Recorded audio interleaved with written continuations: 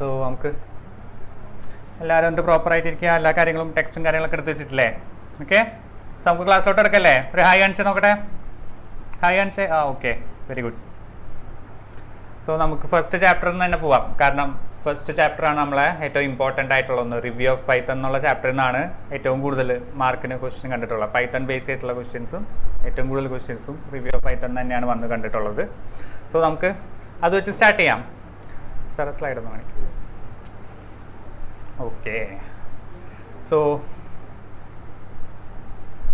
ഇതിനകത്ത് നമുക്ക് ഏറ്റവും ഇമ്പോർട്ടൻ്റ് ആയിട്ടുള്ള കുറച്ച് കാര്യങ്ങൾ, ഒന്ന് പൈത്തണിൻ്റെ കുറച്ച് ബേസിക്സ് കാര്യങ്ങളാണ് ഏറ്റവും ഇമ്പോർട്ടൻ്റ് ആയിട്ടുള്ള ചില ബേസിക് ടേംസ് നമുക്ക് ഓൾറെഡി അറിയാം. ടോക്കൺസ്, ഡേറ്റ ടൈപ്സ്, പിന്നെ ഫ്ലോ ഓഫ് ഓപ്പറേഷൻസ്, അതുപോലെ ലിസ്റ്റ്, ടപ്പിൾ, ഡിക്ഷണറി, അതുപോലെ സെറ്റ്, ആ കാര്യങ്ങളൊക്കെയാണ് ഇതിനകത്ത് ഏറ്റവും ഇമ്പോർട്ടൻ്റ് ആയിട്ടുള്ളത്. ഇതിനകത്ത് ഏറ്റവും കൂടുതൽ ക്വസ്റ്റ്യൻ വരുന്നത് ഈ ഒരു പാർട്ടിൽ നിന്നുമാണ്. നമ്മളെ ലിസ്റ്റ്, ഡിക്ഷണറി, സെറ്റ് കാര്യങ്ങളൊക്കെ ബേസ് ചെയ്തിട്ട് ഉള്ള ക്വസ്റ്റ്യൻസ് ആണ് കൂടുതൽ. നിങ്ങൾക്ക് ഓൾറെഡി പ്രീവിയസ് ഇയർ ക്വസ്റ്റ്യൻസ് കണ്ടപ്പോൾ മനസ്സിലായിട്ടുണ്ടാവും. കൂടുതലായിട്ട് ഈ ഒരു ഏരിയയിൽ നിന്നാണ് പ്രോഗ്രാമിംഗ് ക്വസ്റ്റ്യൻസ് വരുന്നത്.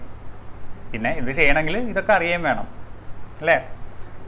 സോ നമുക്കിത് ജസ്റ്റ് ആ ബേസിക് കാര്യങ്ങളൊക്കെ ഒന്ന് നോക്കിയിട്ട് മുന്നോട്ട് പോകാട്ടോ. ഓക്കെ, സോ നമ്മളെ സാറേ നെക്സ്റ്റ്. സോ ടോക്കൺസ് എന്ന് പറയുന്നത് നിങ്ങൾക്ക് ഓൾറെഡി അറിയുന്ന കാര്യമാണ്. ഒരു പ്രോഗ്രാമിൽ കാണുന്ന എല്ലാ സിമ്പിൾസും എന്ത് കാര്യവും അതൊരു ടോക്കണാണ്. എല്ലാ കാര്യങ്ങളും നിങ്ങൾ കാണുന്ന ഡേറ്റ ടൈപ്സ് ആയിക്കോട്ടെ, ജസ്റ്റ് പങ്ക്ച്വേഷൻസ് ആയിക്കോട്ടെ, അതുപോലെ സെമി കോളൻ, അതുപോലെ തന്നെ പലതരത്തിലുള്ള നമ്മൾ യൂസ് ചെയ്യുന്ന ഇൻപുട്ട് എന്നുള്ള ഇത് എല്ലാ കാര്യങ്ങളും എന്താണ്? ടോക്കൺസ് ആണ്. നമുക്ക് ഓൾറെഡി അറിയുന്നതാണ്. സോ ആ ടോക്കൺസിലെ കാറ്റഗറീസ് ആണ് ഇവിടെ കാണിച്ചേക്കുന്നത്. Keyword, identifiers, literals, operators and punctuators. അതിനകത്ത് കീവേഡ് എന്ന് പറയുന്നത് നിങ്ങൾക്ക് ഓൾറെഡി അറിയാം. ഒരു പൈത്തൺ നമുക്ക് പ്രൊവൈഡ് ചെയ്യുന്ന ഒരു ബിൽറ്റ് ഇൻ കമാൻഡ്സിനെയാണ് നമ്മൾ കീവേഡ് എന്ന് പറയാം. അതായത് നമുക്ക് ഇൻപുട്ട് റീഡ് ചെയ്യണമെങ്കിൽ നമ്മൾ എങ്ങനെയാണ് ഇൻപുട്ട് എന്നുള്ള സംഭവം യൂസ് ചെയ്യുന്നത്, മെത്തേഡ് യൂസ് ചെയ്യുന്നുണ്ട് അല്ലേ? അതുപോലെ പല ടൈപ്പ് ഡേറ്റ ടൈപ്സ് ഉണ്ട്, ഇൻറ്റിജറിനും ഇതിനൊക്കെ. ഇൻറ്റ് എന്നുള്ള ഡാറ്റ ടൈപ്പ് ഉണ്ട്. ഇതൊക്കെ ഓൾറെഡി സെറ്റ് ചെയ്ത് വെച്ചിട്ടുള്ള, പൈത്തണിൽ ഡിഫൈൻ ചെയ്ത് വെച്ചിട്ടുള്ള വേർഡ്സ് ആണ്. അങ്ങനത്തെ പ്രീ ഡിഫൈൻഡ് ആയിട്ടുള്ള വേർഡ്സിനെയാണ് നമ്മളെപ്പോഴും കീവേഡ്സ് എന്ന് പറയാം. പിന്നെ ഐഡൻറ്റിഫയേഴ്സ് എന്നുള്ളത് നമ്മളൊരു വേരിയബിളിന് കൊടുക്കുന്ന പേര്, അല്ലെങ്കിൽ നമ്മളൊരു ഫംഗ്ഷന് നമ്മൾ കൊടുക്കുന്ന ഒരു പേരിനെയാണ് നമ്മളെപ്പോഴും ഐഡൻറ്റിഫയേഴ്സ് എന്ന് പറയുക. എന്തുകൊണ്ടാണ് അതിന് ഐഡൻറ്റിഫയേഴ്സ് എന്ന് പറയുന്നത്? കാരണം നമ്മൾ ആ വേരിയബിളിനെ അല്ലെങ്കിൽ ആ ഒരു ഫംഗ്ഷനെ നമ്മൾ ഐഡൻറ്റിഫൈ ചെയ്യാൻ യൂസ് ചെയ്യുന്ന ആ ഒരു വേർഡിനെയാണ്, ആ ഒരു വേർഡ് വെച്ചാണ് നമ്മൾ ഐഡൻറ്റിഫൈ ചെയ്യുക അല്ലേ? സോ അതുകൊണ്ടാണ് നമ്മളതിനെ ഐഡൻറ്റിഫയേഴ്സ് എന്ന് പറയുന്നത്. നിങ്ങൾക്ക് ഓൾറെഡി അറിയാം, ഈ കാര്യങ്ങൾ +1 തൊട്ട് പഠിക്കുന്നതാണ്. ഇനി ലിറ്ററൽസ് എന്ന് പറയുന്നത് കോൺസ്റ്റന്റ് വാല്യൂസ് നമ്മൾ പ്രോഗ്രാമിംഗ് ടേംസിൽ പറയുന്നതാണ് ലിറ്ററൽസ് എന്നുള്ളത്.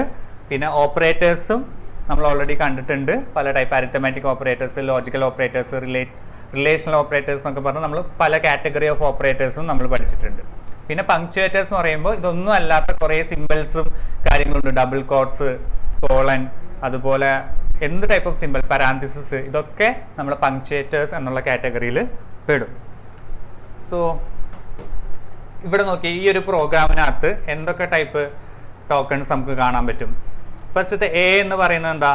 അതൊരു വേരിയബിൾ ആണ് അല്ലേ? സോ അതൊരു ഐഡൻറ്റിഫയർ കാറ്റഗറിയിലുള്ള ടോക്കൺ ആണ്.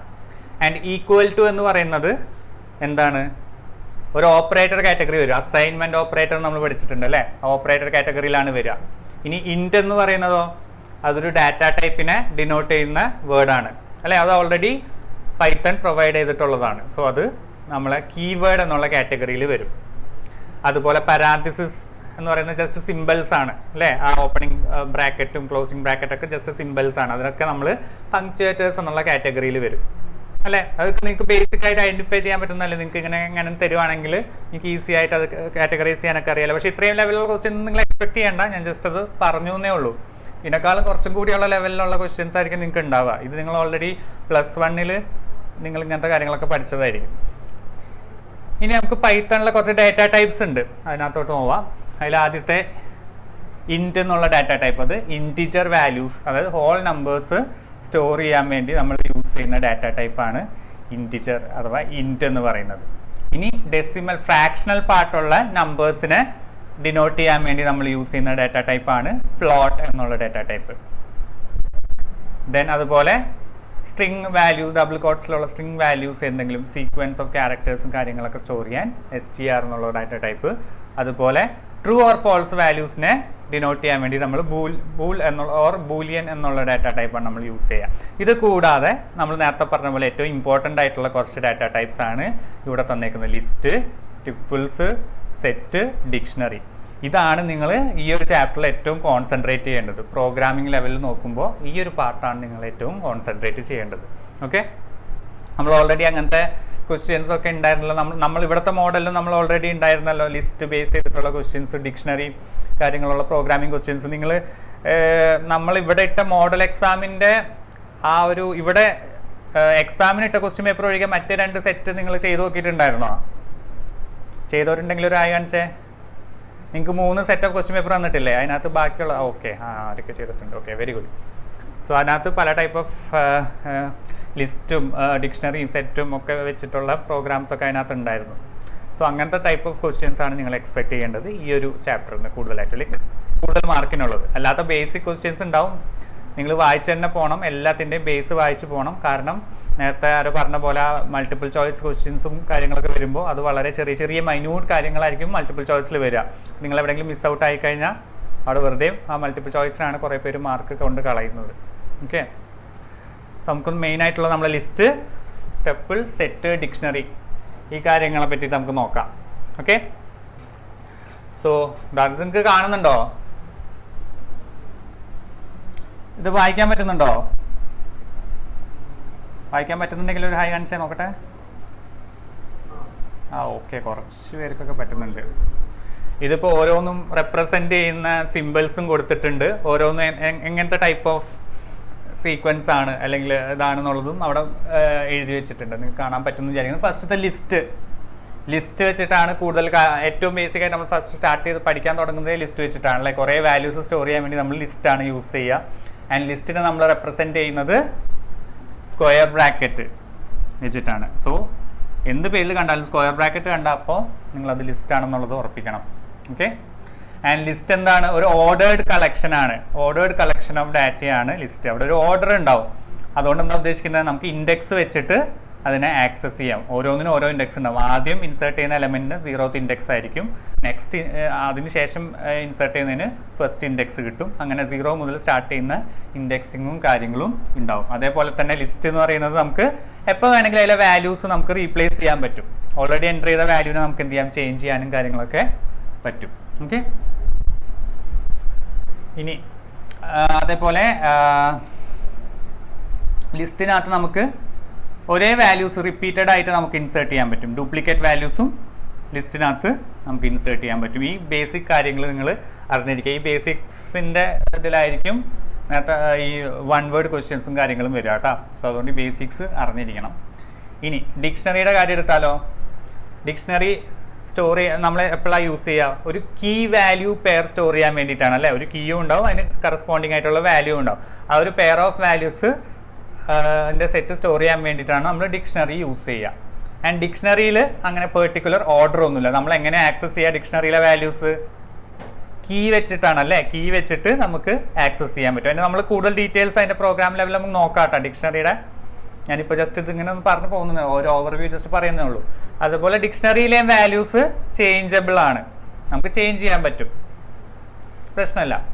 പക്ഷേ ഡിക്ഷണറിക്കകത്ത് ഡ്യൂപ്ലിക്കേറ്റ് കീ വാല്യൂസ് പറ്റില്ല.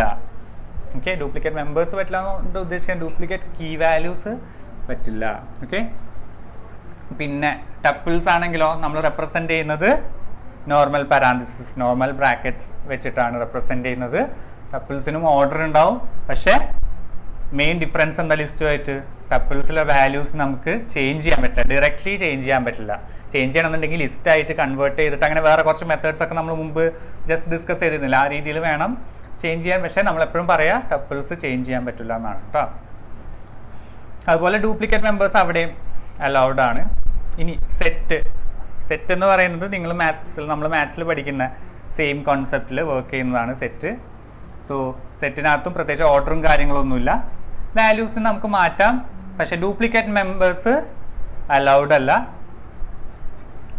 അതുപോലെ ഇൻഡെക്സും കാര്യങ്ങളൊന്നുമില്ല. നമ്മളെ ലിസ്റ്റ് ആക്സസ് ചെയ്യുന്ന പോലെ ഇൻഡെക്സും കാര്യങ്ങളൊന്നും വെച്ച് നമുക്ക് സെറ്റ് എന്ത് ചെയ്യാൻ പറ്റില്ല, സെറ്റിലെ വാല്യൂസ് ആക്സസ് ചെയ്യാൻ പറ്റില്ല. ഇവിടെ നോക്കിക്കഴിഞ്ഞാൽ സെറ്റും ഡിക്ഷണറിക്കും നമ്മൾ സിമ്പിൾസ് സെയിം ആണ് യൂസ് ചെയ്യുക. പക്ഷെ അതെങ്ങനെ മനസ്സിലാവും ഡിക്ഷണറി ആണോ സെറ്റ് ആണോ എന്നുള്ളത്? ഡിക്ഷണറി ആണെങ്കിൽ അവിടെ കീയും വാല്യൂ പെയർ ആയിട്ട് ഉണ്ടാവും അല്ലേ.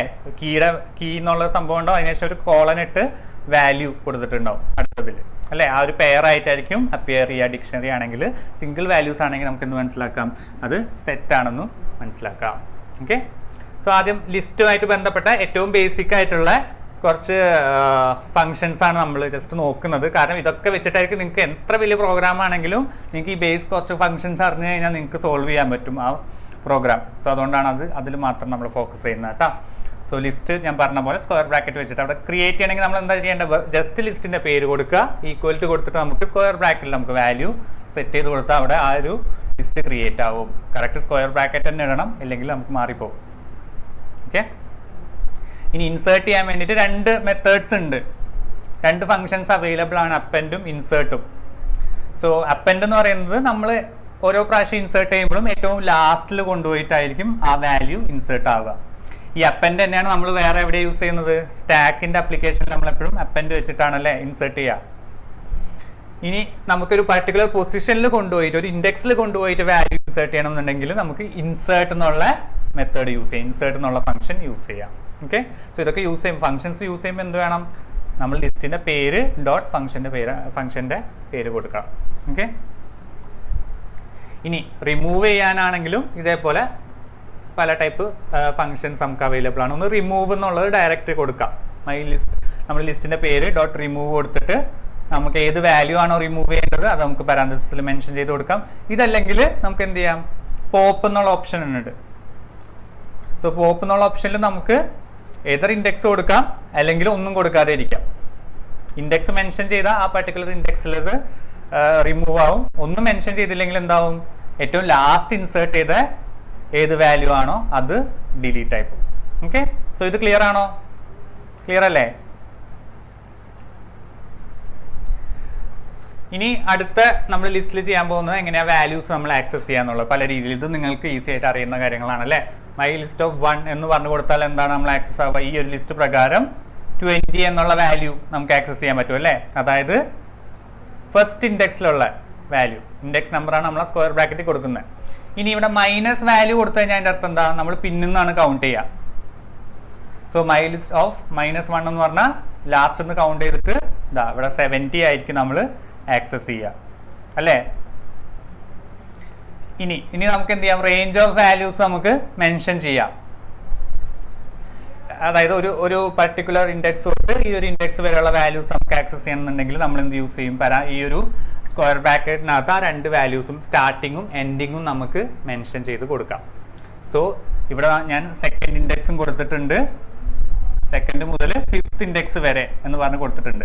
സോ ഈ ഒരു കേസിൽ ഒരിക്കലും ഈ 5th പൊസിഷൻ ഇൻക്ലൂഡഡ് ആയിരിക്കില്ല, 5th ഇൻഡെക്സ് ഇൻക്ലൂഡഡ് ആയിരിക്കില്ല.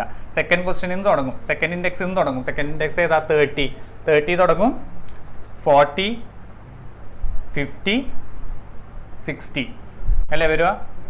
0, 1, 2, 3, 4, 5 അല്ല 60 വരില്ല, 50 വരെ വരും. കാരണം ലാസ്റ്റത്തെ ഇൻഡെക്സ് ലാസ്റ്റ് നമ്മൾ മെൻഷൻ ചെയ്യുന്നത് ഇൻക്ലൂഡഡ് അല്ല, ആദ്യത്തെ മാത്രം. ഇനി ഇങ്ങനെ കൊടുത്താലോ, നമ്മൾ സ്ക്വയർ ബ്രാക്കറ്റിനകത്ത് ഫസ്റ്റ് സ്റ്റാർട്ടിങ് കൊടുത്തിട്ടില്ല എന്ന് വിചാരിക്കുക. അങ്ങനെയാണെങ്കിൽ തുടക്കം മുതൽ ഓട്ടോമാറ്റിക്കലി എടുത്തിട്ട് നമ്മൾ ഇവിടെ കൊടുത്ത ഇൻഡെക്സിൻ്റെ തൊട്ട് മുന്നത്തെ വരെയുള്ള വാല്യൂസ് എടുക്കും. ഇനി സ്റ്റാർട്ടിങ് കൊടുത്തിട്ടുണ്ട് എൻഡിങ് കൊടുത്തിട്ടില്ല എന്നുണ്ടെങ്കിൽ സ്റ്റാർട്ടിങ് നമ്മൾ ഏത് ഇൻഡെക്സ് ആണ് കൊടുത്തത് ആ ഇൻഡെക്സ് മുതൽ ഏറ്റവും ലാസ്റ്റുള്ള വാല്യൂ വരെ നമുക്ക് ആക്സസ് ചെയ്യാം. ഈ രീതിയിൽ നമുക്ക് പല രീതിയിൽ നമുക്ക് ലിസ്റ്റ് ഐറ്റത്തിനെ ആക്സസ് ചെയ്യാൻ പറ്റും. ഓക്കെ, ഈ ലിസ്റ്റ് കഴിഞ്ഞ് നമ്മൾ അടുത്ത് ഡിസ്കസ് ചെയ്യുന്നത് ടപ്പിളാണ്. ടപ്പിൾ നമ്മൾ പ്രസൻറ്റ് ചെയ്യുന്നത് നോർമൽ പാരാന്തസിസിലാണ്. ഇതാ നമ്മുടെ ടപ്പിൾ ക്രിയേറ്റ് ചെയ്യണമെങ്കിൽ നേരത്തെ പോലെ തന്നെ നമ്മൾ ലിസ്റ്റ് ക്രിയേറ്റ് ചെയ്ത് അതേപോലെ തന്നെ ടപ്പിളിനൊരു പേര് കൊടുക്കുക, ഈക്വൽ ടു കൊടുക്കുക, നോർമൽ പാരാന്തസിസിൻ്റെ ഉള്ളിൽ നമ്മൾ വാല്യൂ മെൻഷൻ ചെയ്ത് കൊടുക്കുക. ഇനി ഇവിടെ നോക്കിയേ, ടപ്പിളിലെ വാല്യൂ ആക്സസ് ചെയ്യുമ്പോൾ ടപ്പിളിൻ്റെ പേര് കൊടുത്തു, -3 മുതൽ -1 വരെ എന്നുള്ള വാല്യൂ നമ്മളവിടെ മെൻഷൻ ചെയ്ത് കൊടുത്തിട്ടുണ്ട്. അത് സ്ക്വയർ ബ്രാക്കറ്റിലാണ് നമ്മൾ ആക്സസ് ചെയ്യുമ്പോൾ, ഇങ്ങനെ ആക്സസ് ചെയ്യുമ്പോൾ നമ്മൾ സ്ക്വയർ ബ്രാക്കറ്റിലാണ് കൊടുക്കുക കേട്ടോ ഇൻഡെക്സ് പറയുമ്പോൾ. കാര്യം ടപ്പിൾ നമ്മൾ നോർമൽ ബ്രാക്കറ്റാണ് ക്രിയേറ്റ് ചെയ്യാൻ യൂസ് ചെയ്യുന്നുണ്ടെങ്കിലും ആക്സസ് ചെയ്യുന്ന സമയത്ത് സ്ക്വയർ ബ്രാക്കറ്റാണ് യൂസ് ചെയ്യുക, ഇൻഡെക്സ് മെൻഷൻ ചെയ്യുന്നുണ്ട്. സോ ഈ ഒരു കേസിൽ -3 മുതൽ -1 വരെയുള്ള -1 എന്നുള്ളത് എക്സ്ക്ലൂഡഡ് ആണ് കണ്ടോ, അത് പെടില്ല. -3 മുതൽ ഇങ്ങോട്ടുള്ള എല്ലാ വാല്യൂസും എന്ത് ചെയ്യാം, നമുക്ക് ആക്സസ് ചെയ്യാം. സോ -3 എന്ന് പറയുമ്പോൾ വൈറ്റ് എന്ന് പറയുന്നത് ഇവിടെ -1 ആണ്, ഇത് -2, ഇത് -3 ആണ്. സോ -3 തൊട്ട് -1 വരെ എന്ന് പറഞ്ഞു, അതായത് -3 തൊട്ട് ഇവിടെ ഇതും -2 -1. ഓക്കെ, സോറി ഇവിടുന്ന് ഇങ്ങോട്ടാണ് -3 -2 -1. ഇനി അടുത്തത് സെറ്റ്. സെറ്റ് നമ്മൾ റെപ്രസെൻ്റ് ചെയ്യുന്നത് എങ്ങനെയാ, കേളി ബ്രേസസ് ആണ്. അഗെയിൻ അതും നമ്മൾ ക്രിയേറ്റ് ചെയ്യുന്നത് പേര് കൊടുത്തു, ഈക്വൽ ടു കൊടുത്തു, കേളി ബ്രേസിനകത്ത് നമുക്ക് വാല്യൂ ജസ്റ്റ് മെൻഷൻ ചെയ്ത് കൊടുത്താൽ അതവിടെ സെറ്റ് ക്രിയേറ്റ് ആവും. ഇനി സെറ്റ് പ്രത്യേകിച്ച് അങ്ങനെ ഒരു ഓർഡറും കാര്യങ്ങളും ഒന്നുമില്ല, ഇൻഡെക്സും കാര്യങ്ങളൊന്നുമില്ല. അതുകൊണ്ട് നമ്മൾ ആക്സസ് ചെയ്യുമ്പോൾ നമ്മൾ ഇങ്ങനത്തെ ഒരു ലൂപ്പ് യൂസ് ചെയ്തിട്ട് വേണം ആക്സസ് ചെയ്യാൻ. പൊതുവേ നമ്മൾ ഇൻഡെക്സ് മെൻഷൻ ചെയ്തിട്ടല്ല പൊതുവേ ആക്സസ് ചെയ്യുക, എപ്പോഴും ഇങ്ങനെ ലൂപ്പ് വെച്ചിട്ട് നമുക്ക് 1 by 1 എടുത്ത് ആക്സസ് ചെയ്യാൻ പറ്റും, ഫോർ ലൂപ്പ് വെച്ചിട്ട്. ഓക്കെ, ഇനി ഏതെങ്കിലും പുതിയ ഐറ്റം ആഡ് ചെയ്യണം എന്നുണ്ടെങ്കിൽ നമ്മൾ യൂസ് ചെയ്യുന്ന മെത്തേഡാണ് ആഡ് എന്നുള്ള മെത്തേഡ്. ഓക്കെ, സെറ്റിൽ നമ്മൾ ഏതെങ്കിലും ഇൻസേർട്ട് ചെയ്യണം എന്നുണ്ടെങ്കിൽ നമ്മൾ ആഡ് എന്നുള്ളത് യൂസ് ചെയ്യും. ഇനി ഏതെങ്കിലും ഐറ്റം റിമൂവ് ചെയ്യണം എന്നുണ്ടെങ്കിൽ ഇത് റിമൂവ് എന്നുള്ള മെത്തേഡ് ഉണ്ട്, ഡിസ്കാർഡ് എന്നുള്ള മെത്തേഡ് ഉണ്ട്. റിമൂവ് ഉള്ള മെത്തേഡാണ് നമ്മൾ കോമൺലി യൂസ് ചെയ്യാറ്. സോ ബെറ്റർ നമ്മൾ അത് യൂസ് ചെയ്യുന്നതാണ് നല്ലത്. ഓക്കെ, നിങ്ങൾ സ്കൂളിൽ ഏതാണോ സ്ഥിരമായിട്ട് യൂസ് ചെയ്യാറ് ആ മെത്തേഡ് മാത്രം, ആ ഒരു ഫംഗ്ഷൻ മാത്രം നിങ്ങൾ യൂസ് ചെയ്താൽ മതി കേട്ടോ. കാരണം വേറെ ഏതെങ്കിലും കൊണ്ട് എഴുതി കഴിഞ്ഞാൽ ചിലപ്പം എക്സാമിനർക്ക് അത് അറിയില്ല, അല്ലെങ്കിൽ ആൻസർ കീക്കകത്ത് ആ ഒരു പർട്ടിക്കുലർ ഫംഗ്ഷൻ്റെ പേരില്ല എന്നുണ്ടെങ്കിൽ ചിലപ്പോൾ മാർക്ക് വീഴില്ല. അതുകൊണ്ട് നിങ്ങൾ യൂസ് ചെയ്യുന്ന ഫംഗ്ഷൻ ഏതാണോ ആ ഫംഗ്ഷൻ മാത്രം യൂസ് ചെയ്യാം. ഓക്കെ,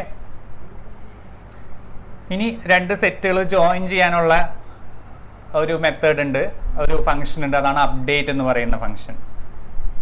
സോ ഇവിടെ 2 സെറ്റ് ക്രിയേറ്റ് ചെയ്തിട്ടുണ്ട്.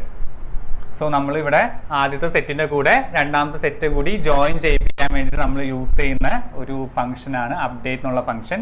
സോ ആദ്യത്തെ സെറ്റിൻ്റെ പേര് കൊടുത്തു, ഡോട്ട് അപ്ഡേറ്റ് എന്ന് കൊടുത്തു, പരാന്തസിൻ്റെ ഉള്ളിൽ രണ്ടാമത്തെ സെറ്റിൻ്റെ പേര് കൊടുത്തു. ഇങ്ങനെയാണെങ്കിൽ നമുക്ക് ഈസി ആയിട്ട് 2 ജോയിൻ ചെയ്യിക്കാൻ പറ്റും. ഓക്കെ, ഇനി അടുത്ത നമ്മളുടെ ഡിക്ഷണറി ഞാൻ നേരത്തെ പറഞ്ഞു കീ വാല്യൂ പെയർ ആണ്. എഗെയിൻ കേളി ബ്രേസ് തന്നെയാണ് അതിനകത്ത്. ഇവിടെ ഒരു ക്രിയേറ്റ് ചെയ്യുന്ന ഇത് കൊടുത്തിട്ടുണ്ട്, ഡിക്ഷണറിയുടെ പേര് കൊടുക്കുക, ഈക്വൽ ടു കൊടുക്കുക, കേളി ബ്രേസിനകത്ത് ആദ്യം കീ മെൻഷൻ ചെയ്യുക, എന്നിട്ട് ഒരു ഫുൾ കോളൻ കൊടുക്കുക, എന്നിട്ട് വാല്യൂ മെൻഷൻ ചെയ്യുക. ഇവിടെ ഒരു കാറിൻ്റെ ബ്രാൻഡ്, മോഡല്, മാനുഫാക്ചറിങ് ഇയർ, അങ്ങനെ 3 കൊടുത്തിട്ടുള്ളൊരു ഡിക്ഷണറിയാണ് ഇവിടെ ക്രിയേറ്റ് ചെയ്തിട്ടുള്ളത്. അതിനകത്തോട്ട് എലമെൻ്റ് ആഡ് ചെയ്യുന്നതാണ് ഇവിടെ കാണിച്ചേക്കുന്നത്. നമുക്ക് ഇൻഡെക്സ് വെച്ചിട്ട് നമുക്ക് എന്ത് ചെയ്യാം, എലമെൻ്റ് ആഡ് ചെയ്യാം. അതായത് ഇവിടെ ജസ്റ്റ് ഇത് നോക്കിയാൽ മതി, മറ്റേ സെയിം തന്നെ, ഇത്രയും ഭാഗം സെയിം ആണ്. ഇവിടെ നോക്കിക്കഴിഞ്ഞാൽ അറിയാം നമ്മുടെ ഡിക്ഷണറിയുടെ പേര് സ്ക്വയർ ബ്രാക്കറ്റിനകത്ത് നമ്മൾ എന്ത് കൊടുത്തിട്ടുണ്ട്, നമുക്ക് പുതിയതായിട്ട് ആഡ് ചെയ്യേണ്ട കീ കൊടുത്തു. ഇവിടെ കളർ എന്നുള്ളൊരു കീ കൊടുത്തു, ഈക്വൽ ടു അത് വാല്യൂ പെയർ കൊടുത്തു, ഡബിൾ കോട്ടിൽ റെഡ്. സോ ഈ ഒരു ഡിക്ഷണറിയിൽ എന്തുണ്ടാവും, ഇവിടെ പുതിയൊരു എലമെൻറ്റും കൂടി വരും, കളറ് കോളൻ ഡബിൾ കോട്ട്സിൽ റെഡ് എന്ന് പറഞ്ഞിട്ട് പുതിയൊരു എലമെൻറ്റും കൂടി ഇവിടെ ആഡ് ആവും. ഓക്കെ, അങ്ങനെ നമ്മൾ ആ ഡിക്ഷണറിയിലോട്ട് എലമെൻസിനെ ആഡ് ചെയ്യാം. ഇനി നമുക്ക് വേണമെങ്കിൽ ഇതില്ലാതെ തന്നെ നമുക്ക് വേറെ ഫംഗ്ഷനും യൂസ് ചെയ്ത് വേണമെങ്കിൽ നമുക്ക് എലമെൻ്റ് ആഡ് ചെയ്യാം. ഇതിപ്പോൾ നമ്മൾ ജസ്റ്റ് ഒരു കീ വെച്ചിട്ട് ഡയറക്റ്റ് ആയിട്ട് ഇതൊരു ഇൻഡെക്സ് മെൻഷൻ ചെയ്യുന്ന പോലെ സ്ക്വയർ ബ്രാക്കറ്റിനകത്ത് കൊടുത്തിട്ടാണല്ലേ നമ്മൾ പുതിയ എലമെൻ്റ് ആഡ് ചെയ്തത്. ഇതേപോലെ നമുക്ക് അപ്ഡേറ്റ് എന്നുള്ളൊരു ഫംഗ്ഷൻ യൂസ് ചെയ്തിട്ട് എന്ത് ചെയ്യാം, നേരെ നമുക്ക് എന്ത് ആഡ് ചെയ്യാം, ഒരു പുതിയ എലമെൻ്റ് ആഡ് ചെയ്യാം. കണ്ടോ ഇവിടെ ഹൈലൈറ്റ് ചെയ്ത് നോക്കിയേ, നമ്മുടെ ഡിക്ഷണറിയുടെ പേര് ഡോട്ട് അപ്ഡേറ്റ് എന്ന് പറഞ്ഞു കൊടുത്ത് പരാന്തസിസിൻ്റെ അകത്ത് കേളി ബ്രേസസിനകത്ത് നമ്മൾ എന്ത് ചെയ്യുക, കീയും വാല്യൂവും പെയർ നേരെ മെൻഷൻ ചെയ്ത് കൊടുക്കുക, അതേപോലെ മെൻഷൻ ചെയ്ത് കൊടുക്കുക. സോ നമുക്ക് എന്താവും, ലാസ്റ്റ് ഇവിടെ ഏറ്റവും ലാസ്റ്റ് ഇവിടെ ഇത് ആഡ് ആവും. ഓക്കെ, ക്ലിയർ ആണോ? ഇത് ക്ലിയർ ആണെങ്കിൽ ഒരു ആൻസേ, നിങ്ങൾക്ക് ഓൾറെഡി അറിയുന്നല്ലേ എല്ലാം. എടാ ലാസ്റ്റ് ക്ലിയർ ആക്കാട്ടോ ഡൗട്ട്, ഇതിൻ്റെ ഇടയ്ക്ക് നിന്ന് നമുക്ക് നീങ്ങൂല. ഇപ്പം തന്നെ ഫസ്റ്റ് ചാപ്റ്റർ തന്നെ നമ്മളിവിടെ എത്തിയിട്ടില്ല. ഓക്കെ, ഇനി നമ്മൾ റിമൂവ് ചെയ്യാൻ ഇതിനകത്തും ഡിക്ഷണറിക്കകത്താണെങ്കിലും നമുക്ക് പോപ്പ് എന്നുള്ളൊരു മെത്തേഡ് ഉണ്ട്. അത് വെച്ചിട്ട് നമുക്ക് എന്ത് ചെയ്യാം, എന്നിട്ട് നമ്മൾ എന്ത് ചെയ്യണം, ആ ഒരു കീയുടെ പേര് കൊടുത്തു കഴിഞ്ഞാൽ ആ ഒരു പർട്ടിക്കുലർ എലമെൻറ്റ് ഫുള്ളായിട്ട് റിമൂവ് ആയി പൊക്കോളും. സോ ഇതൊക്കെ നമുക്ക് ബേസിക്കലി ആവശ്യമുള്ള ഫങ്ഷൻസ് ആണ് അവിടെ കൊടുത്തേക്കുന്നത്. സോ ഈ ഫങ്ഷൻസ് ഒക്കെ അറിഞ്ഞു കഴിഞ്ഞാൽ നമുക്ക് എന്ത് ക്വസ്റ്റ്യൻ വന്നാലും നമുക്ക് നമ്മളുടെ ലോജിക്ക് അപ്ലൈ ചെയ്ത് എവിടെയൊക്കെ ഇത് യൂസ് ചെയ്യാം എന്നുള്ളത് നോക്കി നമുക്കത് എന്ത് ചെയ്യാം, സോൾവ് ചെയ്യാൻ പറ്റും. ഈ ബേസാണ് ഇതൊക്കെ, ഇതെല്ലാം വളരെ ബേസാണ്. കുറേ പേരൊക്കെ അറിയുന്നുണ്ടാവും ഓൾറെഡി. കാരണം നമ്മളെ മോഡൽ എക്സാമിനൊക്കെ അത്യാവശ്യം നന്നായി എഴുതിയിട്ടുണ്ട് എല്ലാവരും. എസ്പെഷ്യലി പ്രോഗ്രാമിംഗ് റിലേറ്റഡ് കാര്യങ്ങളൊക്കെ അത്യാവശ്യം നന്നായി ആൻസർ ചെയ്തിട്ടുണ്ട് എല്ലാവരും. സോ നിങ്ങൾക്ക് ഓൾറെഡി വളരെ ഫെമിലിയർ ആയിട്ടുള്ള ഏരിയാസ് ആണ് ഇതൊക്കെ, അല്ലേ ഹാഫിസേ? ഓക്കെ, സോ ഒന്ന് ക്ലിക്ക് ചെയ്യുമോ സാറേ? ഓക്കെ, ഇനി അതുപോലെ പോപ്പ് പോലെ തന്നെ പോപ്പ് ഐറ്റം എന്നുള്ള സംഭവം കൂടിയുണ്ട്, ഈ ഒരു ഫംഗ്ഷനും കൂടിയുണ്ട്. ഇത് യൂസ് ചെയ്ത് കഴിഞ്ഞാൽ നമ്മൾ ലാസ്റ്റത്തെ എലമെൻറ്റ് ഓട്ടോമാറ്റിക്കലി റിമൂവ് ആയി പോകും. പക്ഷേ അഗെയിൻ നിങ്ങൾ സ്കൂളിൽ ഏതാണോ പറഞ്ഞിട്ടുള്ളത് ആ ഫംഗ്ഷൻ നിങ്ങൾ ഇതുവരെ യൂസ് ചെയ്തിട്ടുള്ളത് നിങ്ങൾ യൂസ് ചെയ്യാൻ നോക്കുക. ഞാൻ എക്സ്ട്രാ ഒരു ഓപ്ഷൻ കൂടി തന്നതേ ഉള്ളൂ. പക്ഷേ നിങ്ങൾ പഠിച്ച കാര്യങ്ങൾ അല്ലെങ്കിൽ നിങ്ങൾ യൂഷ്വലി സ്കൂളിൽ ചെയ്തിട്ടുള്ള ഫംഗ്ഷൻ തന്നെ യൂസ് ചെയ്യാട്ടോ ഏറ്റവും മാക്സിമം. അല്ലെങ്കിൽ നേരത്തെ പറഞ്ഞ പോലെ ആൻസർ കീക്കാത്തതൊക്കെ ഈ ഒരു ഫംഗ്ഷൻ്റെ പേരൊന്നും ഇല്ലെങ്കിൽ ഉണ്ടല്ലോ, ചിലപ്പോൾ മാർക്ക് പോയി കിട്ടും. പിന്നെ നമുക്ക് എങ്ങനെയാണ് ഒരു ഡിക്ഷണറിക്കകത്ത് നമ്മൾ വാല്യൂ ആക്സസ് ചെയ്യുന്നതെന്നാണ് പറയുന്നത്. ഇത് ഒന്നാമത്തെ 2 രീതിയിലാണ് ഞാൻ ഇവിടെ കൊടുത്തിട്ടുണ്ട്. 2 രീതിയിൽ നമുക്ക് ആക്സസ് ചെയ്യാൻ പറ്റും. ഒന്ന് ഞാൻ നേരത്തെ പറഞ്ഞു, കീ വെച്ചിട്ട് നമുക്ക് എന്ത് ചെയ്യാം, കീ ഒരു ഇൻഡെക്സ് പോലെ കൊടുത്തിട്ട് നമുക്ക് ആക്സസ് ചെയ്യാം. ദാ ഇവിടെ നമ്മൾ ഡിക്ഷണറിയുടെ പേര് സ്ക്വയർ ബ്രാക്കറ്റിൽ കീയുടെ ഇത് കൊടുക്കുക, കീ ഏതാണെന്നുള്ള മെൻഷൻ ചെയ്ത് കഴിഞ്ഞാൽ അതിൻ്റെ കറസ്പോണ്ടിങ് ആയിട്ടുള്ള വാല്യൂ. സോ ഈ ഫസ്റ്റത്തെ കേസിൽ ഇവിടെ ബ്രാൻഡ് എന്ന് പറഞ്ഞ് കൊടുത്തിട്ടില്ലേ, ഇങ്ങനെ കൊടുത്തു കഴിയുമ്പോൾ എന്താ കിട്ടുക, ഈ ഫോർഡ് എന്നുള്ള വാല്യൂ പോയിട്ട് എക്സ് എന്നുള്ള വേരിയബിൾ ഓട്ടോമാറ്റിക്കലി സ്റ്റോർ ആവും. ഓക്കെ, ആൻഡ് ഇനി ഇവിടെ വേറെ ഫംഗ്ഷൻ നമുക്ക് അവൈലബിൾ ആണ്, ഗെറ്റ് എന്നുള്ള ഫംഗ്ഷൻ. ഇത് നിങ്ങൾ ഓൾറെഡി അറിയുന്നുണ്ടാവും ഈ ഒരു ഫംഗ്ഷൻ ഗെറ്റ്. അതിനകത്ത് നമുക്ക് കീ മെൻഷൻ ചെയ്ത് കൊടുക്കാം. ഇവിടെ മോഡൽ എന്ന് പറഞ്ഞ് കൊടുത്തിട്ടുണ്ട്. സോ ഇവിടെ മസ്റ്റാങ് എന്നുള്ള ആ ഒരു പേര് നമുക്ക് എന്താവും, നേരെ വൈ എന്നുള്ള വേരിയബിളിലോട്ട് ആക്സസ് ചെയ്യാൻ പറ്റും, സ്റ്റോർ ചെയ്യാൻ പറ്റും. ഓക്കെ, സോ ഈ 2 രീതിയിലും നമുക്ക് ഡിക്ഷണറിയിലുള്ള വാല്യൂസിനെ നമുക്ക് ആക്സസ് ചെയ്യാം.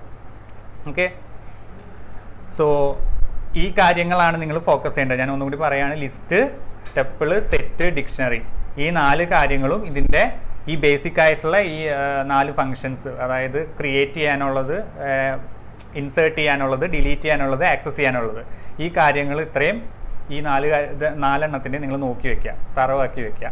സോ അങ്ങനെയാണെങ്കിൽ നിങ്ങൾക്ക് ഒരുവിധം പ്രോഗ്രാമിംഗ് ക്വസ്റ്റ്യൻസൊക്കെ, പൈത്തൺ പ്രോഗ്രാമിംഗ് ക്വസ്റ്റ്യൻസൊക്കെ നിങ്ങൾക്ക് സൂപ്പറായിട്ട് ക്ലിയർ ചെയ്യാൻ പറ്റും. ഓക്കെ, സോ ഇതാണ് ഇത് ഈ ഒരു ഫസ്റ്റ് ചാപ്റ്ററിലെ കോർ എന്ന് പറയുന്നത് ഈ 4 എണ്ണമാണ്. ഓക്കെ, സോ ഇത് നമ്മൾ ക്ലിയർ ആക്കി വെക്കാം. ഇനി നമുക്ക് സെക്കൻഡ് ചാപ്റ്ററിലോട്ട് പോകാം, നമ്മൾ ഫങ്ഷൻസ് എന്നുള്ള ചാപ്റ്റർ. ഫങ്ഷൻസ് എന്നുള്ള ചാപ്റ്ററിൽ ഫങ്ഷൻസ് എന്ന് വെച്ചാൽ എന്താ, നമ്മളൊരു മോഡുലാർ പ്രോഗ്രാമിങ്ങിൻ്റെ എക്സാമ്പിളാണ് ഫങ്ഷൻ അല്ലേ. അതായത് വലിയൊരു പ്രോഗ്രാമിനെ ഡിവൈഡ് ചെയ്ത് ചെറിയ ചെറിയ പാർട്സ് ആക്കി മാറ്റി എഴുതുന്നതിനാണ് നമ്മൾ മോഡുലാർ പ്രോഗ്രാമിംഗ് എന്ന് പറയാം. അതായത് വലിയൊരു പ്രോബ്ലത്തിനെ ഡിവൈഡ് ചെയ്ത് സബ് പ്രോബ്ലംസ് ആക്കി മാറ്റി എഴുതുന്നതിനാണ് നമ്മൾ മോഡുലാർ പ്രോഗ്രാമിംഗ് എന്ന് പറയുക. സോ അത് നമ്മൾ ഇംപ്ലിമെൻറ്റ് ചെയ്യുന്നത് ഈ ഫങ്ഷൻ എന്നുള്ള ഈ ഒരു കൺസെപ്റ്റ് യൂസ് ചെയ്തിട്ടാണ്. ഫങ്ഷൻ എങ്ങനെയായിരിക്കും നിങ്ങൾ ഓൾറെഡി എഴുതിയിട്ടുള്ളതല്ലേ, ഒരു ഫങ്ഷൻ നെയിം ഉണ്ടാവും, അതിൻ്റെ അടിയിൽ എന്തുണ്ടാവും, കുറേ ഇൻസ്ട്രക്ഷൻസ് എഴുതിയിട്ടുണ്ടാവും. എന്തെങ്കിലും പെർട്ടിക്കുലർ കാര്യം ചെയ്യാൻ വേണ്ടിയിട്ട് നമ്മൾ സെപ്പറേറ്റ് കുറേ ഇൻസ്ട്രക്ഷൻസ് എഴുതി അതിൻ്റെ പേര് കൊടുക്കും. അതിനാണ് നമ്മൾ ഫങ്ഷൻസ് എന്ന് പറയുക. ആൻഡ് ഫങ്ഷൻസ് എന്നുള്ള കൺസെപ്റ്റ് കൊണ്ടുവരാൻ കാരണം കുറേ അഡ്വാൻറ്റേജ് ഉണ്ട്. ഒന്നാമത്തത് ഇൻക്രീസസ് റീഡബിലിറ്റി. അതായത് നമ്മളെ ഫംഗ്ഷൻ്റെ ഇപ്പോൾ നമ്മൾ വലിയൊരു പ്രോഗ്രാം എടുത്തത് പല പല ഫംഗ്ഷൻസ് ആക്കി എഴുതിയിട്ടുണ്ടെങ്കിൽ ആ ഫംഗ്ഷൻ്റെ പേരിൽ നിന്ന് തന്നെ നമുക്ക് മനസ്സിലാവും ആ സെറ്റ് ഓഫ് കോഡ് എന്താണ് ചെയ്യുന്നത് എന്ന്, അല്ലേ. സോ അതുകൊണ്ട് തന്നെ നമ്മൾ ആ ഫംഗ്ഷൻ യൂസ് ചെയ്തിട്ടാണ് ഏതെങ്കിലും പ്രോഗ്രാമും കാര്യങ്ങളും എഴുതിയെന്നുണ്ടെങ്കിൽ നമുക്ക് ആ പ്രോഗ്രാം വായിക്കുമ്പോൾ പെട്ടെന്ന് മനസ്സിലാവില്ലേ, കാരണം ഫംഗ്ഷൻസ് നമ്മൾ തന്നെ പേര് കൊടുക്കുന്നത്. സോ ഫുൾ ഇൻസ്ട്രക്ഷൻ വായിക്കാതെ ആ ഒരു ഫംഗ്ഷൻ്റെ പേരിൽ നിന്ന് തന്നെ നമ്മൾ എന്താണ് ചെയ്യുന്നതെന്ന് മനസ്സിലാക്കും. അതാണ് ഇൻക്രീസസ് റീഡബിലിറ്റി കൊണ്ട് ഉദ്ദേശിക്കുന്നത്. പിന്നെ റെഡ്യൂസസ് കോഡ് ലെങ്ത്, അതുകൊണ്ട് ഉദ്ദേശിക്കുന്നത് നിങ്ങളെ മെയിൻ കോഡിൻ്റെ ലെങ്ത്ത് കുറയും. അതായത് നിങ്ങൾ ഓരോന്നും ഫങ്ഷൻസ് ആക്കി ക്രിയേറ്റ് ചെയ്ത് നിങ്ങൾ സെപ്പറേറ്റ് ആയിട്ടായിരിക്കും എഴുതി വെക്കുകയുണ്ടാവുക. ആക്ച്വൽ കോഡിൻ്റെ ലെങ്ത്ത് അപ്പോൾ കുറയും. ആക്ച്വൽ കോഡിൽ ആകെ ഫംഗ്ഷൻ കോൾസും കാര്യങ്ങളും മാത്രമേ ഉണ്ടാവുള്ളൂ. ആ ഫംഗ്ഷൻ ഉള്ളിൽ നടക്കുന്നതൊക്കെ ആ വേറെ ഫംഗ്ഷൻ ഡെഫിനിഷനായിട്ട് സെപ്പറേറ്റ് എഴുതിയിട്ടല്ലേ ഉണ്ടാവുക. സോ അതുകൊണ്ട് തന്നെ അവിടെ ആക്ച്വൽ കോഡിൻ്റെ ലെങ്ത് കുറയും. ലൈക്ക് ഇപ്പോൾ ബിൽറ്റ് ഇൻ ഫംഗ്ഷൻസ് നിങ്ങൾ കുറേ പഠിക്കുന്നുണ്ടല്ലേ. സോ ആ ബിൽറ്റ് ഇൻ ഫംഗ്ഷൻസ് ഒക്കെ നിങ്ങൾ ആക്ച്വലി യൂസ് ചെയ്യുമ്പോൾ നിങ്ങൾക്ക് അതിൻ്റെ പേര് മാത്രം മതി. സോ അതിൻ്റെ ഫുൾ ഡെഫിനിഷൻസും കാര്യങ്ങളും വേറെ എവിടെയോ എഴുതിയത്. ഇൻ കേസ് അങ്ങനെ ബിൽറ്റ് ഇൻ ഫംഗ്ഷൻസ് ഒന്നും നിങ്ങൾക്ക് അവൈലബിൾ അല്ല എന്നുണ്ടെങ്കിൽ ഒന്ന് ആലോചിച്ച് നോക്കൂ, നിങ്ങൾ അതൊക്കെ ചെയ്യണമെന്നുണ്ടെങ്കിൽ വലിയ സെറ്റ് ഓഫ് കോഡ്സ് നിങ്ങൾ എഴുതേണ്ടി വന്നേനെ. സോ നിങ്ങളെ കോഡ് അഗെയിൻ ഭയങ്കര വലിയ പ്രോഗ്രാംസ് ഒക്കെ വളരെ വലിയ സൈസിലോട്ട് മാറിയാണ്. സോ അവിടെ കോഡിൻ്റെ ലെങ്ത് കുറയും. അതേപോലെ ഇൻക്രീസസ് റീയൂസബിലിറ്റി. നമ്മൾ ഒരിക്കലും ഒരു ഫംഗ്ഷൻ എഴുതി കഴിഞ്ഞാൽ അതേ ഫംഗ്ഷനാലിറ്റി വേറെ എവിടെയൊക്കെ ആവശ്യമുണ്ടോ നമുക്ക് ജസ്റ്റ് ആ ഫംഗ്ഷനെ കോൾ ചെയ്തുകൊണ്ടിരുന്നാൽ മതി. പല തവണ കോൾ ചെയ്യാം അല്ലേ. ഇപ്പോൾ എന്തെങ്കിലും കാര്യത്തിൻ്റെ ഏരിയ കാണാനുള്ള എന്തെങ്കിലും ഫംഗ്ഷനോ അങ്ങനെ എന്തെങ്കിലും ആണെന്നെങ്കിൽ ഓൾറെഡി എഴുതി വെച്ചെന്നുണ്ടെങ്കിൽ നിങ്ങൾക്ക് 10 പ്രാവശ്യം അങ്ങനത്തെ ഓരോ കാര്യത്തിൻ്റെ ഏരിയ കണ്ടുപിടിക്കണം വിചാരിക്കുക. ആ സമയത്തൊക്കെ നിങ്ങൾക്ക് എന്ത് ചെയ്താൽ മതി, ആ പർട്ടിക്കുലർ ഫംഗ്ഷനെ കോൾ ചെയ്താൽ മതി instead of writing the whole code. മൊത്തത്തിൽ ആ ഒരു ഇക്വേഷനും കാര്യങ്ങളൊക്കെ എഴുതുന്നതിന് പകരം ആ ഫംഗ്ഷനെ ജസ്റ്റ് കോൾ ചെയ്താൽ മാത്രം മതി. സോ അതുകൊണ്ട് നമുക്ക് എന്ത് ചെയ്യാം, ഇടയ്ക്കിടയ്ക്ക് ആവശ്യമുള്ള സമയത്തൊക്കെ ആ ഫംഗ്ഷനെ വിളിക്കാം. സോ നമുക്ക് ആ സെയിം കോഡിനെ തന്നെ നമ്മൾ പിന്നെയും യൂസ് ചെയ്തുകൊണ്ടിരിക്കുകയാണ്. ഈ ലാസ്റ്റത്തെ work can be easily divided. ഇത് ഇപ്പോൾ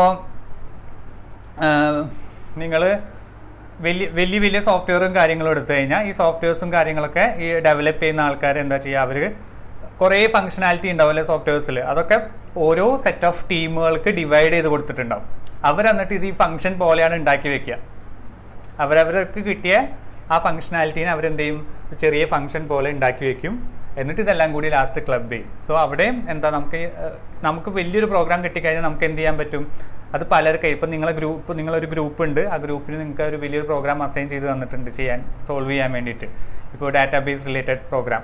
സോ ഡാറ്റാബേസിലോട്ട് ഡാറ്റ ഇൻപുട്ട് ചെയ്യുന്ന കാര്യങ്ങളും ഇതൊക്കെ എഴുതുന്നത് വേണമെങ്കിൽ ഒരാൾക്ക് ചെയ്യാം, അല്ലെ ഡാറ്റാബേസ് റീഡ് ചെയ്യുന്നത് വേറെ ആൾക്ക് ഒരു ഫംഗ്ഷനായിട്ട് എഴുതാം. അങ്ങനെ പലർക്കായിട്ട് നമുക്ക് ഡിവൈഡ് ചെയ്ത് കൊടുക്കാനും ഈസി ആയിരിക്കും ഇങ്ങനെ ഫംഗ്ഷൻസ് ആയിട്ട് എഴുതുമ്പോൾ. ഇതൊക്കെ കൊണ്ടാണ് ഫംഗ്ഷൻസ് എന്നുള്ള കൺസെപ്റ്റ് ഇമ്പോർട്ടൻ്റ് ആവുന്നത് പ്രോഗ്രാമിങ്ങിലോട്ട് വരുന്ന സമയത്ത്. ഓക്കെ, ആൻഡ് ഈ നമ്മൾ യൂസർ ഡിഫൈൻഡ് ഫംഗ്ഷൻസ് കുറേ പഠിച്ചിട്ടുണ്ട്. ആൻഡ് നിങ്ങൾ ഒരുവിധം പ്രോഗ്രാമിംഗ് ക്വസ്റ്റ്യനൊക്കെ വരുമ്പോൾ മാക്സിമം ഫംഗ്ഷൻ ആക്കിയിട്ട് എഴുതാൻ ശ്രമിക്കുക കേട്ടോ.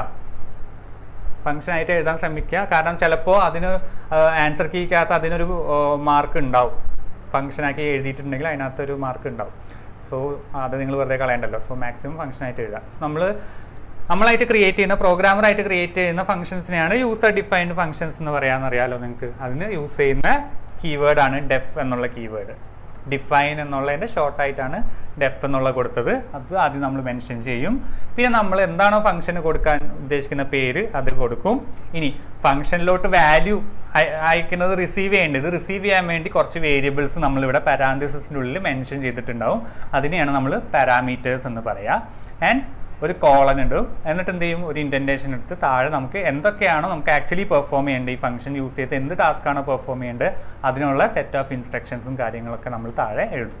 ആൻഡ് ഇതിൽ ഈ യെല്ലോ പാർട്ടില്ലേ നമ്മൾ ഫസ്റ്റ് ലൈൻ ഫംഗ്ഷൻ ഡെഫിനിഷൻ്റെ, അതിനെയാണ് നമ്മൾ ഫംഗ്ഷൻ ഹെഡർ എന്ന് പറയാം. ഓക്കെ, സോ ഇപ്പം പാരാമീറ്റർ എന്താണെന്ന് മനസ്സിലായല്ലോ. അതേപോലെ അടുത്തൊരു കൺസെപ്റ്റ് ഇതിനകത്തുള്ളതാണ് ആർഗ്യുമെൻ്റ് എന്നുള്ളത്. പാരാമീറ്റർ എന്ന് പറയുന്നത് നമ്മൾ ഫംഗ്ഷൻ ഡെഫിനിഷനിലെ ഫംഗ്ഷൻ ഹെഡറിൽ നമ്മൾ മെൻഷൻ ചെയ്ത ആ വേരിയബിൾസിനെയാണ് പാരാമീറ്റർ എന്ന് പറയുക. പക്ഷെ അതേസമയം നമ്മൾ ഫംഗ്ഷൻ കോൾ ചെയ്യുന്ന സമയത്ത് ഫംഗ്ഷനിലോട്ട് നമ്മൾ സെൻഡ് ചെയ്യുന്ന വാല്യൂസിനെയാണ് നമ്മൾ ആർഗ്യുമെൻ്റ് എന്ന് പറയാം. ഓക്കെ, സോ ആർഗ്യുമെൻ്റ് ഫംഗ്ഷൻ കോളുമായിട്ടും പാരാമീറ്റർ ഫംഗ്ഷൻ ഡെഫിനിഷനുമായിട്ടാണ് ബന്ധപ്പെട്ട് കിടക്കുന്നത്. സോ ഇതുമായിട്ട് ബന്ധപ്പെട്ട് നമുക്കിനി ഞാനിവിടെ സെപ്പറേറ്റ് ഫംഗ്ഷൻ എഴുതുന്നത് കാണിക്കുന്നില്ല, ലാസ്റ്റ് ഒരു പ്രോഗ്രാം ചെയ്യുന്നത് കാണിക്കുന്നുണ്ട്. അതെന്തായാലും ഒരു ഫംഗ്ഷനായിട്ട് ചെയ്ത് കാണിക്കാം നമുക്ക് ഓൾറെഡി. പിന്നെ ഈ ഒരു ചാപ്റ്ററിലെ ഒരു ഏരിയ ആണ് റാൻഡം മൊഡ്യൂൾസും കാര്യങ്ങളും കുറേ ഉണ്ട്. അതുപോലെ ബിൽറ്റ് ഇൻ ഫംഗ്ഷൻസ് നിങ്ങൾ നോക്കണം കേട്ടോ. മാത്തമാറ്റിക്കൽ ഫംഗ്ഷൻസ് കുറേ ഫംഗ്ഷൻസ് നിങ്ങൾ ഓൾറെഡി പഠിക്കുന്നുണ്ടല്ലോ, അതും അതിൻ്റെ യൂസും കാര്യങ്ങളും നിങ്ങൾ നോക്കണം. അത് ഞാൻ പ്രത്യേകം പറയുന്നില്ല. അതിൽ തന്നെ ഏറ്റവും ഇമ്പോർട്ടൻ്റ് ആയിട്ടുള്ളൊരു ഫംഗ്ഷനാണ് റാൻഡ് റേഞ്ച് എന്നുള്ള ഫംഗ്ഷൻ. അതുകൊണ്ടാണ് ഞാൻ ഇപ്പം ഇത് ഇവിടെ മെൻഷൻ ചെയ്തത്. മറ്റേത് നിങ്ങൾ പഠിക്കണം. സോ അത് റാൻഡം മൊഡ്യൂളുള്ളതാണ്. മൊഡ്യൂൾ എന്ന് വെച്ചാൽ എന്താ, നമ്മൾ ഫംഗ്ഷൻ ഓൾറെഡി പറഞ്ഞു. ഫംഗ്ഷൻ എന്ന് പറയുന്നത് ഒരു പർട്ടിക്കുലർ കാര്യം ചെയ്യാനുള്ളതാണ് ഫംഗ്ഷൻ. അങ്ങനെ കുറേ ഫംഗ്ഷൻസ് എല്ലാം കൂടി നമ്മളൊരു പർട്ടിക്കുലർ ഫോൾഡറിൽ സേവ് ചെയ്ത് വെച്ചു വിചാരിക്കുക. ആ ഫോൾഡറിനെ നമ്മൾ പറയുന്ന പേരാണ് മൊഡ്യൂൾ. നമ്മളൊരു ഫോൾഡറിനകത്ത് കുറേ റിലേറ്റഡ് ഫയൽസ് ഉണ്ടാവില്ലേ, ഗ്രൂപ്പ് ചെയ്യാൻ വേണ്ടി കുറേ ഫംഗ്ഷൻസിനെ ഗ്രൂപ്പ് ചെയ്തിട്ട് ഒന്നാക്കി അതിനെ പറയുന്നതാണ് നമ്മൾ മൊഡ്യൂൾ എന്നുള്ളത്. സോ ഇവിടെ റാൻഡം എന്നുള്ളൊരു മൊഡ്യൂളാണ്. അതിനകത്താണ് നമ്മൾ റാൻഡ് റേഞ്ച് എന്നുള്ള ഫംഗ്ഷൻ ഉള്ളത്. എന്തിനു വേണ്ടിയിട്ട്, റാൻഡം നമ്പേഴ്സ് ജനറേറ്റ് ചെയ്യാൻ വേണ്ടിയിട്ട്. അതിനകത്ത് നമുക്ക് റേഞ്ചും മെൻഷൻ ചെയ്ത് കൊടുക്കാം. സോ റേഞ്ച് മെൻഷൻ ചെയ്യാൻ നമ്മൾ പാരാന്തസിസിനകത്ത് മെൻഷൻ ചെയ്യുക. അതിൽ 3 വാല്യൂസ് നമുക്ക് കൊടുക്കാം: start, stop, step. Start value എന്ന് വെച്ചാൽ എവിടെ തൊട്ട് തുടങ്ങണം, ഇൻക്ലൂഡഡ് ആണ്. നമ്മൾ സ്റ്റാർട്ട് വാല്യൂ എന്താണ് കൊടുക്കുന്നത് അത് തൊട്ട് തുടങ്ങും ജനറേറ്റ് ചെയ്യാൻ, വാല്യൂ ജനറേറ്റ് ചെയ്യാൻ. ഇനി സ്റ്റോപ്പ് എന്ന് പറയുന്നത് ലാസ്റ്റ് വാല്യൂ, പക്ഷേ സ്റ്റോപ്പിൽ നമ്മൾ കൊടുക്കുന്ന വാല്യൂ ഇൻക്ലൂഡഡ് ആയിരിക്കില്ല. പിന്നെ സ്റ്റെപ്പ് എന്ന് പറയുന്നത് ഓരോ പ്രാവശ്യം എത്ര ഗ്യാപ്പ് വേണം, ഓരോ നമ്പേഴ്സും ജനറേറ്റ് ചെയ്യുന്ന നമ്പേഴ്സ് തമ്മിൽ എന്ത് ഗ്യാപ്പ് വേണം, അതാണ് സ്റ്റെപ്പ് എന്ന് പറയുന്നത്. സോ ഇവിടുത്തെ കേസിൽ റാൻഡം ഡോട്ട് റാൻഡ് റേഞ്ച് എന്ന് പറഞ്ഞാൽ 3,9 എന്ന് പറഞ്ഞ് കൊടുത്തിട്ടില്ലേ. സോ ഈ കേസിൽ 3 വെച്ച് സ്റ്റാർട്ട് ചെയ്യും, 3 ജനറേറ്റ് ചെയ്യാൻ ചാൻസ് ഉണ്ട് അല്ലേ. പിന്നെ 4 ജനറേറ്റ് ചെയ്യും, 5 ജനറേറ്റ് ചെയ്യും, അങ്ങനെ എത്ര വേണമെങ്കിലും ജനറേറ്റ് ചെയ്യും. പക്ഷെ 9 ഇവിടെ കൊടുത്തിട്ടുണ്ടെങ്കിലും 9 ഇൻക്ലൂഡഡ് അല്ല, ലാസ്റ്റ് കൊടുത്തത് ഇൻക്ലൂഡഡ് അല്ല. ഓക്കെ. സോ പിന്നെ ഇവിടെ നമുക്ക് ഒരു വാല്യൂം കൂടി കൊടുക്കാം. ഇപ്പം ഞാനിവിടെ 2 എന്നുള്ള വാല്യൂ കൂടി കൊടുത്തു വിചാരിക്കാം ലാസ്റ്റ് സ്റ്റെപ്പായിട്ട്. അങ്ങനെയാണെങ്കിൽ എന്തൊക്കെയായിരിക്കും ജനറേറ്റ് ചെയ്യുക? 3 ജനറേറ്റ് ചെയ്യും, അത് കഴിഞ്ഞാൽ പിന്നെ 5 ആയിരിക്കും ജനറേറ്റ് ചെയ്യുക അല്ലേ. 3, 5, 7 ഇങ്ങനെ ആയിരിക്കും അത് ജനറേറ്റ് ചെയ്ത് വരിക. സോ ഇത് എപ്പോഴും നമ്മൾ ഇപ്പം ഇങ്ങനെ കൊടുത്തോണ്ട് തന്നെ അത് ഇൻറ്റിജർ വാല്യൂസ് ആയിരിക്കും ജനറേറ്റ് ചെയ്യുക. റാൻഡ് ഇൻറ്റിജർ ഇത് സെപ്പറേറ്റ് നമ്മൾ പഠിക്കുന്നുണ്ടല്ലോ ഓൾറെഡി. സോ അതും കൂടി നിങ്ങൾ നോക്കി വയ്ക്കുക. സോ ഫങ്ഷൻസിൽ നിന്നകത്തുനിന്ന് പിന്നെ നിങ്ങൾ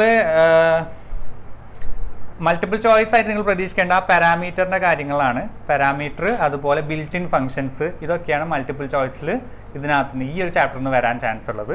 പിന്നെ പ്രോഗ്രാമായിട്ട് പ്രത്യേകം ഇതിനകത്തു നിന്നായിട്ട് വരില്ല. നിങ്ങൾക്ക് എന്ത് പ്രോഗ്രാം എഴുതാൻ പറഞ്ഞാലും അത് ഫംഗ്ഷനായിട്ട് എഴുതുക.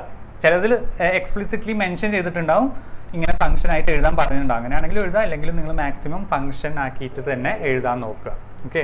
അല്ലാതെ ഇതിനകത്ത് സെപ്പറേറ്റ് ആയിട്ട് വേറെ ചോദിക്കാൻ ചാൻസ് ഇല്ല. പിന്നെ നിങ്ങൾക്ക് ലോങ് ആൻസർ ടൈപ്പ് ക്വസ്റ്റ്യൻസ് ഒക്കെയും പ്രോഗ്രാം മാത്രമാണല്ലോ വരുന്നത്, തിയറി അങ്ങനെ കണ്ടിട്ടില്ല. ആകെ കമ്പ്യൂട്ടർ നെറ്റ്വർക്ക്സ് എന്നാണ് അങ്ങനെ കുറച്ചൊരു ലോങ് ആൻസർ തിയറി കണ്ടിട്ടുള്ളൂ. സോ അതുകൊണ്ട് അഡ്വാൻറ്റേജസും കാര്യങ്ങളൊന്നും അങ്ങനെ ചോദിക്കാൻ ചാൻസ് ഇല്ല. പക്ഷേ ഇൻ കേസ് ഓവർ ക്വസ്റ്റ്യനിൽ വന്നു കഴിഞ്ഞാൽ നിങ്ങളത് പഠിച്ചു കഴിഞ്ഞാൽ പ്രോഗ്രാമിന് സമയം കളയാൻ ഇല്ല എന്നുണ്ടെങ്കിൽ നിങ്ങൾക്ക് ഈസി ആയിട്ട് തിയറി എഴുതാമല്ലോ. തിയറി പെട്ടെന്ന് എഴുതി തീർക്കാം. പ്രോഗ്രാം നിങ്ങൾക്ക് ഓൾറെഡി നല്ല അത്യാവശ്യം നന്നായിട്ട് അറിയുന്നവരാണെങ്കിൽ പ്രോഗ്രാം ആയിരിക്കും ഏറ്റവും പെട്ടെന്ന് എഴുതി തീരുന്നത്. പക്ഷേ ചിലർക്ക് ചിലപ്പോൾ കുറച്ച് ആലോചിച്ചാലൊക്കെ പ്രോഗ്രാം എഴുതാൻ പറ്റുള്ളൂ. അങ്ങനെയാണെന്നുണ്ടെങ്കിൽ അതിൻ്റെ ഓവർ ക്വസ്റ്റ്യൻ തിയറി ഉണ്ടെങ്കിൽ അത് വേഗം എഴുതി തീർക്കാൻ നോക്കുക കേട്ടോ. ഏതാണ് നിങ്ങൾക്ക് എളുപ്പം എന്നുള്ളത് നിങ്ങൾക്ക് അറിയാലോ, അതിനനുസരിച്ച് നിങ്ങൾ അറ്റൻഡ് ചെയ്യാം. ഓക്കെ, നമുക്ക് തേർഡ് ചാപ്റ്ററിലോട്ട് പോവാം.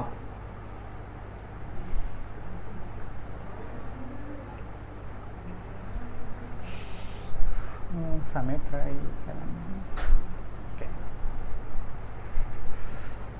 തേർഡ് ചാപ്റ്ററിൽ നമ്മൾ എക്സെപ്ഷൻ ഹാൻഡ്ലിങ്.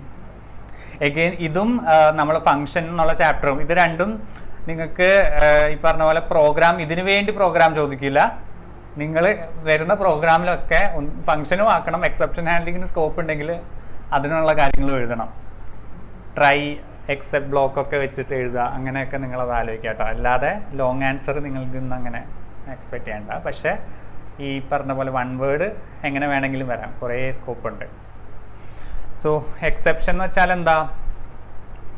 എക്സെപ്ഷൻ എന്ന് പറഞ്ഞു കഴിഞ്ഞാൽ നമ്മൾ പ്രോഗ്രാമിൽ ഉണ്ടാവുന്ന റൺ ടൈമിൽ ഉണ്ടാവുന്ന അൺഎക്സ്പെക്റ്റഡ് ആയിട്ട് ഉണ്ടാവുന്ന എന്തൊരു എറർ അല്ലെങ്കിൽ ബിഹേവിയറിനാണ് നമ്മൾ പൊതുവേ എക്സെപ്ഷൻ എന്ന് പറയുക. ഇങ്ങനത്തെ എക്സെപ്ഷൻസ് ഉണ്ടാകുമ്പോഴാണ് ഈ ആപ്പുകളാണെങ്കിലും സോഫ്റ്റ്വെയറുകളാണെങ്കിലൊക്കെ ക്രാഷ് ആയിട്ട് ക്ലോസ് ആയി പോകുന്നത്.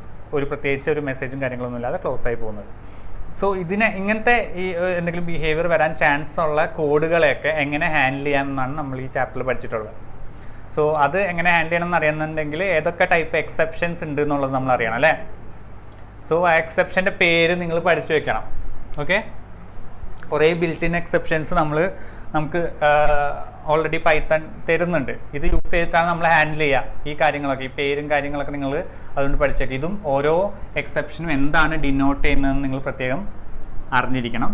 ഈ ഒരു ഏരിയയിൽ നിന്ന് നിങ്ങൾക്ക് ഈ 1 വേർഡ് ക്വസ്റ്റ്യൻസും എക്സ്പെക്ട് ചെയ്യാം. പാർട്ട് എയിലെ ക്വസ്റ്റ്യൻസ് ഈ ഒരു ഏരിയയിൽ നിന്നാണ് ഈ ഒരു ചാപ്റ്ററിൽ നിങ്ങൾക്ക് എക്സ്പെക്ട് ചെയ്യാൻ പറ്റുന്നത്. ഓക്കെ, പിന്നെ വേറൊരു എറർ ഉള്ളതാണ് സിൻടാക്സ് എറർ. ഇത് നിങ്ങൾക്ക് ഓൾറെഡി അറിയാലോ. മറ്റേ എക്സെപ്ഷൻ പോലെയല്ല. സിൻടാക്സ് എറർ എന്ന് പറയുമ്പോൾ നമ്മൾ പ്രോഗ്രാമിംഗ് ലാംഗ്വേജും സർട്ടൺ റൂൾസും കാര്യങ്ങളും ഉണ്ടാവും, എങ്ങനെ എഴുതണം എങ്ങനെ എഴുതാൻ പാടില്ല എന്നുള്ളതൊക്കെ. സോ ആ റൂൾസ് ബ്രേക്ക് ചെയ്യുമ്പോൾ ഉണ്ടാകുന്നതാണ് സിൻടാക്സ് എറർ. സിൻടാക്സ് എറർ ഉണ്ടെങ്കിലുള്ള പ്രശ്നം എന്താ? പ്രോഗ്രാം റൺ ആവുക തന്നെയല്ല. എക്സെപ്ഷൻ ആണെങ്കിൽ പ്രോഗ്രാം റൺ ആവുന്ന സമയത്തായിരിക്കും എക്സെപ്ഷൻസ് ക്രിയേറ്റ് ചെയ്യുക. പക്ഷേ ഈ സിൻടാക്സ് എററിന്റെ കാര്യത്തിലാണെങ്കിൽ എന്താ, പ്രോഗ്രാം കമ്പൈൽ ചെയ്യുന്ന സമയത്ത് തന്നെ നമുക്ക് എറർ കാണിക്കും. അറിയാലോ, നിങ്ങൾ ഇൻഡന്റേഷൻ ഇടാത്ത കാര്യങ്ങൾ എഴുതി കഴിഞ്ഞാൽ അപ്പോൾ എറർ ഉണ്ടാവും. അല്ലെങ്കിൽ നമ്മൾ കോളൻ ഇടേണ്ട സ്ഥലത്ത് കോളൻ ഇട്ടില്ലെങ്കിൽ അപ്പം തന്നെ എറർ കാണിക്കില്ലേ. അതൊക്കെ ബേസിക് റൂൾസും കാര്യങ്ങളും ഫോളോ ചെയ്യാതിരിക്കുമ്പോൾ വരുന്ന എറേഴ്സിനെയാണ് നമ്മൾ സിൻടാക്സ് എറർ. ഇതിനെ പാഴ്സിങ് എറർ എന്നും പറയും കേട്ടോ. ചിലപ്പോൾ ക്വസ്റ്റ്യൻ അങ്ങനെ ആയിരിക്കും ചോദിക്കുക, അപ്പോൾ നിങ്ങൾക്ക് മാറിപ്പോകരുത്. സോ ഇങ്ങനത്തെ ആൾട്ടർനേറ്റ് പേരുകളൊക്കെ ഉള്ള എന്താണെങ്കിലും ആ ഒരു സെക്കൻഡ് നെയിമും കൂടി നിങ്ങൾ പഠിച്ചു വയ്ക്കുക. ഏതാണ് നിങ്ങൾക്ക് ക്വസ്റ്റ്യൻ പേപ്പറിൽ വരികയെന്ന് പറയാൻ പറ്റില്ല. സോ ഇങ്ങനത്തെ എറേഴ്സ് ആണെങ്കിൽ ഈ എറേഴ്സ് നമ്മൾ ക്ലിയർ ചെയ്ത് കഴിഞ്ഞാൽ മാത്രമേ ആ പ്രോഗ്രാം റണ്ണിങ് സ്റ്റേറ്റിലോട്ട് പോകുള്ളൂ. നിങ്ങൾക്ക് ഓൾറെഡി അറിയാലോ, നിങ്ങൾ ചെയ്തുകൊണ്ടിരിക്കുമ്പോൾ വരുന്നുണ്ടാവുമല്ലോ ഇങ്ങനത്തെ എറേഴ്സ്. എന്തായാലും നമ്മൾ എക്സെപ്ഷൻ എന്നുള്ള ചാപ്റ്റർ പഠിക്കുന്നതിന് മുന്നേ തന്നെ നമ്മൾ ഇങ്ങനത്തെ കാര്യങ്ങളൊക്കെ ക്ലിയർ ചെയ്തിട്ടായിരിക്കും പ്രോഗ്രാമൊക്കെ റൺ ചെയ്തിട്ടുണ്ടാവും. അതുകൊണ്ട് ഇതിനകത്ത് പ്രത്യേകിച്ചൊന്നും പറയാനില്ല. സോ എക്സെപ്ഷൻ ഹാൻഡ്ലിങ്ങിൽ നമ്മൾ കുറച്ച് കീവേഡ്സ് അറിഞ്ഞിരിക്കണം. അതായത് എക്സെപ്ഷൻ ഹാൻഡ്ലിംഗ് ആകെ പഠിക്കാനുള്ള മെയിനായിട്ട് ഈ കുറച്ച് കാര്യങ്ങളാണ്. ഒന്നാമത്തത് ട്രൈ എന്ന് വെച്ചാൽ നമ്മളെ പ്രോഗ്രാമിൽ എക്സെപ്ഷൻ വരാൻ ചാൻസ് ഉണ്ട് എന്ന് തോന്നുന്ന ബ്ലോക്ക് ഓഫ് കോഡിനെ എപ്പോഴും വാച്ച് ചെയ്തുകൊണ്ടിരിക്കാൻ വേണ്ടിയിട്ട് നമ്മൾ കൊടുക്കുന്ന ഒരു കീവേഡാണ് ട്രൈ എന്നുള്ളൊരു കീവേഡ്. സോ ഈ ട്രൈ എന്നുള്ള കീവേഡ് കാണുമ്പോൾ നമ്മൾ പൈത്തൺ എന്താ ചെയ്യുക, അതിനുശേഷം ആ ഒരു ബ്ലോക്കിലെ കോഡിൽ എന്തോ എറർ വരാൻ ചാൻസ് ഉണ്ട്. സോ എപ്പോഴും പൈത്തൺ അലേർട്ടായിരിക്കും എക്സെപ്ഷൻ വരാൻ ചാൻസ് ഉണ്ട് എന്നുള്ള രീതിയിൽ. ഓക്കെ, ഇനി അങ്ങനെ എക്സെപ്ഷൻ വന്നു എന്ന് വിചാരിക്കുക. അപ്പോൾ എന്ത് ചെയ്യും, പൈത്തൺ ഈ എക്സെപ്ഷനെ റേസ് ചെയ്യും.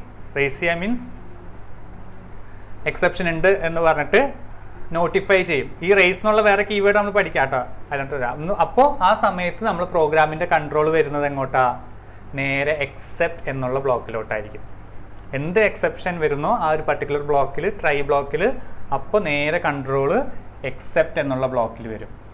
ഓക്കെ, സോ അവിടെ നമ്മൾ എന്ത് ചെയ്യും, നമുക്ക് കുറേ ഓൾറെഡി കുറേ എക്സെപ്ഷൻ്റെ പേരുകൾ അറിയാം, ബിൽറ്റ് ഇൻ എക്സെപ്ഷൻ്റെ. അത് വെച്ചിട്ട് നമുക്ക് എന്ത് ചെയ്യാം, ഏത് എക്സെപ്ഷൻ ആണെന്ന് ഐഡൻറ്റിഫൈ ചെയ്ത് അതിനനുസരിച്ചുള്ള മെസ്സേജസ് നമുക്ക് യൂസറിന് പ്രിൻ്റ് ചെയ്ത് കാണിക്കാം സ്ക്രീനിൽ. സോ ഇൻസ്റ്റെഡ് ഓഫ് ഒരു പ്രോഗ്രാം അബ്രപ്റ്റ്ലി എൻഡ് ചെയ്യുന്നതിന് പകരം പ്രോപ്പർ ഒരു മെസ്സേജ് കൊടുത്ത് പ്രോപ്പർ രീതിയിൽ എന്ത് ചെയ്യാൻ പറ്റും, നമുക്ക് പ്രോഗ്രാമിനെ എക്സിറ്റ് ചെയ്യാൻ പറ്റും. സോ ആ വരുന്ന എക്സെപ്ഷൻ ആക്ച്വലി ഹാൻഡിൽ ചെയ്യപ്പെടുന്നത് ഈ എക്സെപ്റ്റ് എന്നുള്ള ബ്ലോക്കിലാണ്. പിന്നെ വരുന്ന രണ്ട് കീവേഡാണ് റേസും അസേർട്ടും. ഓട്ടോമാറ്റിക്കലി ഈ റേസ് എന്നുള്ളത് കൊടുത്തില്ലെങ്കിൽ പോലും ഓട്ടോമാറ്റിക്കലി ഇൻറ്റേർണലി പൈത്തൺ എന്ത് ചെയ്യും, എന്തെങ്കിലും എക്സെപ്ഷൻ വന്നു കഴിഞ്ഞാൽ അതിനെ നേരെ എക്സെപ്റ്റ് ബ്ലോക്കിലോട്ട് പറഞ്ഞു വിടും. ഇനി നമുക്ക് വേണമെങ്കിൽ എക്സ്പ്ലിസിറ്റ്ലി ഇങ്ങനെ എക്സെപ്ഷൻസിനെ നമുക്ക് റേസ് ചെയ്യണമെന്നുണ്ടെങ്കിൽ നമ്മൾ യൂസ് ചെയ്യുന്ന കീവേഡാണ് റേസ് എന്നുള്ള കീവേഡ്. ഇനി അതേപോലെ തന്നെ സിമിലർ ആയിട്ടുള്ള ഫങ്ഷനാലിറ്റി ഉള്ള കീവേഡാണ് അസേർട്ട് എന്നുള്ളത്. പക്ഷെ അസേർട്ടിൽ എന്താ, ഒരു ചെക്കിങ് കൂടി നമ്മൾ നടത്തും. ഈ പർട്ടിക്കുലർ കണ്ടീഷൻ കറക്റ്റ് ആണെങ്കിൽ ഇതൊരു എക്സെപ്ഷൻ ആണ്, അല്ലെങ്കിൽ എക്സെപ്ഷൻ അല്ല എന്നുള്ള രീതിയിലുള്ളൊരു കണ്ടീഷനും കൂടി കൊടുക്കാനുള്ള ഓപ്ഷൻ ഈ അസേർട്ട് എന്നുള്ള കീവേഡിലുണ്ട്. അവിടെ ഒരു ചെക്കിങ് ഉണ്ട്. അതാണ് ഞാൻ ഇങ്ങനത്തെ ഒരു ഇമേജ് തന്നെ കൊടുത്തത്. ചെക്ക് ചെയ്ത് കറക്റ്റ് ഇല്ല എന്നുണ്ടെങ്കിൽ എന്താവും, നേരെ എക്സെപ്ഷനായിട്ട് റേസ് ചെയ്യും ഓട്ടോമാറ്റിക്കലി. ഓക്കെ, സോ ഇത്രയും കീവേഡ്സ് വെച്ചിട്ടാണ് നമ്മുടെ ബേസിക് എക്സെപ്ഷൻ ഹാൻഡ്ലിംഗ് വർക്ക് ചെയ്യുന്നത്. ഇതാ ഞാൻ മുമ്പ് കാണിച്ച പോലെ ഒരു ട്രൈ ബ്ലോക്ക് ഉണ്ടാവും. ഒരു ബേസിക് ഒരു എക്സെപ്ഷൻ ഹാൻഡ്ലിങ്ങിൽ നമുക്ക് ട്രൈയും എക്സെപ്റ്റും മാത്രം മതി. ഓക്കെ, എപ്പോഴും നമ്മളിപ്പം ഫയൽ ഹാൻഡ്ലിംഗ് ഒക്കെ പഠിച്ചപ്പോൾ നിങ്ങൾ കുറേ എഴുതിയിട്ടുണ്ടാവുമല്ലോ ഓൾറെഡി. ഫയലുമായിട്ട് ബന്ധപ്പെട്ടിട്ട് ഇത് എക്സെപ്ഷൻസ് വരാൻ ചാൻസ് കൂടുതലാണ്. ഫയൽ ഓപ്പൺ ആവുന്നതും ഫയൽ ക്ലോസിംഗ് ഒക്കെ ആയിട്ട് ബന്ധപ്പെട്ട് ഇഷ്ടംപോലെ എക്സെപ്ഷൻ വരാൻ ചാൻസ് ഉണ്ട്. സോ അതൊക്കെ നിങ്ങൾ ട്രൈ ബ്ലോക്കിലായിരിക്കും എഴുതിയിട്ടുണ്ടാവുക. ഓക്കെ, സോ ഇത് രണ്ടുമാണ് മെയിനായിട്ടുള്ള രണ്ട് കീവേഡ്സ് നമ്മൾ ബേസിക് എക്സെപ്ഷൻ ഹാൻഡ്ലിങ്ങിന് വേണ്ടത്. സോ അതിനൊരു എക്സാമ്പിള് എന്താ, ഡിവിഷൻ നമ്മൾ ഹാൻഡിൽ ചെയ്യുന്ന രീതി ഒരു ബേസിക് എക്സാമ്പിളാണ് തന്നേക്കുന്നത്. ഇവിടെ എന്താ, ജസ്റ്റ് ഒരു രണ്ട് നമ്പേഴ്സ് ഡിവൈഡ് ചെയ്യുന്നതാണ്. സോ ആദ്യം നമ്മളൊരു നമ്പർ ഇൻപുട്ട് ചെയ്ത് വാങ്ങി ഒരു ന്യൂമറേറ്ററിലെ നമ്പർ കൂടി മേടിക്കുന്നതെന്ന് വിചാരിക്കണം കേട്ടോ. അത് ഞാൻ ഇവിടെ എഴുതിയിട്ടില്ല. ന്യൂമറേറ്ററിൽ ഓൾറെഡി ഒരു വാല്യൂ ഉണ്ടെന്ന് വിചാരിക്കുക. ആൻഡ് ഡിനോമിനേറ്റർ നമ്മൾ റീഡ് ചെയ്ത് നമ്മൾ ഡിനോം എന്നുള്ളൊരു വേരിയബിളിലോട്ട് സ്റ്റോർ ചെയ്ത് വെച്ചിട്ടുണ്ട്. എന്നിട്ട് അവിടെ ഡിവൈഡ് ചെയ്യാൻ ശ്രമിക്കുന്നുണ്ട്. ഇൻ കേസ് ഇവിടെ ഡിനോമിനേറ്ററിലോട്ട് എൻ്റർ ചെയ്യുന്ന വാല്യൂ 0 ആണെങ്കിൽ, ഇങ്ങനെ ഒരു എക്സെപ്ഷൻ ഹാൻഡ്ലിംഗ് നടന്നിട്ടില്ല എന്നുണ്ടെങ്കിൽ പൈത്തൺ മൊത്തത്തിൽ എററായിട്ട് എക്സിറ്റ് ആയി പോകും, ആ പ്രോഗ്രാം എക്സിറ്റ് ആയി പോകും. പക്ഷേ നമ്മൾ ഇവിടെ എന്താ ട്രൈ ബ്ലോക്കിലാണ് കൊടുത്തത്, അതുകൊണ്ട് തന്നെ പൈത്തൺ മനസ്സിലാക്കും ഇവിടെ എന്തോ എറർ വരാൻ ചാൻസ് ഉണ്ടെന്ന് മനസ്സിലാക്കി ഓൾറെഡി അലേർട്ടിലിരിക്കുകയാണ്. സോ ഇവിടെ 0 എൻ്റർ ചെയ്യുമ്പോൾ എന്തുണ്ടാവും, എക്സെപ്ഷൻ വരും. ഡിവിഷൻ ബൈ 0 എക്സെപ്ഷൻ നമ്മൾ ഓൾറെഡി ആ എക്സെപ്ഷൻ്റെ പേരുകൾ പഠിച്ചിട്ടുണ്ട് അല്ലേ. സോ എന്ത് ചെയ്യും, നേരെ ഇവിടെ വരും, എക്സെപ്റ്റ് ബ്ലോക്കിലോട്ട് വരും. അവിടെ 0 ആണ് എൻ്റർ ചെയ്തതെന്നുള്ളതുകൊണ്ട് പൈത്തൺ ത്രോ ചെയ്തിട്ടുണ്ടാവുക എന്ത് എറർ ആയിരിക്കും, 0 ഡിവിഷൻ എറർ അല്ലേ. സോ നേരെ കറക്റ്റ് ഇവിടെ വരും, ഇങ്ങോട്ട് വരും. എന്നിട്ട് ഫസ്റ്റത്തെ ബ്ലോക്ക് ചെക്ക് ചെയ്യും, ഓക്കെ 0 ഡിവിഷൻ എറർ ആണോ ഇത് നോക്കും, അല്ല വാല്യൂ എററിനാണ് കൊടുത്തേക്കുന്നത് അല്ലേ. ഇനി നേരെ ഇങ്ങോട്ട് വരും, അടുത്ത എക്സെപ്റ്റ് ബ്ലോക്കിലെത്തും, അവിടെ നോക്കുമ്പോൾ 0 ഡിവിഷൻ എറർ ആണോ നോക്കും, ഓക്കെ ആണ്. സോ എന്താ ആ ബ്ലോക്കിലുള്ള മാത്രം എക്സിക്യൂട്ട് ചെയ്യും. ഓക്കെ, ഇനി അത് കഴിഞ്ഞിട്ട് എന്തുണ്ടാവും, പിന്നെ എൽസിലോട്ട് വരില്ല, നേരെ എന്താവും, നേരെ ഫൈനലി എന്നുള്ള ബ്ലോക്കിലോട്ട് വരും. ഈ ഫൈനലി ബ്ലോക്കിൻ്റെ പ്രത്യേകത എന്താണെന്ന് വെച്ചാൽ എക്സെപ്ഷൻ ഉണ്ടായാലും ഇല്ലെങ്കിലും എന്തുണ്ടാവും, ഇവിടെ വന്നിട്ടേ പോവുള്ളൂ. ഈ ഒരു ഫൈനലി ബ്ലോക്കിൽ എന്താണോ കോഡ് എഴുതിയിരിക്കുന്നത് ആ കോഡ് എക്സിക്യൂട്ട് ചെയ്തിട്ടേ പോവുള്ളൂ. സോ എപ്പോഴും ഫൈനലി ബ്ലോക്ക് നമ്മൾ യൂസ് ചെയ്യുക ഈ ഫയൽ ഹാൻഡ്ലിങ്ങിൻ്റെ കേസിൽ അല്ലെങ്കിൽ SQL കണക്ഷൻ്റെ കേസിലൊക്കെ കണക്ഷൻ ക്ലോസ് ചെയ്യുന്ന കാര്യങ്ങളൊക്കെ നമുക്ക് ഫൈനലി ബ്ലോക്കിൽ എഴുതി കഴിഞ്ഞാൽ ഇൻ കേസ് എന്തെങ്കിലും എക്സെപ്ഷൻ വന്നാൽ തന്നെയും പ്രോപ്പറായിട്ട് ആ കണക്ഷനും അല്ലെങ്കിൽ ഫയലോ ക്ലോസ് ആയിട്ട് മാത്രമേ നമ്മളെ പ്രോഗ്രാം എക്സിറ്റ് ആവുള്ളൂ. അതിന് വേണ്ടിയിട്ടാണ് ഈ ഫൈനലി ബ്ലോക്ക് യൂസ് ചെയ്യുന്നത്. ഈ എൽസ് ബ്ലോക്ക് എന്ന് വെച്ചാൽ ഈ 2 എക്സെപ്ഷനും അല്ല വന്നത്, വേറെ എന്തെങ്കിലും ആണെന്നുണ്ടെങ്കിൽ എന്താവും, നേരെ ഈ എൽസ് ബ്ലോക്കിൽ വന്നിട്ട് ഇത് എക്സിക്യൂട്ട് ആവും. ഓക്കെ, എൽസും ഫൈനലിയും തമ്മിൽ അതാണ് വ്യത്യാസം. ഈ എൽസ് ഈ എക്സെപ്റ്റ് ബ്ലോക്കുമായിട്ട് ബന്ധപ്പെട്ട് കിടക്കുന്ന എൽസ് ആണ്. ഓക്കെ, ഇതൊന്നുമായിട്ട് മാച്ച് ചെയ്യാത്ത എക്സെപ്ഷൻ ആണെങ്കിൽ ഈ എൽസിലുള്ള എന്താണോ അത് പ്രിന്റ് ചെയ്യും. ഇനി എക്സെപ്ഷൻ വന്നാലും വന്നില്ലെങ്കിലും എന്തുണ്ടായാലും എക്സെപ്ഷൻ ഇനി വന്നു, നേരെ വന്ന് ഇതിനകത്ത് കയറി എക്സെപ്ഷൻ ആയി ഇരിക്കുകയാണെങ്കിൽ പോലും ഫൈനലിയിൽ വന്നിട്ട് അവിടെ കൊടുത്ത സംഭവം കൂടി എക്സിക്യൂട്ട് ചെയ്തിട്ടേ പ്രോഗ്രാം എക്സിറ്റ് ആവുള്ളൂ. ആ ഫൈനലി എന്നുള്ള വേർഡ് തന്നെ മനസ്സിലാവണം, ഏറ്റവും ലാസ്റ്റ് എക്സിക്യൂട്ട് ആവുന്ന സംഭവം. ഓക്കെ, സോ അതാണ് അതിൻ്റെ ഫംഗ്ഷനാലിറ്റി. അതിന് വേണ്ടിയിട്ടാണ് ആ ഒരു കീവേഡും നമ്മൾ ഇൻട്രൊഡ്യൂസ് ചെയ്തിട്ടുള്ളത്. സോ ട്രൈ, എക്സെപ്റ്റ് അറിഞ്ഞിരിക്കുക, else, finally. Okay okay last clear ചെയ്യാം. ബ്രേക്ക് എടുത്താലോ?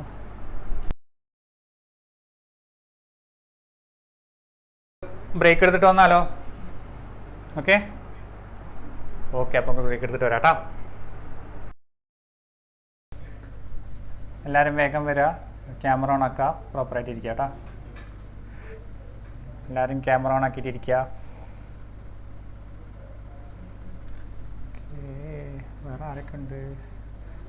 അമീൻ, ധ്യാൻ,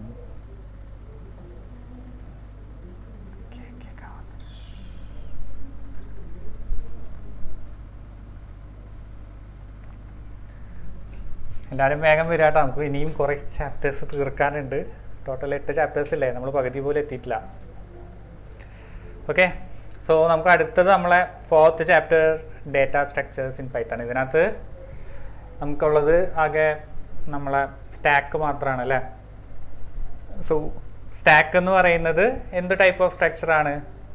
ലിഫോ സ്ട്രക്ചറാണ്, ലാസ്റ്റ് ഇൻ ഫസ്റ്റ് ഔട്ട്. അതിനർത്ഥം ലാസ്റ്റ് നമ്മൾ ഇൻസേർട്ട് ചെയ്യുന്നതിനെയാണ് നമുക്ക് ആദ്യം നമുക്ക് എടുക്കാൻ പറ്റുക. ജസ്റ്റ് ലൈക്ക് എന്താ പറയുക, നമ്മളൊരു ബുക്കിൻ്റെ ഒരു സ്റ്റാക്ക് എടുത്തു കഴിഞ്ഞാൽ നമ്മൾ ബുക്ക് എങ്ങനെ എടുക്കുക? യൂഷ്വലി ഒരു ബുദ്ധിയുള്ളതാണെങ്കിൽ മുകളിൽ നിന്നല്ല എടുക്കുക അല്ലേ, അങ്ങനെയാണ് എടുക്കുക. പിന്നെ മുകളിലോട്ടാണ് നമ്മൾ എന്ത് ചെയ്യുക, പുതിയ പുതിയ ബുക്കുകൾ എടുത്ത് വെക്കുകയും ചെയ്യുക. സോ ആ ഒരു അറേഞ്ച്മെൻറ്റാണ് പൊതുവേ സ്റ്റാക്ക് എന്ന് പറയുക. അതിൻ്റെ പേരാണ് ലിഫോ അല്ലെങ്കിൽ last in first out structure. Okay, അതും കൂടി ഓർത്തിരിക്കുക. സോ നമ്മൾ സ്റ്റാക്ക് എപ്പോഴും നമ്മൾ ഡേറ്റ ഇൻസേർട്ട് ചെയ്യുന്നത് ടോപ്പ് എന്നുള്ള പൊസിഷനിലാണ്. ടോപ്പിലാണ് എപ്പോഴും ഡാറ്റ ഇൻസേർട്ട് ചെയ്യുന്നതും അതുപോലെ ഡിലീറ്റ് ചെയ്യുന്നതും. പിന്നെ സ്റ്റാക്കുമായിട്ട് ബന്ധപ്പെട്ട 2 ടേംസ് ആണ് സ്റ്റാക്ക് ഓവർഫ്ലോ, സ്റ്റാക്ക് അണ്ടർഫ്ലോ എന്നുള്ളത്. സ്റ്റാക്ക് ഓവർഫ്ലോ എന്ന് വെച്ചാൽ സ്റ്റാക്ക് ഫുള്ളായിട്ട് നമ്മൾ വീണ്ടും ഇൻസേർട്ട് ചെയ്യാൻ ശ്രമിച്ചു കഴിഞ്ഞാൽ അവിടെ സ്റ്റാക്ക് ഓവർഫ്ലോ ഉണ്ടാവും. ആ സ്റ്റേറ്റിനെയാണ് സ്റ്റാക്ക് ഓവർഫ്ലോ എന്ന് പറയുക. അതുപോലെ എംപ്റ്റി ആയ സ്റ്റാക്കിൽ നിന്നും വീണ്ടും നമ്മളൊരു എലമെൻറ്റിനെ ഡിലീറ്റ് ചെയ്യാൻ അല്ലെങ്കിൽ പോപ്പ് ചെയ്യാൻ ശ്രമിച്ചു കഴിഞ്ഞാൽ അതിനെ നമ്മൾ സ്റ്റാക്ക് അണ്ടർഫ്ലോ എന്ന് പറയും. സോ 2 ടൈപ്പ് ഓഫ് ഓപ്പറേഷൻസ് മാത്രമേ നമ്മൾ സ്റ്റാക്കിൽ ചെയ്യുള്ളൂ. ഒന്ന് പുഷ് ഓപ്പറേഷനും രണ്ടാമത്തതൊന്ന് പോപ്പ് ഓപ്പറേഷനും. പുഷ് ഓപ്പറേഷൻ എന്ന് വെച്ചാൽ ഒരു എലമെൻറ്റ് നമ്മൾ സ്റ്റാക്കിൻ്റെ ടോപ്പിലോട്ട് ആഡ് ചെയ്യുന്നതിന് നമ്മൾ പുഷ് ഓപ്പറേഷൻ എന്ന് പറയും. അതിനകത്ത് ടോപ്പിൽ നിന്ന് ഒരു എലമെൻറ്റിനെ എടുത്ത് ഡിലീറ്റ് ചെയ്യുന്നതിനെ നമ്മൾ പോപ്പ് എന്ന് പറയും. ഇതൊക്കെ നിങ്ങൾക്ക് അറിയുന്നതല്ലേ, നമ്മൾ എങ്ങനെയാണ് ഈ സ്റ്റാക്കിനെ നമ്മൾ പൈത്തണിൽ ഇംപ്ലിമെന്റ് ചെയ്യുക? ഏത് സ്ട്രക്ചർ വെച്ചിട്ടാണ്? ലിസ്റ്റ് വെച്ചിട്ടല്ലേ നമ്മൾ ഇംപ്ലിമെന്റ് ചെയ്യാറ് അല്ലേ? സോ നമ്മൾ പൈത്തണിൽ എപ്പോഴും സ്റ്റാക്ക് ഇംപ്ലിമെന്റ് ചെയ്യുന്നത് ലിസ്റ്റ് വെച്ചിട്ടാണ്. ആൻഡ് ഈ പുഷ് പോപ്പ് കാര്യങ്ങൾക്ക് നിങ്ങൾക്ക് 2 മെത്തേഡ്സ് അവൈലബിൾ ആണ്, 2 ഫങ്ഷൻസ് അവൈലബിൾ ആണ്. നിങ്ങൾക്ക് വായിക്കാൻ പറ്റുന്നുണ്ടോ? ഇത് പോപ്പ് ഓപ്പറേഷൻ ആണ്. ഒന്ന് ഇൻസേർട്ട് ചെയ്യാൻ വേണ്ടി നമ്മൾ യൂസ് ചെയ്യുന്ന ഫംഗ്ഷൻ അപ്പൻഡ്, ഡിലീറ്റ് ചെയ്യാൻ വേണ്ടി സെയിം പേര് തന്നെ പോപ്പ് എന്നുള്ള ഫംഗ്ഷൻ. ഓക്കെ, സോ ഈ 2 ഫങ്ഷൻസ് ആണ് നമുക്ക് സ്റ്റാക്ക് ചെയ്യുന്ന സമയത്ത് അറിയേണ്ടത്. സോ ഇതുമായിട്ട് ബന്ധപ്പെട്ട് ഒരു ചെറിയൊരു എക്സാമ്പിൾ ഉണ്ട്. നമ്മൾ മുമ്പ് ചെയ്തിട്ടുണ്ടോ എന്ന് എനിക്ക് ഓർമ്മയില്ല. നിങ്ങൾക്ക് ഡയറക്റ്റ് സ്റ്റാക്ക് ക്രിയേറ്റ് ചെയ്യുക, ഇൻസേർട്ട് ചെയ്യുക എന്നുള്ള ലെവലിലായിരിക്കില്ല നിങ്ങൾക്ക് ക്വസ്റ്റ്യൻ വരിക. നിങ്ങൾ നേരത്തെ പഠിച്ചിട്ടുള്ള ലിസ്റ്റും കാര്യങ്ങളൊക്കെ ബേസ് ചെയ്തിട്ട് അതിൻ്റെ ബേസിൽ നിന്ന് എങ്ങനെയൊക്കെ നിങ്ങൾക്ക് സ്റ്റാക്കിൻ്റെ കാര്യങ്ങൾ അപ്ലൈ ചെയ്യാം എന്നുള്ള രീതിയിലുള്ള ക്വസ്റ്റ്യൻസ് ആയിരിക്കും വരിക. സോ അങ്ങനത്തെ ഒന്നാണ് ഇവിടെ കൊടുത്തേക്കുന്നത്. ക്വസ്റ്റ്യൻ എന്താ? Write a function to take a below given dictionary named cars as parameter and push the model names and brand names into different stacks named model and brand respectively. താഴെ ഒരു dictionary തന്നിട്ടുണ്ട്, already നമുക്ക് provide ചെയ്യുന്ന ആ dictionary input ആയിട്ട് എടുക്കുന്ന ഒരു function എഴുതുക. എന്നിട്ട് എന്ത് ചെയ്യണം? ആ ഡിക്ഷണറി നമ്മൾ ആ കാറിൻ്റെ പേരുകൾ, മോഡൽ നെയിംസ്, മോഡൽ എന്ന് പറയുമ്പോൾ ഈ പഞ്ച്, ഓൾട്ടോ, ഫിഗോ, ഈ പറയുന്ന പേരുകളാണ് മോഡൽ നെയിംസ്. ആ മോഡൽ നെയിംസും ബ്രാൻഡും സെപ്പറേറ്റ് ആയിട്ട് 2 സ്റ്റാക്കിലോട്ട് ആഡ് ചെയ്ത് കൊടുക്കുക. സിമ്പിളാണ്, വളരെ സിമ്പിളാണ്. സ്റ്റാക്കിലോട്ട് ആഡ് ചെയ്യാന്ന് വെച്ചാൽ നമ്മൾ ലിസ്റ്റിലോട്ട് ആഡ് ചെയ്യാൻ തന്നെയാണ് ബേസിക്കലി ഇവിടെ ഉദ്ദേശിക്കുന്നത്. ഓക്കെ, ആൻഡ് അത് പ്രിന്റ് ചെയ്യുന്ന സമയത്ത് ആ ഒരു ഓർഡറിൽ നിങ്ങൾ പ്രിന്റ് ചെയ്യാൻ നോക്കുക, സ്റ്റാക്കിൻ്റെ ആ ഒരു ഓർഡറിൽ നിങ്ങൾ പ്രിന്റ് ചെയ്യാൻ നോക്കുക. സോ ഇങ്ങനത്തെ ക്വസ്റ്റ്യൻസ് ആയിരിക്കും വരിക, ഡയറക്റ്റ് സ്റ്റാക്ക് എന്നുള്ള രീതിയിലായിരിക്കില്ല. സോ അതെങ്ങനെ നമുക്ക് സോൾവ് ചെയ്യാം? സോ അത് ഇവിടെ ഫംഗ്ഷനായിട്ട് എഴുതാൻ എക്സ്പ്ലിസിറ്റ്ലി പറഞ്ഞിട്ടുണ്ട്. സോ നമ്മൾ ഫംഗ്ഷനായിട്ട് തന്നെ എഴുതണം, അല്ലെങ്കിൽ മാക്സിമം ഫംഗ്ഷനായിട്ട് എഴുതാൻ നോക്കുക. സോ ഇവിടെ ഫംഗ്ഷനായിട്ട് എഴുതുന്നതുകൊണ്ട് ഡെഫ് എന്നുള്ള കീവേഡ് നമ്മൾ യൂസ് ചെയ്തിട്ടുണ്ട്. നമ്മൾ സ്റ്റാക്കിലോട്ട് ആഡ് ചെയ്യുന്ന ഫംഗ്ഷനാണല്ലേ യൂസ് ചെയ്യുന്നത്. സോ അതുകൊണ്ട് നമ്മളിവിടെ പുഷ് എന്നുള്ള കീവേഡും കൂടി അതിൻ്റെ നമ്മളെ ഫംഗ്ഷൻ്റെ പേരിൽ ജസ്റ്റ് കൊടുത്തിട്ടുണ്ട്. കീവേഡ് അല്ല, പുഷ് എന്നുള്ള ഒരു പേരാണ് നമ്മൾ ഫംഗ്ഷന് കൊടുത്തേക്കുന്നത്. പുഷ് സി എന്നുള്ള രീതിയിലാണ് നമ്മൾ പേര് കൊടുത്തേക്കുന്നത്. അത് സ്റ്റാക്ക് ഓപ്പറേഷനാണെന്ന് കാണിക്കാൻ വേണ്ടിയിട്ട്. നിങ്ങളെപ്പോഴും ഫംഗ്ഷന് പേര് കൊടുക്കുമ്പോൾ നിങ്ങൾ ചെയ്യാൻ ഉദ്ദേശിക്കുന്നതുമായിട്ട് ബന്ധമുള്ള പേരുകൾ വേണം കൊടുക്കാൻ. ഓക്കെ, സോ എന്നിട്ട് നമ്മൾ നേരത്തെ പറഞ്ഞു ആ ഒരു ഡിക്ഷണറി ആയിരിക്കും ഈ ഒരു ഫംഗ്ഷൻ്റെ ഇൻപുട്ട് എന്ന്. അതിൻ്റെ അർത്ഥം എന്താ? നമ്മൾക്ക് ഇവിടെ പാരാമീറ്റർ ആയിട്ട് ആ ഡിക്ഷണറി ആയിരിക്കും നമ്മൾ ആക്സെപ്റ്റ് ചെയ്യുന്നത്. ഓക്കെ, സോ ആ ഡിക്ഷണറിയുടെ പേര് ഇവിടെ കൊടുത്തു. ഇനി എന്താണ് ചെയ്യുന്നത്? നമ്മൾ അതിനകത്ത് നിന്ന് ആ ഡിക്ഷണറിക്കകത്ത് നിന്ന് ബ്രാൻഡും മോഡലും സെപ്പറേറ്റ് എടുത്ത് സെപ്പറേറ്റ് സ്റ്റാക്കിലോട്ട് ആഡ് ചെയ്യണം. സോ 2 സ്റ്റാക്ക് നമുക്ക് ക്രിയേറ്റ് ചെയ്യണം. അതിന് വേണ്ടിയിട്ട് ബ്രാൻഡ്സ് എന്ന് പറഞ്ഞ് നമ്മളൊരു സ്റ്റാക്ക് ക്രിയേറ്റ് ചെയ്തു. സ്റ്റാക്ക് എന്ന് വെച്ചാൽ ബേസിക്കലി ലിസ്റ്റ് തന്നെയാണ്. ലിസ്റ്റ് ക്രിയേറ്റ് ചെയ്തു. മോഡൽസ് എന്ന് പറഞ്ഞിട്ട് വേറെ ലിസ്റ്റും കൂടി ക്രിയേറ്റ് ചെയ്തു. ഇനി നമുക്ക് ഉള്ളത് കാർസ് എന്ന് പറയുന്ന ഡിക്ഷണറിയാണ്. അതിനകത്തുനിന്ന് ഓരോന്നായിട്ട് എടുക്കണം അല്ലേ? ഫസ്റ്റ് നമുക്ക് ആ കീ വാല്യൂസ് എല്ലാം എടുക്കണം. കീ വാല്യൂസ് എന്ന് പറയുന്നത് ഏതാ? ബ്രാൻഡ്സിൻ്റെ പേരുകളാണ് കീ വാല്യൂസ് ആയിട്ട് തന്നിരുന്നത്. സോ അതുകൊണ്ട് നമുക്ക് അത് എടുത്തിട്ട് നേരെ എന്ത് ചെയ്യാം? നമുക്ക് ബ്രാൻഡ്സ് എന്നുള്ള ലിസ്റ്റിലോട്ട് അപ്പൻഡ് ചെയ്ത് കൊടുക്കാം. അതിന് വേണ്ടിയിട്ടാണ് ഇവിടെ നമ്മൾ ലൂപ്പ് യൂസ് ചെയ്ത് ഫോർ ഐ ഇൻ എന്ന് പറഞ്ഞിട്ട് നമ്മളെ ഡിക്ഷണറിയുടെ പേര് ഡോട്ട് കീസ് എന്നുള്ള ഫംഗ്ഷൻ യൂസ് ചെയ്ത് കഴിഞ്ഞാൽ ആ കീയുടെ ലിസ്റ്റ് കിട്ടും. സോ അതിന് 1 by 1 എടുത്തിട്ട്, അതായത് ഓരോ ബ്രാൻഡ് നെയിം എടുത്തിട്ട് എന്ത് ചെയ്തു? ബ്രാൻഡ്സ് എന്നുള്ള ലിസ്റ്റിലോട്ട് അപ്പൻഡ് ചെയ്ത് കൊടുത്തു. ഓക്കെ, ഇനി ഇവിടെ ജസ്റ്റ് ലെങ്ത് കണ്ടുപിടിച്ചേക്കാണ് എത്ര ബ്രാൻഡ്സ് ഉണ്ട് എന്നുള്ളത് അറിയാൻ വേണ്ടിയിട്ട് ഇവിടെ ലെങ്ത് കണ്ടുപിടിച്ചിട്ടുണ്ട്. ജസ്റ്റ് അത് നമുക്ക് ലേറ്റർ പ്രിന്റ് ചെയ്യുമ്പോൾ ആവശ്യം വരും. അതിന് വേണ്ടിയിട്ടാണ് ഇവിടെ ലെങ്ത് കണ്ടുപിടിച്ച് വെച്ചിട്ടോ എത്ര ബ്രാൻഡ് ഉണ്ട് എന്നുള്ള കൗണ്ട്. ഇനി എന്താ ചെയ്യുന്നത്? ഇനി അടുത്ത് നമുക്ക് അതിന് കറസ്പോണ്ടിങ് ആയിട്ടുള്ള മോഡൽ നെയിംസും ഉണ്ട് ആ ഡിക്ഷണറിക്കകത്ത്. അതും നമ്മൾ ഓരോന്നായിട്ട് എടുക്കണം. അതിന് നമുക്ക് എന്ത് ചെയ്യാം? നമുക്ക് ഓരോ ബ്രാൻഡ് എന്ന് വെച്ചാൽ എന്താ? കീ വാല്യൂ അല്ലേ? സോ അത് വെച്ചിട്ട് തന്നെ നമുക്ക് എന്ത് ചെയ്യാം? ഡയറക്റ്റ് ആയിട്ട് ഓരോന്നും ആക്സസ് ചെയ്യാലോ. അതിൻ്റെ കറക്റ്റ് വാല്യൂ നമുക്ക് ആ ഡിക്ഷണറിയിൽ നിന്ന് എടുക്കാം. അതിന് വേണ്ടിയിട്ട് നമ്മൾ ബ്രാൻഡ്സ് എന്നുള്ള അതേ ലിസ്റ്റ് തന്നെ ഒന്നും കൂടി ലൂപ്പ് ചെയ്തിട്ട് എന്നിട്ട് മോഡൽസിനകത്ത് നിന്ന് എന്ത് ചെയ്തു? അതിൻ്റെ കറസ്പോണ്ടിങ് വാല്യൂ, ആ കീയുടെ കറസ്പോണ്ടിങ് വാല്യൂ എടുത്തിട്ട് മോഡൽസ് എന്നുള്ള സ്റ്റാക്കിലോട്ട് അപ്പൻഡ് ചെയ്ത് കൊടുത്തു. എന്നിട്ട് ലാസ്റ്റ് നമ്മൾ രണ്ടും ജസ്റ്റ് പ്രിന്റ് ചെയ്യാണ്. പ്രിന്റ് ചെയ്യുമ്പോൾ ഒന്ന് നോക്കി, ഇവിടെ പ്രിന്റ് ചെയ്യുമ്പോൾ നമ്മൾ സ്റ്റാക്ക് എന്നുള്ള രീതിയിൽ പ്രിന്റ് ചെയ്യണം. അതുകൊണ്ടാണ് നമ്മൾ ഇവിടെ റേഞ്ച് എന്നുള്ള ഫംഗ്ഷൻ യൂസ് ചെയ്തിട്ടുണ്ട്. എന്നിട്ട് എവിടെ നിന്ന് തുടങ്ങണം? ലെങ്ത് -1 തുടങ്ങണം. ആ ലെങ്ത് കിട്ടാൻ വേണ്ടിയിട്ടാണ് ഞാൻ ഇവിടെ നേരത്തെ LA എന്നുള്ള ഫംഗ്ഷൻ വെച്ചിട്ട് നമുക്ക് ലെങ്ത് കണ്ടുപിടിച്ച് വെച്ചത്. ലെങ്ത് -1 തുടങ്ങി 1 by 1 പിന്നോട്ട് എടുക്കണം അല്ലേ, ലാസ്റ്റ് ഫസ്റ്റത്തെ എലമെന്റ് വരെ എടുക്കണം. ബാക്കോട്ടാണ് എടുക്കേണ്ടത്. സോ ബാക്കോട്ട് 1 by 1 ആണ് എടുക്കേണ്ടത്. അതുകൊണ്ട് വീണ്ടും -1 കൂടി കൊടുത്തു സ്റ്റെപ്പിൽ അല്ലേ. എന്നിട്ട് 1 by 1 ബാക്കോട്ട് ഓരോന്നായിട്ട് എടുത്ത് പ്രിന്റ് ചെയ്തു. സോ കറക്റ്റ് ആ സ്റ്റാക്കിൻ്റെ ഓർഡറിൽ നമുക്കത് പ്രിന്റ് ചെയ്ത് കിട്ടും. സെയിം തന്നെയാണ് ഇവിടെ മോഡലും പ്രിന്റ് ചെയ്യാൻ വേണ്ടിയിട്ട് യൂസ് ചെയ്യുന്നത്. സോ സ്റ്റാക്കിൽ നിന്ന് നിങ്ങൾ ഡയറക്റ്റ് ഒരു വെറുതെ സ്റ്റാക്ക് മാത്രമായിട്ടുള്ള എക്സ്പെക്ട് ചെയ്യരുത്. ഇതേപോലെ ഡിക്ഷണറിയോ അല്ലെങ്കിൽ സെറ്റോ അങ്ങനത്തെ വാല്യൂസ് പലതരത്തിലുള്ള ഈ ലിസ്റ്റുകളും കാര്യങ്ങളും പലതരത്തിലുള്ള സീക്വൻസിൽ നിന്നൊക്കെ നിങ്ങൾക്ക് ചിലപ്പോൾ വാല്യൂസ് ആക്സസ് ചെയ്ത് സ്റ്റാക്കിലോട്ട് ഇൻസേർട്ട് ചെയ്യാന്നുള്ള രീതിയിലായിരിക്കും വരിക. ചിലപ്പോൾ ഫയലിൽ നിന്ന് എടുത്തിട്ട് ഫയൽ ഇപ്പോൾ CSV ഫയലിൽ നിന്നൊക്കെ ഓരോ വാല്യൂസ് എടുത്തിട്ട് സ്റ്റാക്കിലോട്ട് ഇൻസേർട്ട് ചെയ്യാന്നൊക്കെ ആയിട്ടുള്ള രീതിയിലൊക്കെ ആയിരിക്കും നിങ്ങൾക്ക് ക്വസ്റ്റ്യൻ വരിക. ജസ്റ്റ് സ്റ്റാക്ക് മാത്രമായിട്ട് വരില്ല. കാരണം എന്താ, വളരെ സിമ്പിൾ ആയിട്ടുള്ള പരിപാടി. അതെന്തായാലും നിങ്ങൾക്ക് അങ്ങനെ മാത്രമായിട്ട് ക്വസ്റ്റ്യൻ നിങ്ങൾ എക്സ്പെക്ട് ചെയ്തു. പക്ഷേ ബേസിക് അറിഞ്ഞു കഴിഞ്ഞാൽ നിങ്ങൾക്ക് ഏതും ചെയ്യാം. ഓക്കെ, സോ സ്റ്റാക്കിനകത്ത് നിന്ന് ആകെ ഇത്ര മാത്രമേ ഉള്ളൂ. പിന്നെ ഓവർഫ്ലോ അണ്ടർഫ്ലോ കൺസെപ്റ്റ് നിങ്ങൾ അറിഞ്ഞിരിക്കുക.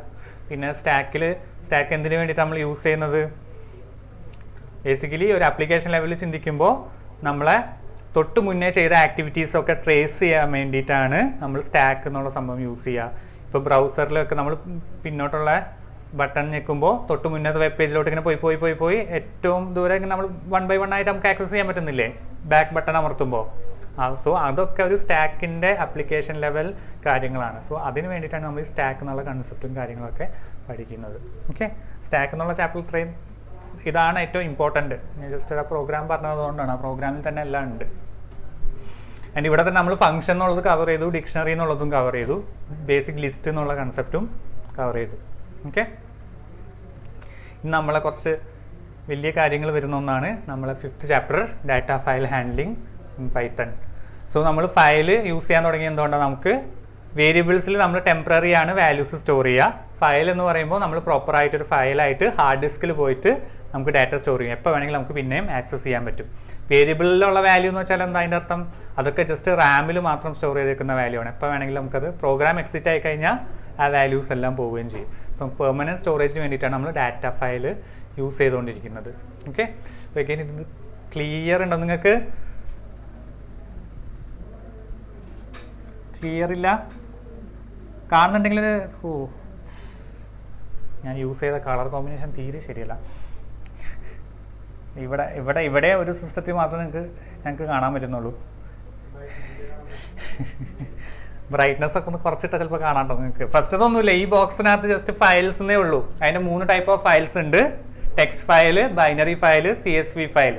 ഓക്കെ, ടെക്സ്റ്റ് ഫയൽ എന്ന് പറഞ്ഞാൽ ബേസിക്കലി നമ്മൾ .txt എന്നുള്ള ആ ഒരു ഫോമാറ്റിൽ സേവ് ചെയ്തിരിക്കുന്ന ഫയലിനെയാണ് ടെക്സ്റ്റ് ഫയൽ എന്ന് നമ്മൾ പറയുക. അതിനകത്ത് യൂഷ്വൽ ടെക്സ്റ്റ് ഡാറ്റ നമുക്ക് ആർക്ക് വേണമെങ്കിലും അത് ഓപ്പൺ ചെയ്ത് കഴിഞ്ഞാൽ ആ ഡാറ്റ റീഡ് ചെയ്യാൻ പറ്റും. ആ ടൈപ്പ് ഓഫ് ഫയലാണ് ടെക്സ്റ്റ് ഫയൽ. ഇനി ടെക്സ്റ്റും കാര്യങ്ങളും തന്നെ, പക്ഷേ ഡാറ്റ ഒരു സ്ട്രീം ഓഫ് ബൈറ്റ് ആയിട്ട് സ്റ്റോർ ചെയ്തിരിക്കുന്ന ഒരു ഫോമാറ്റിനെയാണ് നമ്മൾ ബൈനറി ഫയൽ എന്ന് പറയുക. അത് ചിലപ്പോൾ നമുക്ക് ഓപ്പൺ ചെയ്ത് കഴിഞ്ഞാൽ നമുക്ക് റീഡ് ചെയ്യാൻ പറ്റിക്കൊള്ളണമെന്നില്ല. ആ ടൈപ്പ് ഓഫ് ഫയൽസ് ആണ് ബൈനറി ഫയൽസ്. പൊതുവെ ഓപ്പറേറ്റിംഗ് സിസ്റ്റംസും കാര്യങ്ങളൊക്കെ വർക്ക് ചെയ്യുന്നത് ബൈനറി ഫയൽസും കാര്യങ്ങളൊക്കെ യൂസ് ചെയ്തിട്ടാണ്. കാരണം എല്ലാവർക്കും ആ ഡാറ്റ കാണാൻ പറ്റരുത്. സോ അങ്ങനത്തെ കേസിൽ നമ്മൾ ബൈനറി ഫയൽസ് യൂസ് ചെയ്യും. ഇനി CSV ഫയലോ, CSV എന്ന് വെച്ചാൽ എന്താ, കോമ സെപ്പറേറ്റഡ് വാല്യൂസ്. CSV ഫയലിനകത്ത് നമ്മൾ ഓരോ വാല്യൂസും നമ്മൾ കോമ സെപ്പറേറ്റ് ചെയ്തിട്ടായിരിക്കും സ്റ്റോർ ചെയ്തിട്ടുണ്ടാവുക. ഓക്കെ, അതിനുവേണ്ടി അങ്ങനെ ഈ 3 ഫയൽസാണ് നമുക്ക് പഠിക്കാനുള്ളത്. സോ ഈ ഫയൽ ഹാൻഡ്ലിങ്ങിനകത്ത് നമുക്ക് 1 by 1 ആയിട്ട് നോക്കുകയാണെങ്കിൽ ആദ്യം നമുക്കൊരു ഫയൽ ഓപ്പൺ ചെയ്യാൻ വേണ്ടിയിട്ട് നമുക്ക് 2 രീതിയിൽ ചെയ്യാം. ഒന്ന് ജസ്റ്റ് ഒരു ഓപ്പൺ എന്നുള്ള ഫംഗ്ഷൻ നമുക്ക് യൂസ് ചെയ്യാം. അതിന് വേണ്ടിയിട്ട് ഫയലിൻ്റെ ഒരു ഒബ്ജക്റ്റ്, അതായത് ഏതെങ്കിലും ഒരു വേരിയബിളിൻ്റെ പേര് = ഓപ്പൺ എന്നുള്ള ഫംഗ്ഷൻ്റെ പേര് കൊടുക്കുക. പാരാന്തസിസിനകത്ത് നമുക്ക് ഓപ്പൺ ചെയ്യേണ്ട ഫയലിൻ്റെ പേര് മെൻഷൻ ചെയ്യുക. ഇതിൽ ഡബിൾ കോട്ട്സിൽ മെൻഷൻ ചെയ്യുക. ആക്സസ് മോഡ്, അതായത് റീഡിങ്ങിന് വേണ്ടിയാണ് ഓപ്പൺ ചെയ്യുന്നത്, റൈറ്റിങ്ങിന് വേണ്ടിയാണ് ഓപ്പൺ ചെയ്യുന്നത് എന്നുള്ള ആക്സസ് മോഡ് അവിടെ ഡബിൾ കോട്ട്സിൽ മെൻഷൻ ചെയ്ത് കൊടുക്കുക. കുറേ ആക്സസ് മോഡ് ഉണ്ടല്ലോ അല്ലേ, അതിലേക്ക് നമുക്ക് വരാം. നമുക്ക് ഓൾറെഡി അറിയാം, അത് നിങ്ങൾ പഠിച്ചു വെക്കണം ആക്സസ് മോഡ്സ്. അതും ഈ ആക്സസ് മോഡ്സ് എന്നുള്ളത് നിങ്ങൾക്ക് ഇതേപോലെ സിംഗിൾ മാർക്ക് ക്വസ്റ്റ്യൻ ആയിട്ട് പാർട്ട് എയിൽ വരാൻ ചാൻസ് ഉണ്ട് കേട്ടോ. പിന്നെ രണ്ടാമത്തെ മെത്തേഡ് എന്ന് പറയുന്നത് വിത്ത് ക്ലോസ് യൂസ് ചെയ്തിട്ടാണ്. വിത്ത് ക്ലോസ് യൂസ് ചെയ്തിട്ട് നമുക്ക് ഫയൽ ഓപ്പൺ ചെയ്യാം. അതിന് വേണ്ടിയിട്ട് ആദ്യം നമ്മൾ വിത്ത് എന്നുള്ള കീവേഡ് കൊടുക്കും. പിന്നെ ബാക്കി ഈ ഓപ്പൺ എന്നുള്ള അതേ ഫംഗ്ഷൻ അതുപോലെ എഴുതും. ആൻഡ് ആസ് എന്നുള്ള കീവേഡ് കൊടുത്തിട്ടാണ് നമ്മൾ ഫയലിൻ്റെ ഒബ്ജക്റ്റ് മെൻഷൻ ചെയ്യുക. കോളൻ കൊടുക്കും. പിന്നെ ബാക്കി ആ ഫയൽ ഹാൻഡിൽ ചെയ്യേണ്ട കാര്യങ്ങളൊക്കെ ഒരു ബ്ലോക്കായിട്ട് എഴുതും, ബ്ലോക്ക് ഓഫ് കോഡായിട്ട് എഴുതി കൊടുക്കും. സോ ഇത് തമ്മിൽ വ്യത്യാസം എന്താണെന്ന് വെച്ചാൽ ജസ്റ്റ് ഓപ്പൺ മാത്രം യൂസ് ചെയ്തിട്ടാണെങ്കിൽ നമ്മൾ എന്താണെങ്കിലും ആ ഫയൽ ക്ലോസ് ചെയ്തിരിക്കണം, എക്സ്പ്ലിസിറ്റ്ലി ക്ലോസ് ചെയ്തിരിക്കണം. പക്ഷെ വിത്ത് ക്ലോസിൻ്റെ ഒരു ഗുണം എന്താണെന്ന് വെച്ചാൽ നമ്മളിതൊരു ബ്ലോക്ക് ഓഫ് കോഡായിട്ടാണ് എഴുതുന്നത്. ആ ബ്ലോക്ക് എപ്പോൾ എക്സിറ്റ് ആവുന്നു ഓട്ടോമാറ്റിക്കലി ഫയൽ ക്ലോസ് ആയിക്കോളും. നമുക്ക് സെപ്പറേറ്റ് ഫയൽ ക്ലോസ് ചെയ്യേണ്ട ആവശ്യമില്ല. ക്ലോസ് എന്നുള്ള ഫംഗ്ഷൻ യൂസ് ചെയ്തിട്ട് നമുക്ക് ഫയൽ ക്ലോസ് ചെയ്യേണ്ട ആവശ്യമില്ല. സോ അത് നിങ്ങളുടെ ചോയ്സാണ് ഏത് യൂസ് ചെയ്യുക എന്നുള്ളത്. സോ ഫസ്റ്റ് ഫയൽ ഓപ്പൺ ചെയ്യാൻ വേണ്ടി നമ്മൾ യൂസ് ചെയ്യുന്നത് ഇത് രണ്ടാന്നുള്ളത് അറിഞ്ഞിരിക്കുക. ഇനി ഒരു ടെക്സ്റ്റ് ഫയലിൻ്റെ ബേസിക് ഒരു റീഡിങ് റൈറ്റിംഗ് പ്രോഗ്രാമാണ് ഇവിടെ കൊടുത്തേക്കുന്നത്. സോ ഞാൻ നേരത്തെ പറഞ്ഞല്ലോ ടെക്സ്റ്റ് ഫയൽ, ഇപ്പോൾ സാധാരണ ഫയൽ ഓപ്പൺ ചെയ്യാൻ വേണ്ടി നമ്മൾ ഫയൽ ഒബ്ജക്റ്റ് കൊടുക്കും, ഈക്വൽ ടു കൊടുക്കും, ഓപ്പൺ എന്ന് പറഞ്ഞു കൊടുക്കും. നമ്മൾ ടെക്സ്റ്റ് ഫയലാണ് ഓപ്പൺ ചെയ്യുന്നതെന്നുള്ളതുകൊണ്ട് അത് ആ ഫയലിൻ്റെ പേര് നോക്കിയാൽ തന്നെ ടെക്സ്റ്റ് ഫയലാണെന്ന് മനസ്സിലാക്കാം. പേര് .txt എന്നുള്ളത് ഉണ്ടാവും. പിന്നെ ഇവിടെ W+ എന്നുള്ള ആക്സസ് മോഡ് കൊടുത്തിട്ടുണ്ട്. എന്താ, റീഡും റൈറ്റും പറ്റും അല്ലേ. ഇനി ഇവിടെ ഞാൻ ലൂപ്പിനകത്താണ് ഈ ഡാറ്റയൊക്കെ എന്താ പറയുക റൈറ്റ് ചെയ്യുന്നത് ഫയലിലോട്ട്. എന്തിനാ, നമുക്ക് എത്ര തവണ വേണമെങ്കിലും നമുക്ക് റൈറ്റ് ചെയ്യാൻ വേണ്ടിയിട്ട്, റിപ്പീറ്റഡ് ആയിട്ട് റൈറ്റ് ചെയ്യാൻ വേണ്ടിയിട്ടാണ് ആ ലൂപ്പിനകത്ത് കൊടുത്തേക്കുന്നത്. സിംഗിൾ ടൈം ആണെങ്കിൽ ലൂപ്പിൻ്റെ ആവശ്യമില്ല. എന്നിട്ട് ഇവിടെ ഞാൻ എന്താ ചെയ്യുന്നത്, ഡാറ്റ ഇൻപുട്ടായിട്ട് ഞാൻ റീഡ് ചെയ്യാണ് യൂസറിൻ്റെന്ന്. എന്നിട്ട് റൈറ്റ് എന്നുള്ളൊരു ഫംഗ്ഷൻ യൂസ് ചെയ്തിട്ട് നമ്മൾ എന്ത് ചെയ്യും, ആ ഡാറ്റേനെ നമ്മൾ ഫയലിലോട്ട് റൈറ്റ് ചെയ്യും. ആ റൈറ്റ് എന്നുള്ള ഫംഗ്ഷൻ യൂസ് ചെയ്യണമെങ്കിൽ നമ്മൾ എപ്പോഴും ഫയൽ ഒബ്ജക്റ്റ് യൂസ് ചെയ്യുന്നത്. നമ്മളിവിടെ എന്ത് പേരിലാണോ ഇവിടെ ഒബ്ജക്റ്റ് ക്രിയേറ്റ് ചെയ്ത് ആ ഒബ്ജക്റ്റ് വെച്ചിട്ടാണ് ബാക്കി എല്ലാ ഫയലിൻ്റെ കാര്യങ്ങളും ചെയ്യേണ്ടത് കേട്ടോ. ഫയൽ ഒബ്ജക്റ്റ് ഡോട്ട് റൈറ്റ് എന്ന് പറഞ്ഞു കൊടുത്തു. നമുക്ക് കിട്ടിയ ഡാറ്റ അതായത് ഇതിനകത്തുണ്ട്. നമ്മൾ വാല്യൂ ഈ ഡാറ്റ എന്നുള്ള വേരിയബിൾ ഉണ്ട്, അത് കൊടുത്തു. ഇവിടെ +n കൊടുത്തത് എന്തിനാ, ഒരു ഒറ്റ ലൈനായിട്ട് അടുത്ത ലൈനിലോട്ട് പോകാൻ വേണ്ടി, നെക്സ്റ്റ് ടൈം റൈറ്റ് ചെയ്യുമ്പോൾ നെക്സ്റ്റ് ലൈനായിട്ട് റൈറ്റ് ചെയ്യാൻ വേണ്ടിയിട്ടാണ് +n കൊടുത്തത്. നിർബന്ധമില്ല കേട്ടോ. അഗെയിൻ ഞാൻ ചോദിക്കുന്നുണ്ട്, do you wish to enter more data എന്നുള്ള രീതിയിൽ പിന്നെ യൂസറിനോട് ചോദിക്കുകയാണ്. നോ എന്നുള്ളൊരു ഓപ്ഷനാണ് വരുന്നതെന്നുണ്ടെങ്കിൽ അപ്പോൾ ഈ ലൂപ്പിൽ നിന്ന് പുറത്ത് വരും. അപ്പോൾ എന്താ, അതോടുകൂടി റൈറ്റിംഗ് കംപ്ലീറ്റ് ആവും. ഇനി നമുക്ക് പിന്നെയും ഡാറ്റ എൻ്റർ ചെയ്യണമെന്നുണ്ടെങ്കിൽ നമുക്ക് വേറെ എന്തെങ്കിലും ടൈപ്പ് ചെയ്താലും വീണ്ടും ലൂപ്പിനുള്ളിലോട്ട് പോകും, അടുത്ത ഡാറ്റ ചോദിക്കും, നമുക്ക് അടുത്തത് റൈറ്റ് ചെയ്യാം. സെയിം മെത്തേഡിലത് നമുക്ക് എത്ര വേണമെങ്കിലും നോ അടിക്കുന്ന വരെ നമുക്ക് പിന്നെയും ഡാറ്റ സെയിം ഫയലിലോട്ട് റൈറ്റ് ചെയ്തുകൊണ്ടേയിരിക്കാം. ആൻഡ് റൈറ്റിംഗ് എല്ലാം കഴിഞ്ഞ് ഇവിടെ എത്തിക്കഴിയുമ്പോൾ നോ കൊടുത്തു കഴിഞ്ഞ് ഇവിടെ എത്തിക്കഴിയുമ്പോൾ എന്താ, ഫയൽ ഒബ്ജക്റ്റ് ഡോട്ട് സീക്ക് എന്ന് പറഞ്ഞ് കൊടുത്തിട്ടുണ്ട്. സീക്ക് എന്തിനു വേണ്ടിയിട്ടാണ്, നമുക്ക് ഫയലിൻ്റെ ഓഫ്സെറ്റ്, ഫയൽ റീഡ് ചെയ്ത് എവിടം വരെ എത്തി എന്നുള്ള കാര്യങ്ങളൊക്കെ ആ ഓഫ്സെറ്റ് സെറ്റ് ചെയ്യാൻ വേണ്ടിയിട്ട് ഫയൽ ഒരു പോയിന്റ് ചെയ്ത് പോകുന്നുണ്ടോ, അത് നമുക്ക് സ്റ്റാർട്ടിങ്ങിലോട്ട് സെറ്റ് ചെയ്യാൻ വേണ്ടിയിട്ടാണ് ഞാനിവിടെ 0,0 എന്ന് പറഞ്ഞ് കൊടുത്തേക്കുന്നത്. സോ നമ്മൾ ഇപ്പോൾ ഇവിടെ 2-3 ലൈൻ റൈറ്റ് ചെയ്തു എന്ന് വിചാരിക്കുക. അപ്പോൾ ഫയലിൻ്റെ ഓഫ്സെറ്റ് ഏറ്റവും ലാസ്റ്റ് ആയിരിക്കും ഇരിക്കുന്നുണ്ടാവുക, 3ാമത്തെ ലൈൻ കഴിഞ്ഞിട്ടായിരിക്കും ഇരിക്കുന്നുണ്ടാവുക. സോ ഇനി ഞാൻ റീഡ് ചെയ്യാൻ തുടങ്ങുമ്പോൾ, റീഡ് ചെയ്യാൻ സ്റ്റാർട്ട് ചെയ്യുമ്പോൾ എന്താ, ഓൾറെഡി അത് എൻഡ് ഓഫ് ദ ഫയൽ എത്തിയെന്ന് വിചാരിക്കും അല്ലേ. സോ അങ്ങനെ എത്താൻ പാടില്ല. നമ്മൾ എന്ത് ചെയ്യും, റീഡ് ചെയ്യുമ്പോൾ ആദ്യം മുതൽ തന്നെ റീഡ് ചെയ്യണ്ടേ. സോ ആദ്യം തന്നെ എന്ത് ചെയ്യണം, ഞാൻ ആ ഫയൽ ഓഫ്സെറ്റിനെ കൊണ്ട് ഫസ്റ്റിലോട്ട് തന്നെ കൊണ്ട് എടുത്ത് വെക്കണം. അതിന് വേണ്ടിയിട്ടാണ് ഈ സീക്ക് എന്നുള്ള ഫംഗ്ഷൻ യൂസ് ചെയ്യുന്നത്. അതേപോലെ ടെൽ എന്നുള്ള ഫംഗ്ഷനും ഉണ്ട്. ഫയലിൻ്റെ ഓഫ്സെറ്റ് എവിടെയാണ് ഇപ്പോൾ കറൻ്റ്ലി പോയിന്റ് ചെയ്യുന്നതെന്ന് അറിയാൻ വേണ്ടി ടെൽ എന്നുള്ള ഫംഗ്ഷനും കൂടി ഉണ്ട്. അതും കൂടി നിങ്ങൾ വായിക്കണം കേട്ടോ. സോ ഇവിടെ ഞാൻ സ്റ്റാർട്ടിങ്ങിലോട്ട് വെച്ചു. എന്നിട്ട് ഫസ്റ്റ് ലൈൻ ഞാൻ എന്താ ജസ്റ്റ് ഇതേപോലെ റീഡ് ചെയ്തു. STR = എന്ന് പറഞ്ഞിട്ട് ഫസ്റ്റത്തെ ലൈൻ ഒരു ലൈൻ റീഡ് ചെയ്തു. എന്നിട്ട് അപ്പോൾ STRൽ എന്തായിരിക്കും ഉണ്ടാവുക, വാല്യൂ എന്തോ ഉള്ളതുകൊണ്ട് തന്നെ അത് ട്രൂ ആയിട്ട് കൺസിഡർ ചെയ്യും അല്ലേ. വാല്യൂ ഉള്ളതുകൊണ്ട് ട്രൂ ആയിട്ട് കൺസിഡർ ചെയ്ത് ലൂപ്പിൻ്റെ ഉള്ളിലോട്ട് കയറും, ഫസ്റ്റ് ലൈൻ പ്രിൻറ്റ് ചെയ്യും, വീണ്ടും അടുത്ത ലൈൻ എടുത്ത് STRലോട്ട് വരും. എന്നിട്ട് പിന്നെയും ലൂപ്പ് ഇങ്ങനെ കണ്ടിന്യൂ ചെയ്തുകൊണ്ടേയിരിക്കും. ഓരോ പ്രാവശ്യം എന്ത് ചെയ്യും, പ്രിൻറ്റ് ചെയ്യും. ലാസ്റ്റത്തേതാവുമ്പോൾ പ്രത്യേകിച്ച് ഒന്നും വാല്യൂ ഒന്നും ഇല്ലാണ്ടാവുമ്പോൾ STRലോട്ട് എന്താവും, നള്ളായിരിക്കും വരിക അല്ലേ. സോ വീണ്ടും ലൂപ്പിലോട്ട് പോകുമ്പോൾ എന്താവും, നൾ വാല്യൂ ആയതുകൊണ്ട് ലൂപ്പ് ഫോൾസ് ആയിട്ട് എക്സിറ്റ് ആവും. എക്സിറ്റ് ആയി ഇവിടെ വരുമ്പോൾ എന്താ, ഇവിടെ ഫയൽ ക്ലോസ് ചെയ്യാനുള്ളതുകൊണ്ട്. ഓക്കെ. സോ ഈ ഫയലിൻ്റെ ക്വസ്റ്റ്യൻ വരുമ്പോൾ ഫയൽ ഓപ്പണിംഗ് ഉള്ളത് പ്രോപ്പറായിട്ട് എഴുതുക, ഫയൽ ഒബ്ജക്റ്റും കാര്യങ്ങളൊക്കെ പ്രോപ്പർ നെയിം കൊടുക്കുക. ഓക്കെ. അതേപോലെ ഇൻഡൻറ്റേഷൻ പ്രോപ്പറായിട്ട് എഴുതുക. അതേപോലെ ഫയൽ ക്ലോസിങ് ഈ എന്താ പറയുക, അതുപോലെ ഈ സീക്ക് എന്നുള്ള കാര്യങ്ങൾ, സീക്ക് ടെല്ല് ഇതൊക്കെ പ്രോപ്പറായിട്ട് യൂസ് ചെയ്യണം കേട്ടോ.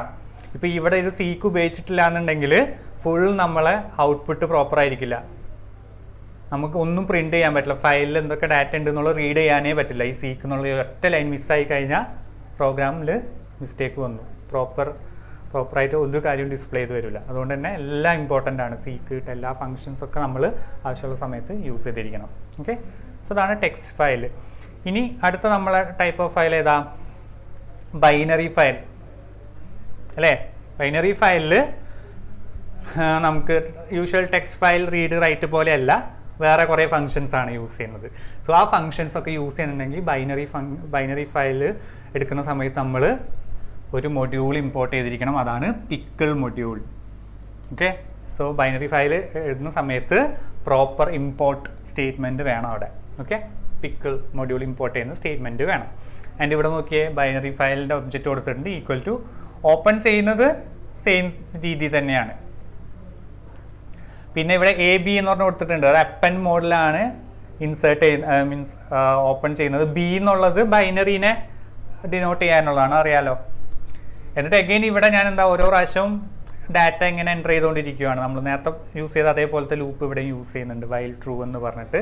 നമ്മൾ ഓരോ പ്രാവശ്യം കുറേ ഡാറ്റ ഇവിടെ വാങ്ങിക്കുന്നുണ്ട്. എംപ്ലോയി നമ്പർ, എംപ്ലോയി നെയിം, ഈ രണ്ടെണ്ണം മേടിക്കുന്നുണ്ട്. എന്നിട്ട് നമ്മൾ അതെന്താ ചെയ്യുന്ന, ഒരു ലിസ്റ്റ് മോഡലിലാക്കും അല്ലേ? കണ്ടാ, ലിസ്റ്റ് മോഡലിലാക്കും. എന്നിട്ടാണ് നമ്മൾ എന്ത് ചെയ്യുക, റൈറ്റ് ചെയ്യാൻ വേണ്ടിയിട്ട് യൂസ് ചെയ്യുന്ന ഫങ്ഷനാണ് ഡംപ് എന്നുള്ള ഫങ്ഷൻ. ഓക്കെ, ഡംപ് എന്നുള്ള ഫങ്ഷൻ അത് ബൈനറി ഫയലിൻ്റെ ആണ്, അത് ഓർത്തിരിക്കുക. സോ അവിടെ എന്താ, നമ്മൾ കിട്ടിയ 2 വാല്യൂവും കൂടി എടുത്തൊരു ലിസ്റ്റാക്കി, ആ ലിസ്റ്റ് കൊടുത്തു, ലിസ്റ്റിൻ്റെ പേര് കൊടുത്തു, കോമ നമ്മളെ ഫയലിൻ്റെ ഒബ്ജക്റ്റ് ഇതാ ബി ഫയൽ എന്നുള്ള ആ ഫയലിൻ്റെ ഒബ്ജക്റ്റും കൂടി മെൻഷൻ ചെയ്തു. സോ ആ ഫയലിലോട്ട് ഈ ബി ഡാറ്റ എന്നുള്ളതിലെ വാല്യൂസിനെ എന്ത് ചെയ്യും, ഡംപ് ചെയ്യും. Okay, same. ഇനിയിപ്പോൾ ഇവിടെ വന്നിപ്പം ഇവിടെ നോക്കിക്കഴിഞ്ഞാൽ നിങ്ങൾക്ക് അതിൻ്റെ സെയിം സംഭവം തന്നെ റീഡ് ചെയ്യുന്നത് കാണാം, അതായത് റീഡ് ചെയ്ത് പ്രിൻറ്റ് ചെയ്യുന്നത്. അതിന് വേണ്ടിയിട്ട് ഇവിടെ ഞാനിപ്പോൾ തൽക്കാലം നേരത്തെ ജസ്റ്റ് ഓപ്പൺ മാത്രമേ യൂസ് ചെയ്ത്, ഇവിടെ ഞാൻ വിത്ത് ക്ലോസ് വെച്ചിട്ട് തന്നെ ചെയ്തേക്കുന്നത്. സെപ്പറേറ്റ് ഇനി ക്ലോസ് ചെയ്യാൻ മടിയായതുകൊണ്ട് ജസ്റ്റ് വിത്ത് ക്ലോസ് വെച്ചിട്ട് തന്നെ ഞാനിവിടെ ചെയ്തിട്ടുണ്ട്. ഇതാ വിത്ത് ഓപ്പൺ, ഫയലിൻ്റെ സെയിം ഫയലിൻ്റെ പേര്, റീഡിങ് ആയതുകൊണ്ട് RB, ബൈനറി ഫയലാകുമ്പോൾ ബിയും കൂടി കൊടുക്കണം കേട്ടോ, മറക്കരുത്. ആസ് ബി ഫയൽ തന്നെ കൊടുത്തു നമ്മളെ ഫയൽ ഒബ്ജക്റ്റിൻ്റെ പേര്.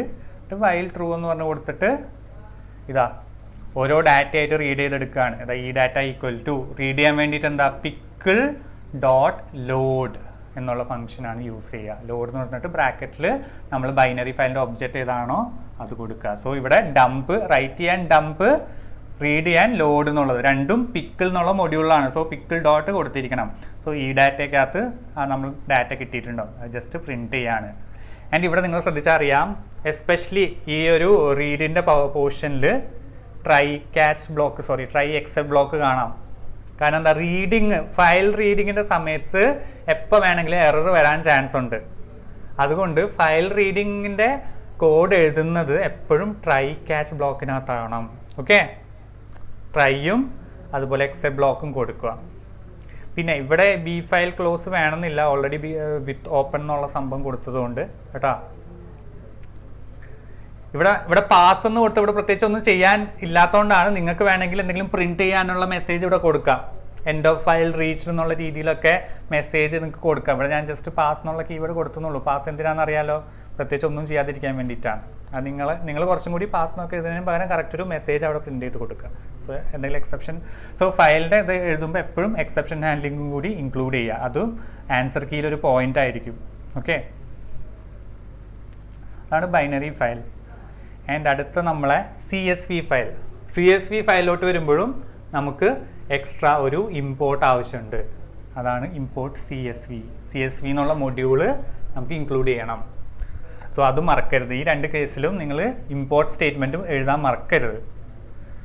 സോ ഇവിടെ ഈ ഒരു CSV ഫയലിൽ ഉദ്ദേശിക്കുന്നത് എങ്ങനെയാണെന്ന് വെച്ചാൽ, നമ്മൾ ആ ഒരു ഫയലിനകത്ത് ഒരു ഹെഡിങ്ങും ഉണ്ടാവും, അതിൻ്റെ താഴെ നമുക്ക് ഇഷ്ടംപോലെ അതിനനുസരിച്ചുള്ള വാല്യൂസ്, അതായത് നെയിം, ഏജ്, സിറ്റി എന്നുള്ള രീതിയിൽ വാല്യൂസ് സ്റ്റോർ ചെയ്യണം ഒരു ഫയലിൽ, ഒരു CSV ഫയലിൽ. സോ ഹെഡിങ്, നെയിം, ഏജ്, ഫസ്റ്റത്തെ ഒരു റോയിൽ നെയിം, ഏജ്, സിറ്റി എന്നുള്ള ക്യാപ്ഷൻ വേണം. അതിൻ്റെ താഴെ നമ്മൾ ഓരോ പ്രാവശ്യവും ഓരോ ഏജും നെയിമും സിറ്റിയും ഒക്കെ ആഡ് ചെയ്ത് കൊടുക്കും. ഓക്കെ, സോ ആ ഒരു ഫസ്റ്റത്തെ ആ ഒരു ഹെഡിങ് സെറ്റ് ചെയ്യാൻ വേണ്ടിയിട്ടാണ് ഞാനിവിടെ ലിസ്റ്റ് മോഡലിൽ ഞാനിവിടെ വാല്യൂസ് സെറ്റ് ചെയ്ത് കൊടുത്തിട്ടുണ്ട്. ഹെഡർ എന്ന് പറഞ്ഞിട്ട് ഇവിടെ ഒരു വേരിയബിളിലോട്ട് ഞാൻ ബാക്കി അത് റൈറ്റ് ചെയ്യുമ്പോൾ നിങ്ങൾക്ക് മനസ്സിലാവും. ഇവിടെ ഞാൻ വിത്ത് എന്നുള്ള ക്ലോസ് വെച്ചിട്ടാണ് CSV ഫയൽ ഓപ്പൺ ചെയ്തേക്കുന്നത്. ഫസ്റ്റ് ടൈം ഞാൻ എന്തിനു വേണ്ടിയിട്ടാണ് W മോഡലാണ് ഓപ്പൺ ചെയ്തേക്കുന്നത് അല്ലേ, ഫയലിൽ തന്നെയാണ് അതിൻ്റെ ഇത് കൊടുത്തേക്കുന്നത്, നമ്മളെ ഫയൽ ഒബ്ജക്റ്റ് കൊടുത്തേക്കുന്നത്. And equal to CSV.writer of file എന്ന് പറഞ്ഞു കൊടുത്തു. ആ റൈറ്റർ എന്നുള്ള ഫംഗ്ഷനാണ് നമ്മൾ എന്തിനു യൂസ് ചെയ്യുക? ഫസ്റ്റത്തെ റൈറ്റർ എന്നുള്ള ഫംഗ്ഷൻ വെച്ചിട്ടാണ് നമ്മൾ അതിനെ CSV ഫയൽ എന്നുള്ള രീതിയിലോട്ട് കൺസിഡർ ചെയ്യുക. ഓക്കെ, ആ ഫയൽ ഒബ്ജക്റ്റിനെ. എന്നിട്ട് നമ്മൾ അതിനകത്തോട്ട് റൈറ്റ് ചെയ്യാൻ വേണ്ടി യൂസ് ചെയ്യുന്ന ഫംഗ്ഷനാണ് ഈ particular function write rows. So നമ്മൾ മറ്റേലൊക്കെ ഡയറക്റ്റ് ഫയൽ ഒബ്ജക്റ്റ് ഡോട്ടൊക്കെയാണ് യൂസ് ചെയ്തുകൊണ്ടിരുന്നത്. ടെക്സ്റ്റ് ഫയലാണെങ്കിൽ, പിന്നെ ബൈനറി ഫയലാണെങ്കിൽ പിക്കിൾ ഡോട്ടൊക്കെ യൂസ് ചെയ്തുകൊണ്ടിരുന്നത്. അതേപോലെ ഇവിടെ CSV വരുമ്പോൾ നമ്മൾ റൈറ്റർ എന്നുള്ളൊരു ഒബ്ജക്റ്റ് നമ്മളിവിടെ ക്രിയേറ്റ് ചെയ്തിട്ട് ആ ഒബ്ജക്റ്റ് ഡോട്ട് എന്നുള്ള രീതിയിലാണ് CSV.writer എന്നുള്ള സാധനം എഴുതിയിട്ട് അങ്ങനെ ഒരു ഒബ്ജക്റ്റിലോട്ട് നമ്മൾ അസൈൻ ചെയ്ത് കൊടുക്കും. പിന്നെ ആ ഒബ്ജക്റ്റ് ഡോട്ട് എന്ന് പറഞ്ഞിട്ടാണ് നമ്മളെപ്പോഴും ബാക്കി കാര്യങ്ങളൊക്കെ ചെയ്യുക. ആൻഡ് CSVയിൽ റൈറ്റ് ചെയ്യാൻ വേണ്ടി യൂസ് ചെയ്യുന്ന ഫംഗ്ഷനാണ് റൈറ്റ് റോസ്. ഓക്കെ, എന്നിട്ട് ആദ്യം തന്നെ ഞാൻ ഹെഡിങ് എഴുതി വയ്ക്കും, ഹെഡിങ് സെറ്റ് ചെയ്ത് വെക്കും ഫസ്റ്റ് ടൈം. ഇനി എന്താ ചെയ്യുക, അടുത്ത വീണ്ടും ഒരു ലൂപ്പ് കൊടുത്തിട്ട് എന്താ ചെയ്യുന്നത്, അവിടെ 1 by 1 ആയിട്ട് ആ ഹെഡിങ്ങിൻ്റെ താഴെയുള്ള വാല്യൂസ് ഇൻസേർട്ട് ചെയ്യാൻ വേണ്ടിയിട്ട് ചോദിക്കും. നെയിം ഇൻസേർട്ട് ചെയ്യും, നെയിം, ഏജ്, സിറ്റി ഞാൻ റീഡ് ചെയ്യും. ആ 3 നമുക്ക് വേണ്ടിയിരുന്ന ഹെഡിങ്. ആ 3 വാല്യൂം എടുത്തിട്ട് എന്ത് ചെയ്യും, എഗെയിൻ ഒരു ലിസ്റ്റ് പോലെ നമ്മൾ ഫോം ചെയ്ത് വെക്കും. കോമ സെപ്പറേറ്റ് ആയിട്ട് കണ്ട ഒരു CSV ഫോർമാറ്റിൽ നമ്മൾ ഇവിടെ സ്റ്റോർ ചെയ്ത് വെക്കും. അതെങ്ങനെയാണ്, ഡബിൾ സ്ക്വയർ ബ്രാക്കറ്റിനകത്ത് കേട്ടാ, മറക്കത്തെ ഡബിൾ സ്ക്വയർ ബ്രാക്കറ്റ് ആണ്. അതിനകത്ത് നമ്മളൊരു CSV ഫോർമാറ്റ് പോലെ അതേ നമുക്ക് തന്ന അതേ ഫോർമാറ്റിൽ എഴുതി വയ്ക്കും വാല്യൂസ്. എന്നിട്ട് ആ ഒരു വേരിയബിളിന് എന്ത് ചെയ്യും, എഗെയിൻ റൈറ്റ് റോസ് വെച്ചിട്ട് നമ്മൾ ഫയലിലോട്ട് റൈറ്റ് ചെയ്ത് വെക്കും.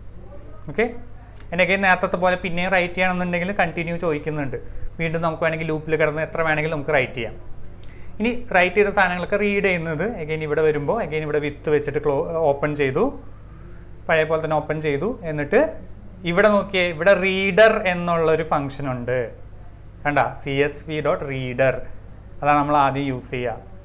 ഓക്കെ, റീഡ് ചെയ്യാൻ വേണ്ടി നമ്മൾ റീഡർ എന്നുള്ള ഫംഗ്ഷനാണ് യൂസ് ചെയ്യുക. എന്നിട്ട് ആ ഫയൽ ഓപ്ഷൻ്റെ പേര് കൊടുക്കുക.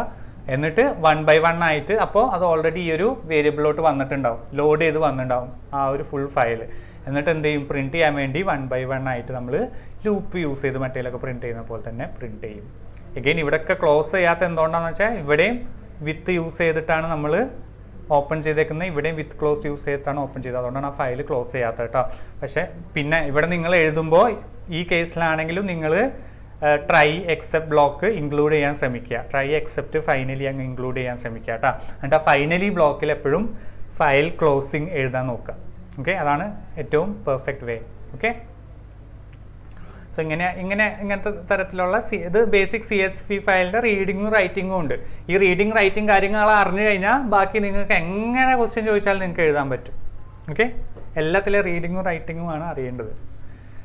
ഇപ്പോൾ അതിൻ്റെ ഒരു സമ്മറിയാണ് കൊടുത്തേക്കുന്നത്. 3 ടൈപ്പ് ഫയൽ നമുക്ക് പഠിക്കാനുണ്ട്. റൈറ്റ് ചെയ്യാൻ വേണ്ടിയിട്ട് ടെക്സ്റ്റ് ഫയലാണെങ്കിൽ റൈറ്റ് ലൈൻസ് എന്ന് പറഞ്ഞിട്ട് 2 ഫംഗ്ഷൻസ് ഉണ്ട്. ബൈനറി ഫയലാണെങ്കിൽ നമ്മൾ എന്താ ചെയ്യുക, ഡംപ് എന്നുള്ള ഫംഗ്ഷൻ യൂസ് ചെയ്യും, pickle.dump. ഓക്കെ, അത് മറക്കരുത്. ആൻഡ് CSV ഫയലാണെങ്കിൽ write rows. Reading data read ചെയ്യാനാണെങ്കിൽ, ഫയലിൽ നിന്ന് റീഡ് ചെയ്യാനാണെങ്കിൽ ടെക്സ്റ്റ് ഫയലാണെങ്കിൽ 2 ഓപ്ഷൻ ഉണ്ട്, റീഡും ഉണ്ട്, റീഡ് ലൈൻസും ഉണ്ട്. പിന്നെ ബൈനറി ഫയലാണെങ്കിൽ നമ്മളെന്താ ലോഡ് എന്നുള്ള ഫംഗ്ഷനാണ് യൂസ് ചെയ്തത്, പിക്കിൾ. അഗെയിൻ ബൈനറി ഫയൽ അത് pickle.load ആണ്. CSV ഫയലാണെങ്കിൽ അവിടെ ഫംഗ്ഷൻ യൂസ് ചെയ്തേക്കുന്നത് റീഡർ എന്നുള്ളതാണ്. സോ ബേസിക്കലി ഈ ഫംഗ്ഷൻസും ഇത് യൂസ് ചെയ്യുന്നത് എങ്ങനെയാണെന്നുള്ളതും പഠിച്ചു കഴിഞ്ഞാൽ നിങ്ങൾക്ക് ഫയൽ ഹാൻഡ്ലിംഗ് ഒരുവിധം മനസ്സിലാവും. അതുപോലെ എങ്ങനെയാണ് ഓപ്പൺ ചെയ്യുന്നത്, ക്ലോസ് ചെയ്യുന്നത്, ഇത്രയും അറിഞ്ഞാൽ ഫയൽ ഹാൻഡ്ലിംഗ് എന്നുള്ള ആ ഒരു ചാപ്റ്ററിലുള്ള ഏറ്റവും കോർ കാര്യങ്ങൾ നിങ്ങൾ പഠിച്ചു കഴിയും. ഓക്കെ, അതുപോലെ നിങ്ങൾ ആദ്യം തന്നെ പഠിക്കുമ്പോൾ ഏറ്റവും ബേസിക് ആയിട്ടുള്ള റീഡിങ് റൈറ്റിംഗ് ഉള്ള പ്രോഗ്രാമുകൾ പഠിക്കുക. അതറിഞ്ഞാൽ പിന്നെ നിങ്ങൾക്ക് എങ്ങനെ ക്വസ്റ്റ്യൻ വന്നാലും ആൻസർ ചെയ്യാൻ പറ്റും. ഓക്കെ, സോ ഈ ഒരു ചാപ്റ്റർ ഇതാണ്. ഇനി അടുത്ത നമ്മൾ പൈത്തണും വിട്ട് വേറെ ഇതിലോട്ട് കടന്നു. ഇതിനകത്തുനിന്ന് SQL, പൈത്തൺ കഴിഞ്ഞാൽ ഏറ്റവും കൂടുതൽ ക്വസ്റ്റ്യൻ വരുന്നത് ഡാറ്റാബേസ് ആൻഡ് SQL കാര്യങ്ങളിൽ നിന്നാണ്. ഓക്കെ, സോ ഡാറ്റാബേസ് എന്ന് വെച്ചാൽ എന്താ, നമ്മളെ കുറേ എന്താ പറയുക ഇൻ്റർ റിലേറ്റഡ് ആയിട്ടുള്ള ഡേറ്റയുടെ കളക്ഷനാണ് നമ്മളെപ്പോഴും ഡാറ്റാബേസ് എന്ന് പറയുക. ആൻഡ് നമ്മൾ എങ്ങനത്തെ ടൈപ്പ് ഓഫ് ഡാറ്റാബേസാണ് പഠിക്കുക, റിലേഷണൽ ഡാറ്റാബേസ് ആണ് നമ്മൾ പഠിക്കുന്നത് അല്ലേ. അതിൻ്റെ അർത്ഥം എന്താ, നമ്മൾ ഡേറ്റ എല്ലാം സ്റ്റോർ ചെയ്തിരിക്കുന്നത് റിലേഷൻസ് ആയിട്ടാണ്. റിലേഷൻസ് മീൻസ് ടേബിൾസ് ആയിട്ടാണ് നമ്മൾ സ്റ്റോർ ചെയ്തിരിക്കുന്നത്. ഓരോ ടേബിളിലും ആ ടേബിളുമായിട്ട് ബന്ധപ്പെട്ട എല്ലാ ഡാറ്റയും ഉണ്ടാവും, ആ ഒരു പർട്ടിക്കുലർ കാര്യമായിട്ട് ബന്ധപ്പെട്ട എല്ലാ ഡാറ്റയും ഉണ്ടാവും. ആ ടേബിളിലെ ഓരോ കോളവും ഇൻ്റർ കണക്റ്റഡ് ആയിരിക്കും അല്ലേ, ഇൻ്റർ റിലേറ്റഡ് ആയിരിക്കും അതിൽ ഓരോ വാല്യൂസും. ആൻഡ് ഡാറ്റാബേസിലെ ഒരു ടേമാണ് സ്കീമ എന്ന് പറയുന്നത്. സ്കീമ എന്ന് വെച്ചാൽ എന്താ? ഒരു ഡാറ്റാബേസിൻ്റെ സ്ട്രക്ചറിനെയാണ് സ്കീമ എന്ന് പറയുന്നത്. ഇവിടെ നോക്കിയേ, സ്റ്റുഡൻറ്റ് എന്നുള്ളൊരു ടേബിളിൻ്റെ സ്ട്രക്ചർ അവിടെ കൊടുത്തേക്കുന്നത്. അതിനകത്ത് ഈ കോളംസും ഉണ്ടാവും, അതിൻ്റെ ഡാറ്റ ടൈപ്പ് ഇവിടെ ഇങ്ങനെ കൊടുത്തിട്ടുണ്ടാവും. സോ ഇതൊരു സ്റ്റുഡൻറ്റ് എന്നുള്ള ടേബിളിൻ്റെ സ്കീമയാണ് നമുക്ക് പറയാം. ഓക്കെ, സ്കീമ എന്ന് പറഞ്ഞാൽ എന്ത് സാധനത്തിൻ്റെ സ്ട്രക്ചർ, ഡാറ്റാബേസിൻ്റെ സ്ട്രക്ചറിനെയാണ് നമ്മൾ പൊതുവെ സ്കീമ എന്ന് പറയുന്നത്. അത് ടെക്നിക്കൽ ടേമാണ്. സോ അങ്ങനത്തെ കുറച്ച് സ്കീമ, മെറ്റാ ഡാറ്റ, അങ്ങനെ കുറച്ച് ടേംസും കാര്യങ്ങളും നമ്മൾ ഇതിനകത്ത് പഠിക്കുന്നില്ലേ, അത് നിങ്ങൾ നോക്കി വെക്കണേ. അങ്ങനത്തെ ആ ഒരു ചെറിയ ചെറിയ ടേമുകൾ നമ്മളെ പാർട്ട് എയിൽ ചോദിക്കാൻ ചാൻസ് ഉണ്ട്. സോ അത് നിങ്ങൾ ഒരിക്കലും വിട്ട് കളയരുത്. നിങ്ങളൊന്നും വിട്ട് കളയില്ലെന്നറിയാം, എന്നാലും എൻ്റെ സമാധാനത്തിൽ ഞാൻ പറയുന്നതേ ഉള്ളൂ. പിന്നെ കൺസ്ട്രെയിൻസ്, നമ്മുടെ ഡാറ്റാബേസിൽ ഒരു ഇമ്പോർട്ടൻറ്റ് പോയിൻ്റാണ് കൺസ്ട്രെയിൻസ് എന്ന് പറയുന്നത്. കൺസ്ട്രെയിൻസ് എന്ന് പറയുന്നത് നമ്മളെ ഡാറ്റാബേസിൽ അല്ലെങ്കിൽ എസ്പെഷ്യലി ഇപ്പോൾ ഏതെങ്കിലും ഒരു കോളത്തിലേക്ക് വാല്യൂസിനെ റെസ്ട്രിക്റ്റ് ചെയ്യാൻ വേണ്ടി യൂസ് ചെയ്യുന്ന റൂൾസിനെയാണ് കൺസ്ട്രെയിൻസ് എന്ന് പറയുന്നത്. അതായത് ചില കോളത്തിൽ പർട്ടിക്കുലർ ടൈപ്പ് ഓഫ് വാല്യൂ മാത്രം നമ്മൾ ഇൻസേർട്ട് ചെയ്യാൻ പാടുള്ളൂ. വേറെ ഏതെങ്കിലും വാല്യൂസോ എന്തെങ്കിലും വന്നു കഴിഞ്ഞാൽ അത് ശരിയാവില്ലായിരിക്കും. സോ അങ്ങനത്തെ എന്തെങ്കിലും സെറ്റ് ഓഫ് ഒരു കൺട്രോൾ വെക്കാൻ വേണ്ടിയിട്ടാണ് നമ്മൾ കൺസ്ട്രെയിൻസ് യൂസ് ചെയ്യുന്നത്. ആൻഡ് മെയിനായിട്ടുള്ള കുറച്ച് കൺസ്ട്രെയിൻസ് ആണ് ഈ പറഞ്ഞിരിക്കുന്ന 5 constraints: not null, auto increment, unique, primary key and default constraints. ഇതിൽ നോട്ട്-നൾ എന്ന് പറഞ്ഞാൽ പേരിൽ തന്നെ ഉണ്ട്. ആ ഒരു കൺസ്ട്രെയിൻ എന്താ ചെയ്യുക? ഒരു കോളത്തിൽ അപ്ലൈ ചെയ്യുന്ന കൺസ്ട്രെയിൻ്റ് ആണല്ലേ. സോ ആ ഒരു കോളത്തിൽ നമ്മൾ നോട്ട്-നൾ എന്നുള്ള കൺസ്ട്രെയിൻ അപ്ലൈ ചെയ്തിട്ടുണ്ടെങ്കിൽ ആ കോളത്തിൽ ഒരിക്കലും ഒരു നൾ വാല്യൂ ഇൻസേർട്ട് ചെയ്യാൻ വേണ്ടി നമ്മുടെ ഡാറ്റാബേസ് സമ്മതിക്കില്ല. നമ്മൾ നൾ വാല്യൂ ഇൻസേർട്ട് ചെയ്യാൻ നോക്കിയാൽ അപ്പോൾ എറർ വരും. നമ്മൾ എന്തിനാണ് അങ്ങനെ കൊടുക്കുന്നത്? അഥവാ നമ്മളിപ്പോൾ നമുക്കറിയാം, ഒരുവിധം നമ്മൾ യൂസ് ചെയ്യുന്ന വെബ്സൈറ്റുകളാണെങ്കിൽ എല്ലായിടത്തും ഡാറ്റാബേസ് ഇൻവോൾവ് ആണ് അല്ലേ. സോ നമ്മൾ ഇപ്പോൾ ഏതെങ്കിലുമൊക്കെ ഫോം ഫില്ല് ചെയ്ത് കൊടുക്കുമ്പോൾ ചില സ്ഥലത്ത് നമ്മൾ empty ആയി കൊടുത്തു കഴിഞ്ഞാൽ ഫോം സബ്മിറ്റ് ചെയ്യാൻ പറ്റാറുണ്ടോ? ഓൺലൈൻ ആപ്ലിക്കേഷൻ ഫോമൊക്കെ എറർ വരില്ലേ? സോ അതെന്തുകൊണ്ടാണ്? അതൊക്കെ ഇങ്ങനത്തെ കുറേ ചെക്കുകളും കാര്യങ്ങളും ഉണ്ട്. ഓക്കെ, സോ അത് ബേസിക്കലി അത് ഫ്രണ്ട് എൻഡിലാണ് കുറേ ചെക്കും കാര്യങ്ങളും ഉണ്ടാവുക. അതായത് ഇൻപുട്ട് ചെയ്യുന്ന സമയത്ത് തന്നെ. അതേപോലെ ഡാറ്റാബേസിൻ്റെ സൈഡിലും നമ്മൾ ഇതേപോലെ ചെക്കും കാര്യങ്ങളും വെക്കും, ഡബിൾ സേഫ്റ്റിക്ക് വേണ്ടിയിട്ട്. അറിയാതെ പോലും നൾ വാല്യൂ ഇൻസേർട്ട് ആവാതിരിക്കാൻ വേണ്ടിയിട്ട്. ചില കോളത്തിൻ്റെ വാല്യൂസൊക്കെ വളരെ ഇമ്പോർട്ടൻ്റ് ആയിരിക്കും. ഫോർ എക്സാമ്പിൾ ഇപ്പം നിങ്ങളായിട്ട് ബന്ധപ്പെട്ട രജിസ്റ്റർ നമ്പർ കാര്യങ്ങളൊക്കെ അത്രയും ഇമ്പോർട്ടൻ്റ് അല്ലേ. സോ അതൊരിക്കലും ബ്ലാങ്ക് ആയിട്ട് വിടാൻ പാടില്ലാത്ത കാര്യങ്ങളാണ്. സോ അതൊക്കെ കൺട്രോൾ ചെയ്യാൻ വേണ്ടിയിട്ടാണ് ഈ നോട്ട്-നൾ എന്നുള്ള കൺസ്ട്രെയിൻ ഇൻട്രൊഡ്യൂസ് ചെയ്തേക്കുന്നത്. ഇനി ഓട്ടോ ഇൻക്രിമെൻറ്റ് എന്ന് പറഞ്ഞാൽ ആ പേരിൽ തന്നെ ഉള്ള പോലെ ആ ഒരു കോളത്തിൽ നമ്മൾ ഈ ഓട്ടോ ഇൻക്രിമെൻറ്റ് എന്നുള്ള കൺസ്ട്രെയിൻ അപ്ലൈ ചെയ്തിട്ടുണ്ടെങ്കിൽ ആ കോളത്തിലെ വാല്യൂ ഓട്ടോമാറ്റിക്കായിട്ട് ഓരോ തവണ നമ്മളൊരു പുതിയ റോ ഇൻസേർട്ട് ചെയ്യുമ്പോഴും ആ കോളത്തിൽ പുതിയൊരു വാല്യൂ ഇൻസേർട്ട് ആവും. തൊട്ട് മുന്നേ ഇൻസേർട്ട് ചെയ്ത വാല്യൂവിനേക്കാളും 1 ഇൻക്രിമെൻ്റ് ആയിട്ട് ഇൻസേർട്ട് ആവും. നമ്മൾ സൂപ്പർ മാർക്കറ്റിലെ ബില്ലിലൊക്കെ ബിൽ നമ്പേഴ്സൊക്കെ കണ്ടിട്ടുണ്ടാവും അല്ലേ. ഓരോ തവണ നമ്മൾ ബില്ലടിക്കുമ്പോഴും വേറെ സെപ്പറേറ്റ് നമ്പേഴ്സ് അല്ലേ വരിക. അതൊക്കെ ഓട്ടോമാറ്റിക്കലി ജനറേറ്റ് ചെയ്യുന്നതാണ് ആ നമ്പേഴ്സ്. ഓരോ പ്രാവശ്യവും ഇങ്ങനെ കൂടി വരുമല്ലേ. സോ അതേപോലത്തെ കാര്യങ്ങളൊക്കെ മാനേജ് ചെയ്യാൻ വേണ്ടിയിട്ടാണ് ഈ ഓട്ടോ ഇൻക്രിമെൻ്റ് എന്നുള്ള കൺസ്ട്രെയിൻറ്റ് തന്നിരിക്കുന്നത്. ഇനി യുണീക്ക് എന്നുള്ള കൺസ്ട്രെയിൻ്റ് ആണെങ്കിൽ ചില കോളങ്ങളിൽ വാല്യൂസ് റിപ്പീറ്റ് ചെയ്ത് വരാൻ പാടില്ല. സോ ഡ്യൂപ്ലിക്കേറ്റ് വാല്യൂസ് ഒന്നും അത് തെറ്റാണ്. ഫോർ എക്സാമ്പിൾ സ്റ്റുഡൻസിൻ്റെ നിങ്ങളെ സ്കൂളിലെ സ്റ്റുഡൻസിൻ്റെ എല്ലാവരെയും ഡാറ്റാബേസ് എടുത്തു കഴിഞ്ഞാൽ അതിനകത്ത് ഫോൺ നമ്പേഴ്സ് ഒരിക്കലും റിപ്പീറ്റ് ചെയ്ത് വരില്ലല്ലോ. നിങ്ങളെ ഫോൺ നമ്പർ വേറെ കുട്ടിക്ക് ഉണ്ടാവില്ലല്ലോ. സോ ആ കോളത്തിലൊക്കെ ഇങ്ങനെ യുണീക്ക് എന്നുള്ളത് അപ്ലൈ ചെയ്ത് കഴിഞ്ഞാൽ അറിയാതെങ്കിലും നമ്മൾ മാറി ടൈപ്പ് ചെയ്ത് ഇൻസേർട്ട് ചെയ്യാൻ പോയി കഴിഞ്ഞാൽ അപ്പോൾ എറർ കാണിക്കും. സോ അങ്ങനെയൊക്കെ ഉള്ളൊരു ആപ്ലിക്കേഷന് വേണ്ടിയിട്ടാണ് നമ്മൾ യുണീക്ക് എന്നുള്ള കൺസ്ട്രെയിൻറ്റ് യൂസ് ചെയ്യുന്നത്. ഇനി പ്രൈമറി കീ നമുക്ക് ഓൾറെഡി അറിയാം. ഏതെങ്കിലും ഒരു പർട്ടിക്കുലർ റോയിനെ ഐഡൻറ്റിഫൈ ചെയ്യാൻ വേണ്ടി യൂസ് ചെയ്യുന്ന കോളത്തിനെയാണ് നമ്മൾ പ്രൈമറി കീ എന്ന് പറയുക. അങ്ങനെ ഒരു കോളത്തിനെ പ്രൈമറി കീയെ സെറ്റ് ചെയ്യാൻ വേണ്ടിയിട്ടാണ് പ്രൈമറി കീ എന്നുള്ള ഈ ഒരു കൺസ്ട്രെയിൻറ്റ് യൂസ് ചെയ്യുക. ഒരു കോളത്തിനെ പ്രൈമറി കീയെ സെറ്റ് ചെയ്യാൻ വേണ്ടിയിട്ട് കീസിലോട്ട് നമ്മൾ വരും കേട്ടോ. അപ്പോൾ നമ്മൾ കൂടുതൽ ഡീറ്റെയിൽ ആയി പറയാം. പിന്നെ ഡിഫോൾട്ട് എന്നുള്ളത് ഏതെങ്കിലും ഒരു കോളത്തിൽ ഇൻ കേസ് നമ്മൾ വാല്യൂ ഇൻസേർട്ട് ചെയ്യാൻ മറന്നുപോയി, ആ കേസിൽ ഓട്ടോമാറ്റിക്കലി എന്തെങ്കിലും വാല്യൂ ഡിഫോൾട്ടായിട്ട് ഇൻസേർട്ട് ആവണം എന്നുണ്ടെങ്കിൽ നമുക്ക് ഡിഫോൾട്ട് എന്നുള്ള കൺസ്ട്രെയിൻറ്റ് വെച്ചിട്ട് സെറ്റ് ചെയ്ത് കൊടുക്കാം. സോ നമ്മൾ വാല്യൂ പ്രൊവൈഡ് ചെയ്തില്ലെങ്കിലും ഓട്ടോമാറ്റിക്കലി SQL തന്നെ നമ്മൾ ഓൾറെഡി സെറ്റ് ചെയ്ത് കൊടുത്തിട്ടുള്ള വാല്യൂ ഇൻസേർട്ട് ആക്കിക്കോളും, ബ്ലാങ്ക് ആയി വിടൂല. ഓക്കെ, അതും പല കേസസിലും ആവശ്യം വരും. ഓക്കെ, സോ അതൊക്കെ ഏകദേശം അറിഞ്ഞാൽ മതിയാവും. ഇനി റിലേഷണൽ ഡാറ്റ മോഡലിലെ കുറച്ച് ടേംസാണ് കൊടുത്തേക്കുന്നത്. ഈ ടേംസും കാര്യങ്ങളും അറിഞ്ഞിരിക്കണം. റിലേഷൻ എന്ന് പറഞ്ഞാൽ നമ്മളത് ടേബിളിനെ ഉദ്ദേശിച്ച് പറയുന്നതാണ്. ടപ്പിൾ എന്ന് പറഞ്ഞാൽ റോയിനെ പറയുന്നതാണ്. ആട്രിബ്യൂട്ട് എന്ന് പറഞ്ഞാൽ കോളത്തിനെ പറയുന്നതാണ്. നിങ്ങൾക്ക് ഇതൊക്കെ ബൈ ഹാർട്ടായിരിക്കും. ഇനി ഡിഗ്രി എന്ന് പറഞ്ഞാൽ number of attributes in A relation, അതായത് ഒരു ടേബിളിലുള്ള കോളത്തിൻ്റെ എണ്ണത്തിനെയാണ് നമ്മൾ ഡിഗ്രി എന്ന് പറയുക. കാർഡിനാലിറ്റി എന്ന് വെച്ചാൽ ഒരു ടേബിളിൽ എത്ര റോ ഉണ്ടോ അതിനെയാണ് നമ്മൾ കാർഡിനാലിറ്റി എന്ന് പറയുക. സോ ഇതും ഈ ടേംസ് അറിഞ്ഞിരിക്കണം കേട്ടോ. ഇതും പാർട്ട് എയിൽ ചോദിക്കാൻ ചാൻസ് ഉള്ള ടേംസും കാര്യങ്ങളൊക്കെയാണ്. ഇനി നമുക്ക് കീയിലോട്ട് കിടക്കാം. കീസ് എന്ന് പറഞ്ഞാൽ ഞാൻ നേരത്തെ പറഞ്ഞ പോലെ ഇപ്പോൾ എന്തെങ്കിലും ഒരു ടേബിളിനകത്ത് അല്ലെങ്കിൽ ഒരു വലിയൊരു ഡാറ്റാബേസിൽ ഏതെങ്കിലും പർട്ടിക്കുലർ റോ ഐഡൻറ്റിഫൈ ചെയ്യാൻ ആക്സസ് ചെയ്യാൻ വേണ്ടി നമ്മൾ യൂസ് ചെയ്യുന്ന ഒരു കോളമാണ് കീ എന്ന് പറയുന്നത്. ഓക്കെ, യുണീക്കായിട്ട് ഐഡൻറ്റിഫൈ ചെയ്യണം. സോ അതിനെയാണ് നമ്മൾ കീസ് എന്ന് പറയുന്നത്. സോ ഇവിടെ നമുക്ക് 4 ടൈപ്പ് ഓഫ് കീ ആണ് പഠിക്കാനുള്ളത്. Primary key, candidate key, foreign key and alternate key. So അതിലേക്ക് വരാം. ഞാൻ മുമ്പ് കാണിച്ചിട്ടുണ്ടായിരുന്നു ഈ സ്ലൈഡ്, സെയിം സംഭവം തന്നെയാണ്. സോ ഈ ഒരു ടേബിൾ എടുത്തു കഴിഞ്ഞാൽ ഇതിനകത്ത് നമുക്ക് യുണീക്കായിട്ട് ഐഡൻറ്റിഫൈ ചെയ്യാൻ ചാൻസ് ഉള്ള കുറേ കോളംസ് ഉണ്ട്. അതിലൊന്നാണ് അഡ്മിഷൻ നമ്പർ. അഡ്മിഷൻ നമ്പർ എന്തായാലും ഒരാൾക്ക് മാത്രമേ ഉണ്ടാവുള്ളൂ. സെയിം അഡ്മിഷൻ നമ്പറിൽ വേറെ കുട്ടികൾ വരില്ല. അതേപോലെ ഇപ്പോൾ നിങ്ങൾ ക്ലാസ്സും ക്ലാസ്സിലെ റോൾ നമ്പറും കൂടി ഒരുമിച്ച് കൊടുത്തു കഴിഞ്ഞാലും കറക്റ്റ് ഒരാളെ നമുക്ക് പിക്ക് ചെയ്യാൻ പറ്റില്ലേ? ഈ പർട്ടിക്കുലർ ബയോളജി അല്ലെങ്കിൽ കമ്പ്യൂട്ടർ സയൻസ് പഠിക്കുന്ന ഈ പർട്ടിക്കുലർ 15 എന്നുള്ള റോൾ നമ്പറുള്ള ആളെടുക്കാൻ പറഞ്ഞാൽ കറക്റ്റായിട്ട് ഫസ്റ്റ് റോ കിട്ടില്ലേ നമുക്ക്, ഇല്ലേ? സോ ഈ രണ്ട് രീതിയിലും വേണമെങ്കിൽ നമുക്ക് എന്ത് ചെയ്യാം, ഒരു സിംഗിൾ ആയിട്ടുള്ള റോ ഐഡൻറ്റിഫൈ ചെയ്തൂടെ? ഒന്നില്ലെങ്കിൽ അഡ്മിഷൻ നമ്പർ മാത്രം വെച്ച്, അല്ലെങ്കിൽ ഇത് രണ്ടും കൂടി ചേർത്തിട്ട് നമുക്ക് ഐഡൻറ്റിഫൈ ചെയ്യാം. സോ ഇങ്ങനെ കുറേ രീതിയിൽ നമുക്ക് ഈ ഒരൊറ്റ സിംഗിൾ റോ നമുക്ക് ഐഡൻറ്റിഫൈ ചെയ്യാൻ പറ്റും. സോ അങ്ങനത്തെ ആ സെറ്റ് ഓഫ് കോളത്തിനെയാണ് നമ്മൾ കാൻഡിഡേറ്റ് കീസ് എന്ന് പറയാം. കാൻഡിഡേറ്റ് കീസ് കുറേ ഉണ്ടാവും.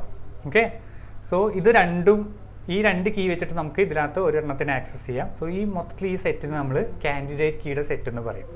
പക്ഷേ ഇനി ഈ കാൻഡിഡേറ്റ് കീയുടെ സെറ്റിനകത്തുനിന്ന് നമ്മൾ ഇതിനകത്തുനിന്ന് എനിക്ക് ഒരെണ്ണം മതി, ഇനി അങ്ങോട്ട് ഇത് രണ്ടും വെച്ച് നമുക്ക് ആക്സസ് ചെയ്യണമെന്നില്ലല്ലോ. ഏതെങ്കിലും ഒരെണ്ണം നമുക്ക് സെലക്ട് ചെയ്യാം. ഏറ്റവും ഇമ്പോർട്ടൻ്റ് ആയിട്ടുള്ള ഒരു കീ ആയിട്ട് നമുക്ക് ഒരെണ്ണത്തിന് സെലക്ട് ചെയ്യാം. സോ നോക്കുമ്പോൾ എന്താ ഏറ്റവും എളുപ്പം നമുക്ക് അഡ്മിഷൻ നമ്പറാണ്, ഒരു കോളം മതി അല്ലേ? സോ അതുകൊണ്ട് നമുക്ക് എന്ത് ചെയ്യാം, അഡ്മിഷൻ നമ്പർ വെച്ച് ഇനി അങ്ങോട്ട് ഒരാളെ ഐഡൻറ്റിഫൈ ചെയ്യാൻ വേണ്ടി അഡ്മിഷൻ നമ്പർ മാത്രം യൂസ് ചെയ്താൽ മതി. സോ നമ്മൾ എന്ത് ചെയ്തു, മറ്റേത് മായ്ച്ച് കളഞ്ഞു, അഡ്മിഷൻ നമ്പർ മാത്രം സെലക്ട് ചെയ്തു. സോ അങ്ങനെ കാൻഡിഡേറ്റ് കീനകത്തു നിന്ന് നമ്മൾ ഒരു കീനെ നമ്മൾ സെലക്ട് ചെയ്തിട്ട് നമ്മൾ അതിനെന്ത് പറയും, പ്രൈമറി കീ എന്ന് പറയും. ഓക്കെ, കാൻഡിഡേറ്റ് കീയുടെ അകത്തു നിന്നാണ് നമ്മൾ പ്രൈമറി കീനെ സെലക്ട് ചെയ്യുക. സോ നമ്മൾ ഈ അഡ്മിഷൻ നമ്പർ നമ്മൾ പ്രൈമറി കീ ആയിട്ട് എടുത്തു. ഓക്കെ, ഏറ്റവും ഈസി ആയത് അഡ്മിഷൻ നമ്പർ ആയതുകൊണ്ടാണ് അത് എടുത്തത്. സോ അത് വെച്ച് നമുക്ക് യുണീക്കായിട്ട് ഏത് റോ വേണമെങ്കിലും ആക്സസ് ചെയ്യാൻ പറ്റും. ഇനി സോ നേരത്തെ കാൻഡിഡേറ്റ് കീസ് ആണ് ഇതൊക്കെ. ഇതിനകത്ത് നമ്മൾ എന്ത് ചെയ്തു, അഡ്മിഷൻ നമ്പറിനെ ഓൾറെഡി നമ്മൾ പ്രൈമറി കീ ആയിട്ട് സെലക്ട് ചെയ്തോ. സോ അത് കളഞ്ഞു. ബാക്കി എന്താ ഉള്ളത്, റോൾ നമ്പറും ബാച്ചും ഉള്ളത്.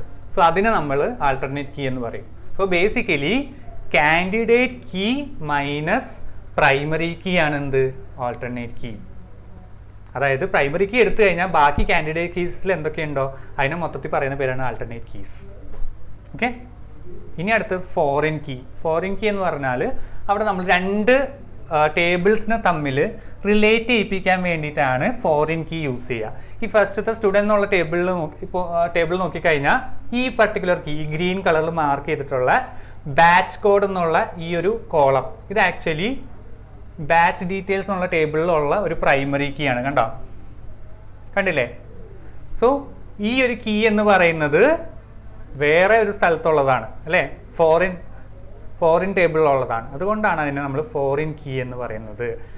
മറ്റൊരു ടേബിളിലുള്ള പ്രൈമറി കീ നമ്മളെ ടേബിൾ ഉണ്ട് എന്നുണ്ടെങ്കിൽ അതിന് നമ്മൾ ഫോറിൻ കീ എന്ന് പറയും. നമ്മൾ ഫോറിനർ എന്ന് പറയില്ലേ, വേറെ രാജ്യത്തുള്ള ഒരാൾ നമ്മുടെ നാട്ടിലോട്ട് വന്നാൽ നമ്മൾ അയാളെ ഫോറിനർ എന്ന് പറയില്ലേ, അതേപോലെ ഈ ഒരു കോളം എന്താ, വേറെ ടേബിളിലുള്ള ആൾ, അയാൾ ഇങ്ങോട്ട് വരിക ചെയ്തത്. സോ അതുകൊണ്ട് നമ്മൾ അതിനെ ഫോറിൻ കീ എന്ന് പറയും. ഓക്കെ, സോ അത് ബേസിക്കലി രണ്ട് ടേബിൾ തമ്മിലുള്ള റിലേഷൻഷിപ്പ് കാണിക്കാൻ വേണ്ടിയിട്ടാണ്. സോ ഇവിടെ നോക്കിക്കഴിഞ്ഞാൽ ഇത് തമ്മിൽ റിലേറ്റഡ് ആണ്.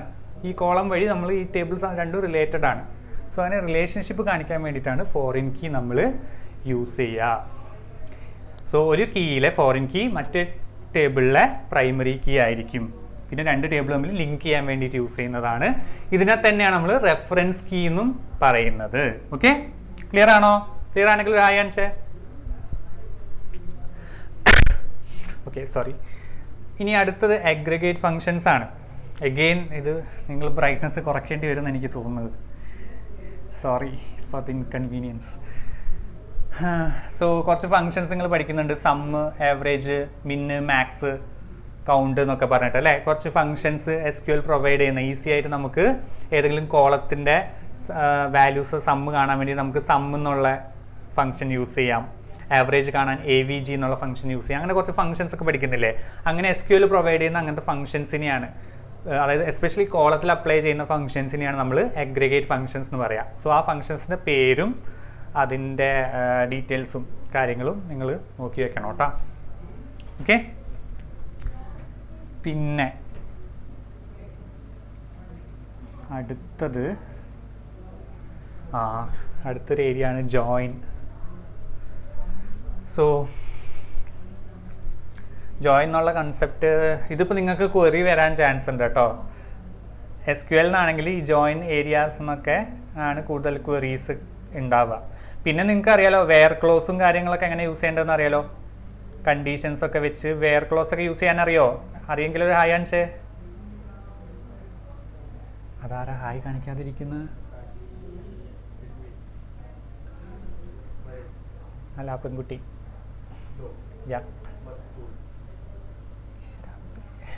ഓക്കെ, സോ ക്വറിയൊക്കെ നിങ്ങൾ ഓൾറെഡി ലാബിലൊക്കെ ചെയ്തിട്ടുള്ളല്ലേ.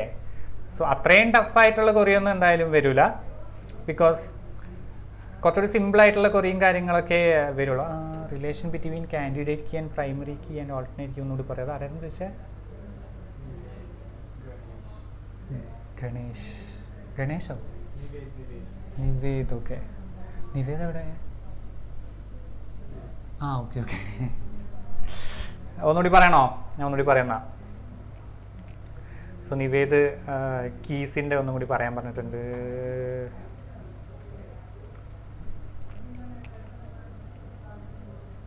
സോ നമ്മളൊരു ടേബിളിൽ ഓരോ റോയിനെയും ആക്സസ് ചെയ്യാൻ വേണ്ടി നമ്മൾ യൂസ് ചെയ്യുന്ന ഓരോ റോയിനെ യുണീക്കായിട്ട് ആക്സസ് ചെയ്യാൻ വേണ്ടി യൂസ് ചെയ്യുന്ന കോളത്തിനെയാണ് നമ്മൾ കീ എന്ന് പറയാം. ഓക്കെ നിവേദ, അതറിയാലോ ബേസിക് കീ എന്താണെന്ന് അറിയാലോ നിവേദ?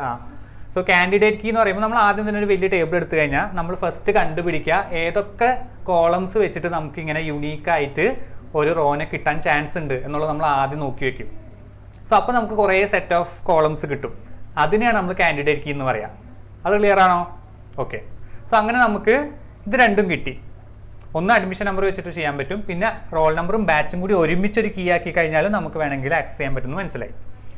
ഇനി സോ ആ ഒരു സെറ്റിനെയാണ് മൊത്തത്തിൽ നമ്മൾ കാൻഡിഡേറ്റ് കീ എന്ന് പറയാം. സോ ഇതിനകത്തുനിന്ന് ഏറ്റവും ഈസി ആയിട്ട് നമുക്ക് യൂസ് ചെയ്യാൻ പറ്റുന്ന ഏതാ? ഒരു കോളം മാത്രമുള്ളതല്ലേ, അതുകൊണ്ട് ഒരു കോളം മാത്രമുള്ള അഡ്മിഷൻ നമ്പറല്ലേ ഈസി ആയിട്ട് നമുക്ക് യൂസ് ചെയ്യാൻ പറ്റും എപ്പോഴും. സോ അതുകൊണ്ട് നമ്മൾ എന്ത് ചെയ്തു, അഡ്മിഷൻ നമ്പറിന് ഏറ്റവും ഇമ്പോർട്ടൻ്റ് ആയിട്ടുള്ള ഒരു കോളമായിട്ട് നമ്മൾ തിരഞ്ഞെടുത്തു. സോ അതിനെ നമ്മൾ എന്തായി, പ്രൈമറി കീ ആക്കാൻ തീരുമാനിച്ചു. അത്രയേ ഉള്ളൂ, അതിനെയാണ് പ്രൈമറി കീ എന്ന് പറയുന്നത്. സോ നമ്മൾ അതിനെ ഇനി തൊട്ട് അതിനെ പ്രൈമറി കീ ആക്കി വെച്ചു. സോ നമ്മൾ അഡ്മിഷൻ നമ്പറിനെ പ്രൈമറി കീ ആക്കി. ഓക്കെ, സോ നേരത്തെ കണ്ട ഈ രണ്ട് സാധനം കൂടി ചേർന്ന് പ്രൈമറി കീയും ഇത് രണ്ടും കൂടി ചേർന്ന് ആ സെറ്റിന് നമ്മൾ എന്തായിരുന്നു വിളിച്ചത്, കാൻഡിഡേറ്റ് കീ എന്ന് പറഞ്ഞു. സോ അതിനകത്തുനിന്ന് ഇതായിരുന്നു നമ്മൾ പ്രൈമറി കീ, അത് നമ്മൾ മാറ്റി. കാൻഡിഡേറ്റ് കീയുടെ സെറ്റിൽ നിന്ന് പ്രൈമറി കീന്ന് നമ്മൾ മായ്ച്ചു കളഞ്ഞു. ബാക്കിയുള്ളത് എന്താണോ അതിനെയാണ് ആൾട്ടർനേറ്റ് കീ എന്ന് പറയുന്നത്. ഓക്കെ, കാൻഡിഡേറ്റ് കീ എന്ന് പറയുമ്പോൾ ഇപ്പോൾ രണ്ടെണ്ണം ഉണ്ടായിരുന്നു, ആ രണ്ടെണ്ണത്തിൽ നിന്ന് ഒരെണ്ണത്തിന് നമ്മൾ എന്ത് ചെയ്തു, പ്രൈമറി കീയെ സെറ്റ് ചെയ്തു. ബാക്കി എന്താ ഉള്ളത്, ഒരെണ്ണം ഉള്ളത്, അതിന് നമ്മൾ ആൾട്ടർനേറ്റ് കീ എന്ന് പറയാം. ഓക്കെ, ക്ലിയർ അല്ലേ? ഓക്കെ, ഇനി ഫോറിൻ കീ എന്ന് പറയുന്നത് നമ്മളൊരു ടേബിളിൽ വേറൊരു ടേബിളിലെ പ്രൈമറി കീ ഉണ്ടെന്ന് വിചാരിക്കുക, അതിനെയാണ് നമ്മൾ ഫോറിൻ കീ എന്ന് പറയുക. ഈ ടേബിൾ നോക്കിക്കഴിഞ്ഞാൽ ഈ ബാച്ച് കോഡ് എന്ന് പറയുന്നത് ഈ ഒരു ടേബിളിലെ പ്രൈമറി കീ ആണ് അല്ലേ, ഈ ഒരു ടേബിളിലെ പ്രൈമറി കീ ആണ്. സോ അതുകൊണ്ട് ഈ സ്റ്റുഡൻസ് എന്നുള്ള ടേബിളിനെ സംബന്ധിച്ച് ഇയാളൊരു ഫോറിനർ ആണ്. സോ ഇയാളൊരു ഫോറിൻ കീ ആണ്. ഓക്കെ, ക്ലിയർ ആണോ? ഓക്കെ, സിമ്പിൾ, ഇത്രയാണ് ഞാൻ പറഞ്ഞിട്ടുള്ളൂ. ഇനി നമ്മൾ ജോയിനിലോട്ട് കിടക്കാം. ജോയിൻ എന്ന് വെച്ചാൽ ഒന്നിൽ കൂടുതൽ ടേബിൾസിനെ നമുക്ക് കമ്പൈൻ ചെയ്യുന്നതിനാണ് നമ്മൾ ജോയിൻ എന്ന് പറയുക. നമുക്ക് ഇത്രയും ജോയിൻസ് ആണ് മെയിൻ ആയിട്ടുള്ളത്: inner join, left join, right join and full join. Okay, so inner join എന്ന് വെച്ചാൽ രണ്ട് ടേബിളിലെയും മാച്ചിങ് വാല്യൂസിനെ എന്ത് ചെയ്യും, റിട്ടേൺ ചെയ്യും. രണ്ട് ടേബിൾ നമ്മൾ ജോയിൻ ചെയ്ത് കഴിയുമ്പോൾ ആ രണ്ടിലെയും കൂടിയുള്ള മാച്ചിങ് വാല്യൂസിനെ റിട്ടേൺ ചെയ്യും. അതിനെയാണ് നമ്മൾ ഇന്നർ ജോയിൻ എന്ന് പറയാം. സോ ഇതാ ഇവിടെ രണ്ട് ടേബിൾ തന്നിട്ടുണ്ട്, എംപ്ലോയി, ഡിപ്പാർട്ട്മെൻറ്റ് എന്ന് പറഞ്ഞ 2 ടേബിൾ തന്നിട്ടുണ്ട്. സോ ഇത് നമ്മൾ ജോയിൻ ചെയ്യാനാണെങ്കിൽ ഇതാ നമ്മൾ രണ്ടിലെയും വാല്യൂസ് എടുത്തു. ഇന്നർ ജോയിൻ എന്നുള്ള കീവേഡ് തന്നെ നമുക്ക് യൂസ് ചെയ്യാം. എന്നിട്ട് ഏതിൻ്റെ ബേസിസിലാണോ, രണ്ടിലൊരു കോമൺ കോളം ഉണ്ടാവും, ആ കോളത്തിൻ്റെ ബേസിസിലാണ് നമ്മളെപ്പോഴും ജോയിൻ ചെയ്യുക. ഇവിടെ നോക്കിക്കഴിഞ്ഞാൽ ഡിപ്പാർട്ട്മെൻറ്റ് ഐ ഡി ഉണ്ട്, ഇവിടെയും ഡിപ്പാർട്ട്മെൻറ്റ് ഐ ഡി ഉണ്ട്. സോ അതിൻ്റെ ബേസിസിലാണ് നമ്മൾ ജോയിൻ ചെയ്യിക്കുക. ഇതാ ജോയിൻ ചെയ്തു. സോ ആ സമയത്ത് എന്താ ഉണ്ടായത്, രണ്ടിലും കോമൺ ആയിട്ടുള്ള വാല്യൂസ് റിട്ടേൺ ചെയ്തു. ഓക്കെ. സോ അതായത് ഇവിടെ 501, 502, എന്താ 505 വരെയുള്ള വാല്യൂസ് ഇവിടെയുണ്ട്. സോറി 505 ഇല്ല, 504 വരെയുള്ള ഇത്രയും വാല്യൂസ് ഇവിടെയുണ്ട്. 501, 502, 502, 503, 501, 503, 504 ഉണ്ടോ. 505 ഇല്ല, ബാക്കി എല്ലാം ഉണ്ട്. സോ അതായത് IT, HR, finance and supply ഉള്ള എല്ലാം ഉണ്ട്, ഇതിനകത്തും ഉണ്ട്. സോ രണ്ടിലെയും കോമൺ ആയിട്ട് വരുന്നത് ആ ഡിപ്പാർട്ട്മെൻറ്റിലെ വർക്ക് ചെയ്യുന്ന ആൾക്കാരും ആ ഡിപ്പാർട്ട്മെൻറ്റിൻ്റെ പേരും കറക്റ്റായിട്ട് വന്നു. ഓക്കെ. ഡിപ്പാർട്ട്മെൻറ്റ് ഐ ഡിക്ക് പകരം അതിൻ്റെ മെയിനും പറഞ്ഞു അവിടെ നമ്മൾ കൊടുത്തിട്ടുണ്ട് സെലക്ട് ചെയ്യാൻ. ഇനി ലെഫ്റ്റ് ജോയിൻ. ലെഫ്റ്റ് ജോയിൻ എന്ന് പറഞ്ഞാൽ നമ്മൾ ആദ്യം കൊടുക്കുന്ന ടേബിളിൻ്റെ നെയിം, ആ ടേബിളിലെ എല്ലാ വാല്യൂസും ഉണ്ടാവും. ആൻഡ് സെക്കൻഡ് ടേബിളിലെ ആകെ മാച്ചിങ് ആയിട്ടുള്ള വാല്യൂസ് മാത്രമേ ഉണ്ടാവുള്ളൂ. ഓക്കെ. ആദ്യത്തെ ടേബിളിൽ എല്ലാ റോയും ഉണ്ടാവും, സെക്കൻഡ് ടേബിളിലെ മാച്ചിങ് മാത്രമേ ഉണ്ടാവുള്ളൂ. കണ്ട, മാർക്ക് ചെയ്ത് കണ്ട. പിന്നെ റൈറ്റ് ജോയിൻ അതിൻ്റെ നേരെ ഓപ്പോസിറ്റ്, റൈറ്റ് സൈഡിലെ ടേബിൾ, അതായത് രണ്ടാമത് കൊടുത്ത ടേബിളിലെ എല്ലാ വാല്യൂസും അതുപോലെ ലെഫ്റ്റ് സൈഡിലെ ടേബിളിലെ മാച്ചിങ് വാല്യൂസും മാത്രം. സോ അതിൻ്റെ നോക്കട്ടെ, ഞാൻ ഔട്ട്പുട്ട് കൊടുത്തിട്ടുണ്ടാവും. ഓക്കെ. ഇതാ 2 ടേബിൾസ് നേരത്തെ സെയിം ടേബിൾസ് ആണ്. സോ അതിൻ്റെ ക്വറി ഇതാ, റൈറ്റ് ജോയിൻ്റെ ക്വറി ഇതാ, select employee name comma D name from employees, right join department on department I D equal to DEPT ID എന്ന് പറഞ്ഞ് കൊടുത്തിട്ടുണ്ട്. അതായത് ഇവിടെ റൈറ്റ് ജോയിൻ എന്ന് പറയുമ്പോൾ ഇവിടെ റൈറ്റ് സൈഡിലെ ടേബിൾ ഏതാ, ഡിപ്പാർട്ട്മെൻറ്റാണ്. രണ്ടാമത് കൊടുത്താലേ റൈറ്റ് സൈഡിലെ. സോ ഡിപ്പാർട്ട്മെൻറ്റ് എന്ന് പറഞ്ഞ ടേബിളിലെ എല്ലാ വാല്യൂസും ഉണ്ടാവും. പിന്നെ എംപ്ലോയീസ് എന്നുള്ള ടേബിളിലെ ഡിപ്പാർട്ട്മെൻറ്റായിട്ട് മാച്ച് ചെയ്യുന്ന വാല്യൂസ് എന്തുണ്ടോ അതും ഉണ്ടാവും. സോ ഇവിടെ നോക്കിയേ, ഇവിടെ നോക്കുമ്പോൾ ഡിപ്പാർട്ട്മെൻറ്റ് ടേബിളിൽ എല്ലാ വാല്യൂസും ഉണ്ട്. പക്ഷെ ഇവിടെ വന്ന് നോക്കിയേ, മാച്ചിങ് വാല്യൂ ഇല്ലാത്ത ഒരു ഒരെണ്ണം വന്നപ്പോൾ അവിടെ നൾ വാല്യൂ വന്നു. മാച്ചിങ് ഇല്ലാത്ത എന്തുകൊണ്ടാ, അഡ്മിൻ എന്നുള്ളതിന് മാച്ചിങ് ആയിട്ട് ഇവിടെ എൻട്രി ഇല്ല. നോക്കിയേ, 505 എന്നുള്ള വാല്യൂ എവിടെയും കൊടുത്തിട്ടില്ല, 504 വരെയുള്ള വാല്യൂസേ ഉള്ളൂ. കണ്ടോ, 505ന് കറസ്പോണ്ടിങ് ആയിട്ടുള്ള വാല്യൂ ഇല്ല. അതുകൊണ്ട് അതായത് അഡ്മിന് കറസ്പോണ്ടിങ് ആയിട്ടുള്ള വാല്യൂ ഒന്ന് ബാക്കോട്ടിരിക്കാം. ഓക്കെ. ഇവിടെ അഡ്മിന് കറസ്പോണ്ടിങ് ആയിട്ടുള്ള ഡിപ്പാർട്ട്മെൻറ്റ് ഇവിടെ ഇല്ല. സോ അതുകൊണ്ട് അത് നള്ളായി. പക്ഷെ ഇവിടെ എല്ലാം വന്നു. ഓക്കെ. ഇത് ക്ലിയർ ആണോ? ക്ലിയർ ആയോ? ഓക്കെ. ഇങ്ങനെ തന്നെയാണ് ലെഫ്റ്റ് ജോയിൻ. ലെഫ്റ്റ് ജോയിൻ ആകുമ്പോൾ ഈ നള്ള് ഇവിടെ വരുന്നതിന് പകരം നള്ള് ഇപ്പുറത്തെ സൈഡിലാണ് വരിക. ഓക്കെ. അതാണ് വ്യത്യാസം, ഔട്ട്പുട്ടിൽ ഉണ്ടാകുന്ന വ്യത്യാസം. ഇനി ഫുൾ ജോയിൻ എന്ന് പറഞ്ഞാൽ 2 ടേബിളിലെയും എല്ലാം വരും, മാച്ചിങ് ആയാലും ഇല്ലെങ്കിലും എല്ലാ വാല്യൂസും വരും. സോ കുറേ നള്ള് അപ്പുറം ഇപ്പുറം ഒക്കെ ഉണ്ടാവും. അതാണ് അതിൻ്റെ ഒരു ഔട്ട്പുട്ടായിട്ട് പൊതുവേ ഉണ്ടാവുക. മാച്ചിങ് വാല്യൂസ് ഇല്ലെങ്കിൽ 2 സൈഡിലും നള്ള് വരാൻ ചാൻസ് ഉണ്ട്. ഇതാ ഫുൾ ജോയിൻ ഞാനിവിടെ കൊടുത്തിട്ടുണ്ട്.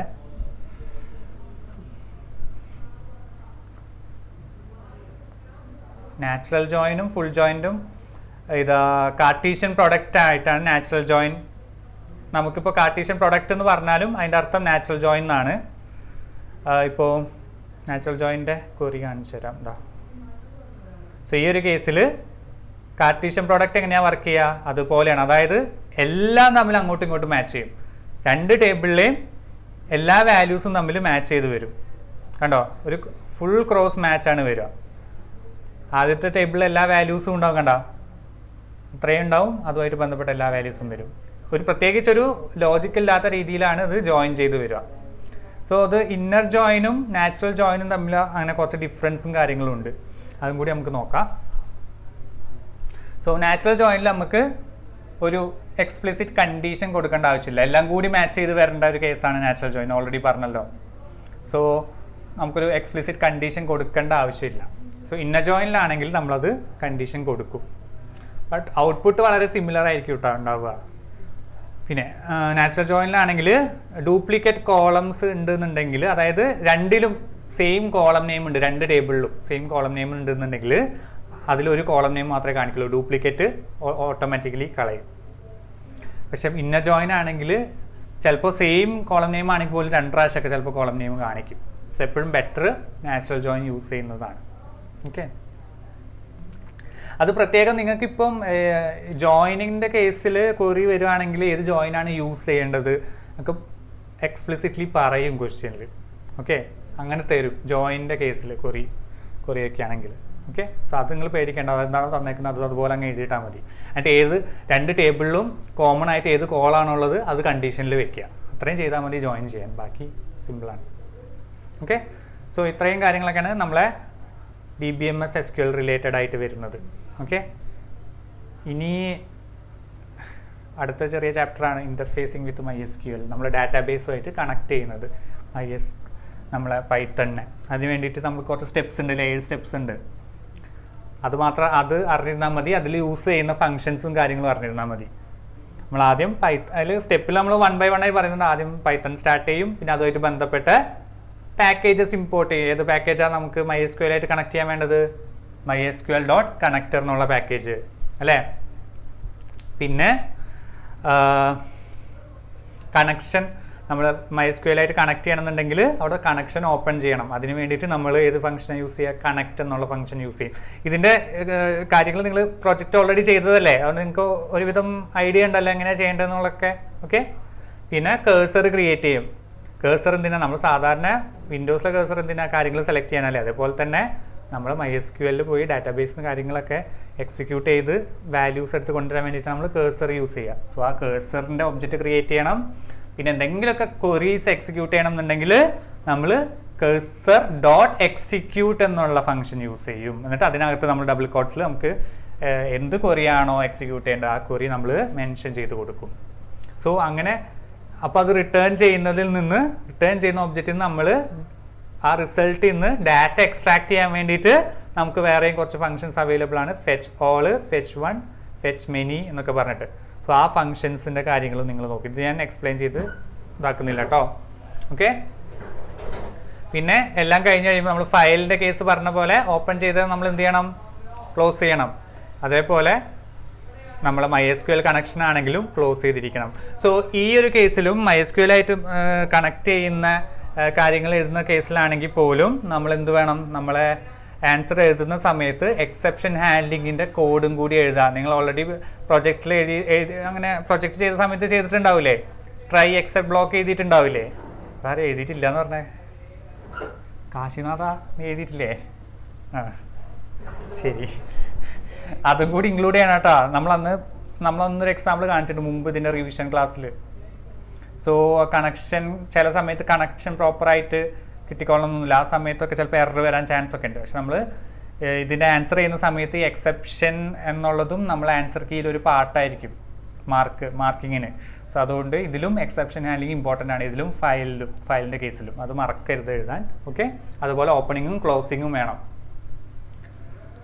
ഓക്കെ, ഇതിൽ ഇപ്പം ഞാൻ അധികം എക്സ്പ്ലെയിൻ ചെയ്യുന്നില്ല കേട്ടോ. ഇത് നിങ്ങൾ ഇത്രയും കാര്യങ്ങൾ തന്നെ പഠിച്ചു വയ്ക്കുക. ജസ്റ്റ് സെലക്ട് ക്വറി എക്സിക്യൂട്ട് ചെയ്ത് എങ്ങനെയാണ് ഡാറ്റ അതിനകത്ത് നിന്ന് എക്സ്ട്രാക്ട് ചെയ്യുന്നതെന്നുള്ള കോഡൊക്കെ നിങ്ങൾ ജസ്റ്റ് നോക്കി വെക്കുക. ഓക്കെ, അത്രയൊക്കെ മതിയാവും ഈ MySQLൻ്റെ ആ ഒരു സൈഡിൽ നിന്ന് നിങ്ങൾ നോക്കേണ്ടതുണ്ടാവുള്ളൂ. എനിക്ക് തോന്നുന്നു എക്സാമിന് ഉണ്ടായിരുന്നോ, ഞാൻ ഇട്ടിട്ടുണ്ടായിരുന്നോ മോഡലിന്? ഞാൻ മറന്നുപോയി ക്വസ്റ്റ്യൻ. ഓക്കെ, സോ നമ്മൾ ലാസ്റ്റ് ചാപ്റ്റർ കമ്പ്യൂട്ടർ നെറ്റ്വർക്ക്സ്. നിങ്ങളെ ആകെ ഉള്ളൊരു തിയറി ചാപ്റ്റർ ആണ് ഈ ഒരു computer networks. But computer network എന്നാണെങ്കിലും നിങ്ങൾക്ക് വരുന്നതൊക്കെ ഒരു ആപ്ലിക്കേഷൻ ലെവലാണ് ക്വസ്റ്റ്യൻസൊക്കെ. നമ്മളിവിടെ മോഡലിനും ഏകദേശം അങ്ങനെ തന്നെ ഇട്ടിട്ടുണ്ടായിരുന്നത്. മോഡലിനും നിങ്ങൾ കഴിഞ്ഞ വർഷത്തെ ക്വസ്റ്റ്യനിലും ഒക്കെ കുറച്ചൊരു ആപ്ലിക്കേഷൻ ലെവൽ കാര്യങ്ങളാണ് കണ്ടിട്ടുള്ളത്. സോ ഈ ചാപ്റ്റർ പഠിക്കുമ്പോൾ നിങ്ങൾ ജസ്റ്റ് ബൈ ഹാർട്ട് ചെയ്ത് പഠിക്കാതെ കാര്യം മനസ്സിലാക്കി പഠിക്കുക. ഇപ്പം ടോപ്പോളജീസിനെ കുറിച്ചാണെങ്കിൽ ടോപ്പോളജീസിലെ അഡ്വാൻറ്റേജസ്, ഡിസഡ്വാൻറ്റേജസ്, അതിൻ്റെ ഒരു ബേസിക് സ്ട്രക്ചർ, പിന്നെ ലാന്, മാന്, വാന് അങ്ങനത്തെ കാര്യങ്ങളൊക്കെ ഇല്ലേ, ഇതൊക്കെ എത്ര ഡിസ്റ്റൻസ് വരെയുള്ള നെറ്റ്വർക്കിലാണ് നമ്മൾ ആ സംഭവങ്ങളൊക്കെ യൂസ് ചെയ്യുക എന്നുള്ള കാര്യങ്ങൾ അത് നിങ്ങൾ നോക്കി വയ്ക്കുക. അതുപോലെ ഡിവൈസസ് ഒക്കെ എന്തൊക്കെ ടൈപ്പ് നെറ്റ്വർക്ക്സിലാണ് ഡിവൈസസും കാര്യങ്ങളും യൂസ് ചെയ്യുക എന്നുള്ളതൊക്കെ നോക്കി വയ്ക്കുക. സോ കമ്പ്യൂട്ടർ നെറ്റ്വർക്ക്സ് എന്ന് പറഞ്ഞാൽ ബേസിക്കലി നമ്മൾ കുറേ കമ്പ്യൂട്ടേഴ്സും അല്ലെങ്കിൽ കമ്പ്യൂട്ടേഴ്സ് തന്നെ ആവണമെന്നില്ല, ഏതൊരു ഡിവൈസും തമ്മിൽ ഇലക്ട്രോണിക്കലി കണക്ട് ചെയ്ത് ഫോം ചെയ്യുന്നൊരു സ്ട്രക്ചറിനെയാണ് നമ്മൾ നെറ്റ്വർക്ക് എന്ന് പറയാം, കമ്പ്യൂട്ടർ നെറ്റ്വർക്ക് എന്ന് പറയാം. ഓക്കെ, സോ അതിനകത്ത് നമ്മൾ കുറേ ഡിവൈസസ് യൂസ് ചെയ്യുന്നുണ്ട് അല്ലേ, നമ്മൾ കമ്പ്യൂട്ടേഴ്സ് നെറ്റ്വർക്കായിട്ട് കണക്ട് ചെയ്യാൻ വേണ്ടിയിട്ട്. അതിൽ ഏറ്റവും ഇമ്പോർട്ടൻ്റ് ആയിട്ടുള്ള കുറച്ച് ഡിവൈസ് അവിടെ കൊടുത്തേക്കുന്നത്, 6 ഡിവൈസ് കൊടുത്തേക്കുന്നത്. ഒന്ന് നെറ്റ്വർക്ക് ഇൻ്റർഫേസ് കാർഡാണ്. ഏതൊരു കമ്പ്യൂട്ടർ അല്ലെങ്കിൽ ഏതൊരു ഡിവൈസിലും ഒരു ഇൻ്റർനെറ്റ് കണക്ടിവിറ്റി ഉണ്ടെങ്കിൽ അതിന് അവിടെ ഒരു നെറ്റ്വർക്ക് ഇൻ്റർഫേസ് കാർഡ് ഉണ്ടായിരിക്കണം. നിങ്ങൾ കമ്പ്യൂട്ടർ ആണെങ്കിൽ, നോർമൽ ഒരു ഡെസ്ക്ടോപ്പ് കമ്പ്യൂട്ടർ ആണെങ്കിൽ അതിൻ്റെ CPU അകത്ത് ഇതുപോലത്തെ ഒരു സംഭവം ഉണ്ടാവും. വയേർഡ് കണക്ഷൻ ആണെങ്കിൽ ലാനൊക്കെ കുത്താൻ വേണ്ടി നിങ്ങളുടെ കമ്പ്യൂട്ടർ ലാബിലൊക്കെ ഉള്ള കമ്പ്യൂട്ടേഴ്സിൽ ഇങ്ങനത്തെ സംഭവം ഉണ്ടാവും, ലാപ്ടോപ്പിലാണെങ്കിലും ഉണ്ടാവും. ഓക്കെ, പിന്നെ നിങ്ങളുടെ ഫോണിലാണെങ്കിലും ഇതേപോലെ നെറ്റ്വർക്ക് ഇൻ്റർഫേസ് കാർഡ് ഉണ്ടാവും. അത് വെച്ചിട്ടായിരിക്കും എന്താ, അതുള്ളത് കൊണ്ടാണ് നിങ്ങൾ ഫോണാണെങ്കിലും ലാപ്ടോപ്പ് ആണെങ്കിലുമൊക്കെ നെറ്റ്വർക്കുമായിട്ട് കണക്ട് ചെയ്യാൻ പറ്റുന്നത്. ഓക്കെ, അതാണ് നമ്മളെ കമ്പ്യൂട്ടറിനെ നെറ്റ്വർക്കുമായിട്ട് കമ്മ്യൂണിക്കേറ്റ് ചെയ്യാൻ ഹെൽപ്പ് ചെയ്യുന്ന ഡിവൈസ് എന്ന് പറയുന്നത്. അടുത്ത ഒന്നാണ് ഹബ്ബ് എന്ന് പറയുന്നത്. ഹബ്ബ് എന്ന് പറഞ്ഞാൽ കുറേ കമ്പ്യൂട്ടേഴ്സും തമ്മിൽ കണക്ട് ചെയ്തൊരു നെറ്റ്വർക്ക് ഫോം ചെയ്യാൻ വേണ്ടിയിട്ട് ഒരു സെൻട്രൽ ഡിവൈസ് ആയിട്ട് യൂസ് ചെയ്യുന്ന ഒരു പെരിഫറലാണ് ഹബ്ബ്. സോ ഇവിടെ കണ്ടില്ലേ, ഇവിടെ ഈ ഒരു ബോക്സ് പോലത്തെ സംഭവമായിരിക്കും ഉണ്ടാവുക. അതിനകത്തോട്ട് വയേർഡ് രീതിയിലാണ് നമ്മൾ കണക്ട് ചെയ്യുക, വയേഴ്സ് വെച്ചിട്ട്. ലാൻ കേബിൾസ് ഒക്കെ അറിയാമല്ലോ, ലാൻ കേബിൾസ് വെച്ചിട്ട് കണക്ട് ചെയ്യും. അങ്ങനെയാണ് ഹബ്ബ് വർക്ക് ചെയ്യുക. സോ ഇങ്ങനെ ഹബ്ബ് വഴി നമ്മൾ കണക്ട് ചെയ്തിട്ടുണ്ടെന്നുണ്ടെങ്കിൽ ഒരു കമ്പ്യൂട്ടറിന് വേറൊരു കമ്പ്യൂട്ടറിനായിട്ട് കമ്മ്യൂണിക്കേറ്റ് ചെയ്യണം എന്ന് വിചാരിക്കുക. മെസ്സേജ് എന്തെങ്കിലും സെൻഡ് ചെയ്യാന്നുണ്ടെങ്കിൽ ആ മെസ്സേജ് ആദ്യം ഹബ്ബിലോട്ട് എത്തും. ഹബ്ബ് എന്ത് ചെയ്യും, ഹബ്ബ് അതിനായിട്ട് കണക്ട് ചെയ്ത എല്ലാ കമ്പ്യൂട്ടേഴ്സിനും ആ ഒരു മെസ്സേജ് അയച്ചു കൊടുക്കും. സോ എല്ലാ കമ്പ്യൂട്ടേഴ്സും എന്ത് ചെയ്യും, ആ മെസ്സേജ് ചെക്ക് ചെയ്യും. അവരവർക്കുള്ളതാണെങ്കിൽ മാത്രം ആ മെസ്സേജ് ആക്സെപ്റ്റ് ചെയ്യും. ആ രീതിയിലാണ് ഹബ്ബ് വർക്ക് ചെയ്തിരുന്നത്. മെസ്സേജസിനത് ബ്രോഡ്കാസ്റ്റ് ചെയ്യാണ് ചെയ്തുകൊണ്ടിരുന്നത് കണക്ട് ചെയ്ത എല്ലാ ഡിവൈസസിലോട്ടും. സോ അവിടെ ഒരു സെക്യൂരിറ്റി ഇഷ്യൂ കൂടി ഉണ്ടായിരുന്നു. എല്ലാത്തിലോട്ടും ഡാറ്റ എത്തും. നമ്മൾ ഷെയർ ചെയ്യുന്ന ഡാറ്റ എല്ലാവർക്കും എങ്ങനെയായാലും എത്തും. ഓക്കെ, ഇനി ആ ഒരു പ്രശ്നം ഓവർകം ചെയ്യാൻ വേണ്ടിയിട്ട് ഇൻട്രൊഡ്യൂസ് ചെയ്തതെന്നാണ് സ്വിച്ച് എന്നുള്ള സംഭവം.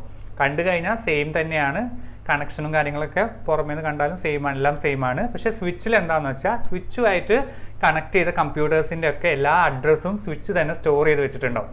IP അഡ്രസ്സുകളൊക്കെ സ്റ്റോർ ചെയ്ത് വെച്ചിട്ടുണ്ടാവും.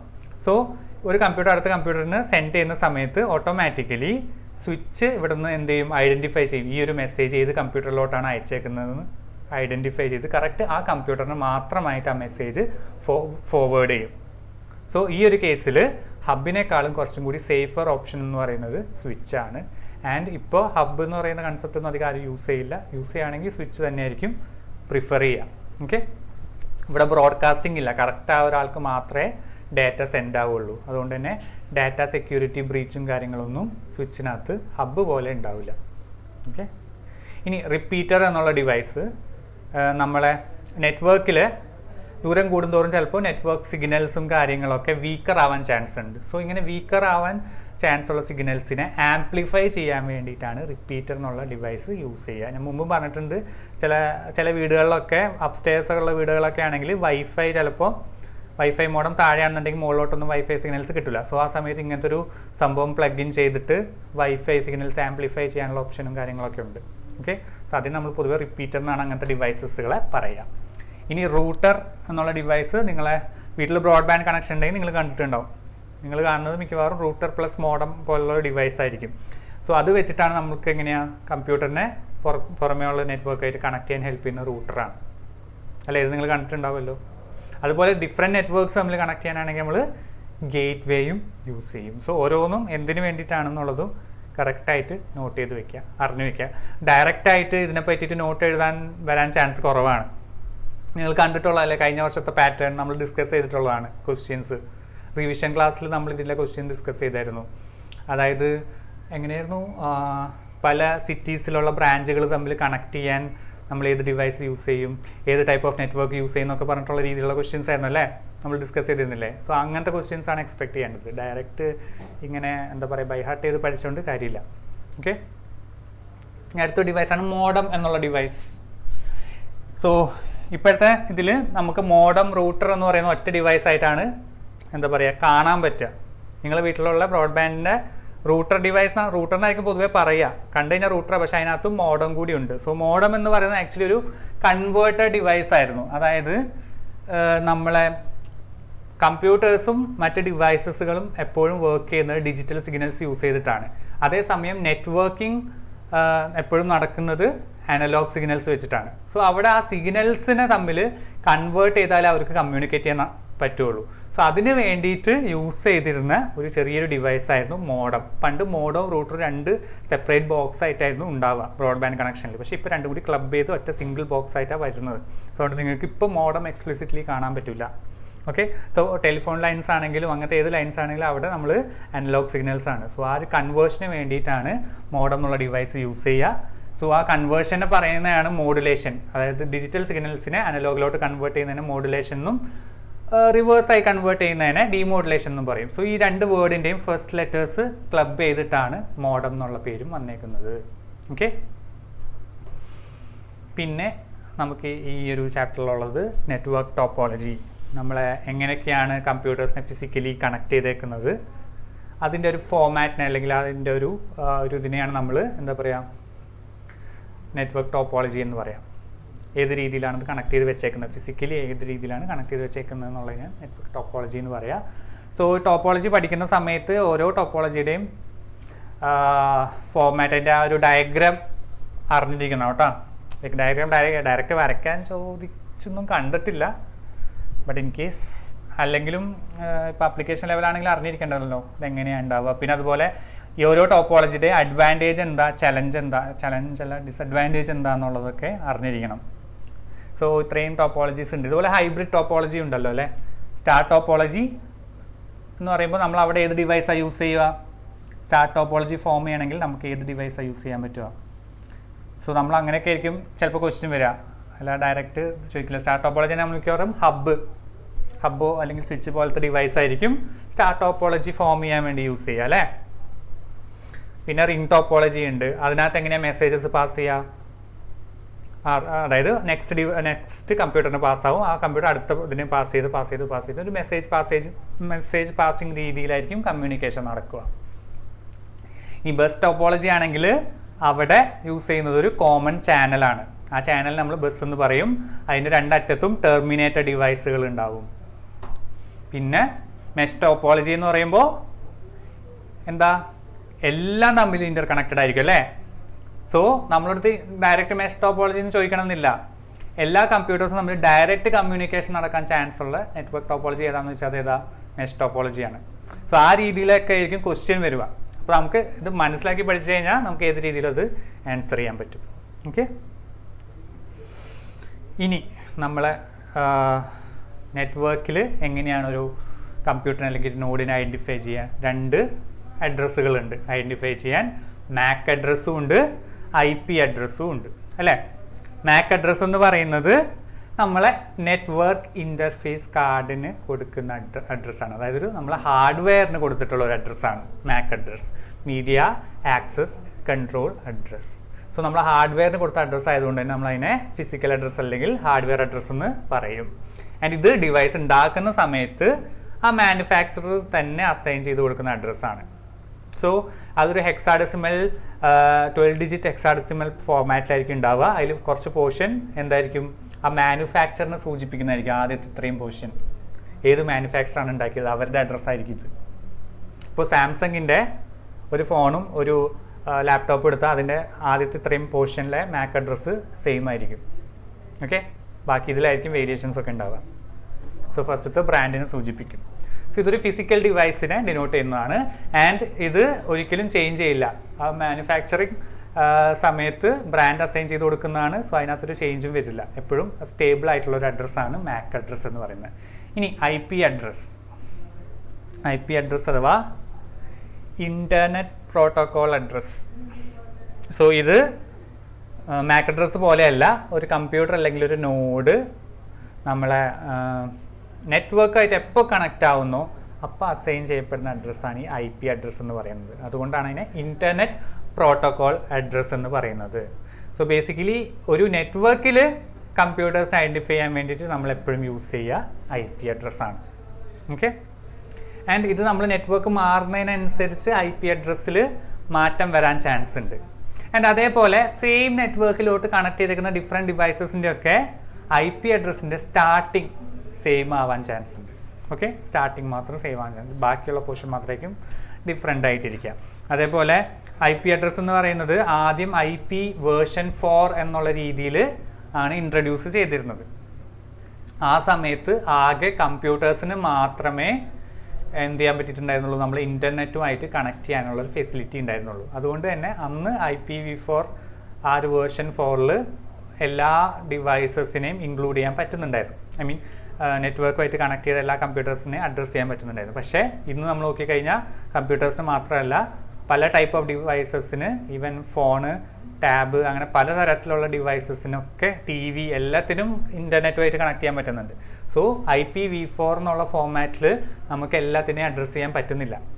സോ അതുകൊണ്ട് ഇൻട്രൊഡ്യൂസ് ചെയ്ത ഒന്നാണ് IPv6 എന്നുള്ള അഡ്രസ് ഫോർമാറ്റ്. അത് IP അഡ്രസ് അണ്ടറിൽ വരുന്നതാണ്. ഇൻ്റർനെറ്റ് പ്രോട്ടോക്കോൾ അഡ്രസ് വേർഷൻ 6 എന്നാണ് പറയുക. സോ അതും നിങ്ങൾ വായിച്ചു വയ്ക്കുക കേട്ടോ.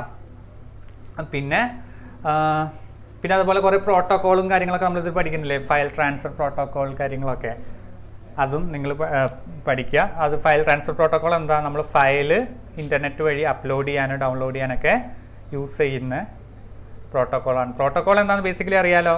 എന്തുകൊണ്ടാണ് നമ്മൾ പ്രോട്ടോക്കോൾ ഇൻ്റർനെറ്റിൽ ഇൻട്രൊഡ്യൂസ് ചെയ്തത്? പ്രോട്ടോക്കോൾ എന്ന് പറഞ്ഞാൽ ബേസിക്കലി റൂൾസ് ആണ് അല്ലേ. ഇപ്പോൾ നമ്മൾ ട്രാഫിക് റൂൾസ് എന്ന് പറയില്ലേ, നമ്മൾ റോഡിൽ എന്തുകൊണ്ടാണ് ട്രാഫിക് റൂൾസ് വെച്ചത്? പലതരത്തിലുള്ള ആൾക്കാർ പലതരത്തിലുള്ള വെഹിക്കിൾസ് യൂസ് ചെയ്ത് വരുന്ന സ്ഥലമാണ്, ഒരു കോമൺ പ്ലേസ് ആണ് എന്ത്, റോഡ് എന്ന് പറയുന്നത്. സോ അവിടെ പ്രോപ്പർ ട്രാഫിക് റൂൾസ് ഉണ്ടെങ്കിലേ സേഫ് ആയിട്ട് എല്ലാവർക്കും യൂസ് ചെയ്യാൻ പറ്റുള്ളൂ, പ്രോപ്പറായിട്ട് യൂസ് ചെയ്യാൻ പറ്റുള്ളൂ. ഇതേപോലെ ഈ ഇൻ്റർനെറ്റ് എന്ന് പറയുന്നത് പലതരത്തിലുള്ള ഡിവൈസുകൾ ചേർന്നിട്ടുള്ളതാണ്, കമ്പ്യൂട്ടേഴ്സ് മാത്രമല്ല. നമ്മൾ ഓൾറെഡി പഠിച്ച കുറേ നെറ്റ്വർക്കിംഗ് ഡിവൈസസ് ഉണ്ട്. അതുപോലെ പലതരത്തിൽ ഉള്ള ഡിവൈസുകൾ തമ്മിൽ ഇൻട്രാക്ട് ചെയ്യുന്നൊരു പോയിൻ്റാണ്. സോ അവിടെ എല്ലാവർക്കും പ്രോപ്പറായിട്ട് ഇൻട്രാക്ട് ചെയ്യണമെന്നുണ്ടെങ്കിൽ അവിടെ ഒരു റൂൾ വേണം, സെറ്റ് ഓഫ് റൂൾസ് വേണം. സോ ആ സെറ്റ് ഓഫ് റൂൾസിനെയാണ് നമ്മൾ പ്രോട്ടോക്കോൾ എന്ന് പറയുക. ആ റൂൾസ് ഫോളോ ചെയ്താലേ പരസ്പരം അങ്ങോട്ടും ഇങ്ങോട്ടും അണ്ടർസ്റ്റാൻഡിങ്ങിൽ പ്രോപ്പറായിട്ട് എഫിഷ്യൻ്റ് ആയിട്ട് ആ നെറ്റ്വർക്കിനെ യൂസ് ചെയ്യാൻ പറ്റുള്ളൂ. അങ്ങനെയാണ് ഇത് ഈ നെറ്റ്വർക്ക് പ്രോട്ടോക്കോൾ എന്നുള്ള കൺസെപ്റ്റും കാര്യങ്ങളൊക്കെ വരുന്നത്. അതിനകത്താണ് നമ്മൾ HTTP പ്രോട്ടോക്കോൾ പഠിച്ചിട്ടുണ്ട് അല്ലേ. പ്രോട്ടോക്കോളുകളുടെ ഫുൾ ഫോം ഒക്കെ അറിഞ്ഞിരിക്കുന്നുണ്ട്, hyper text transfer protocol. HTTP protocol എന്തിനാണ് നമ്മൾ യൂസ് ചെയ്യുന്നത്? നമ്മളൊരു വെബ് പേജിനെയൊക്കെ ആക്സസ് ചെയ്യാൻ വേണ്ടിയിട്ട് ബേസിക്കലി യൂസ് ചെയ്യുന്നതാണ് HTTP പ്രോട്ടോക്കോൾ അല്ലേ. നമ്മൾ വെബ്സൈറ്റിൻ്റെ അഡ്രസ്സ് ഏതെടുത്താലും നമ്മൾ കാണാൻ പറ്റും സ്റ്റാർട്ടിങ്ങിൽ HTTPS എന്ന് കാണാൻ പറ്റും അല്ലേ. HTTPയുടെ എക്സ്റ്റെൻഡഡ് ഒരു പുതിയ വേർഷനാണ് HTTPS എന്ന് പറയുന്നത്. HTTPS എന്ന് പറയുന്നത് കുറച്ചുകൂടി സേഫ് ആയിട്ടുള്ള, സെക്യൂർ ആയിട്ടുള്ള പ്രോട്ടോക്കോളാണ്. ആ സെക്യൂർ എന്ന് കാണിക്കാൻ വേണ്ടിയിട്ടാണ് S എന്നുള്ളത്. അതുപോലെ ഫയലിൻ്റെ കാര്യം പറഞ്ഞു, FTP ഫയൽ ട്രാൻസ്ഫർ പ്രോട്ടോക്കോൾ എന്നുള്ളത്. അതേപോലെ നമ്മൾ ഡൊമെയിൻ നെയിമിങ് കാര്യങ്ങളൊക്കെ പറയുന്നുണ്ട് ഈ ഇതേ സെയിം ചാപ്റ്ററിൽ അല്ലേ. അതായത്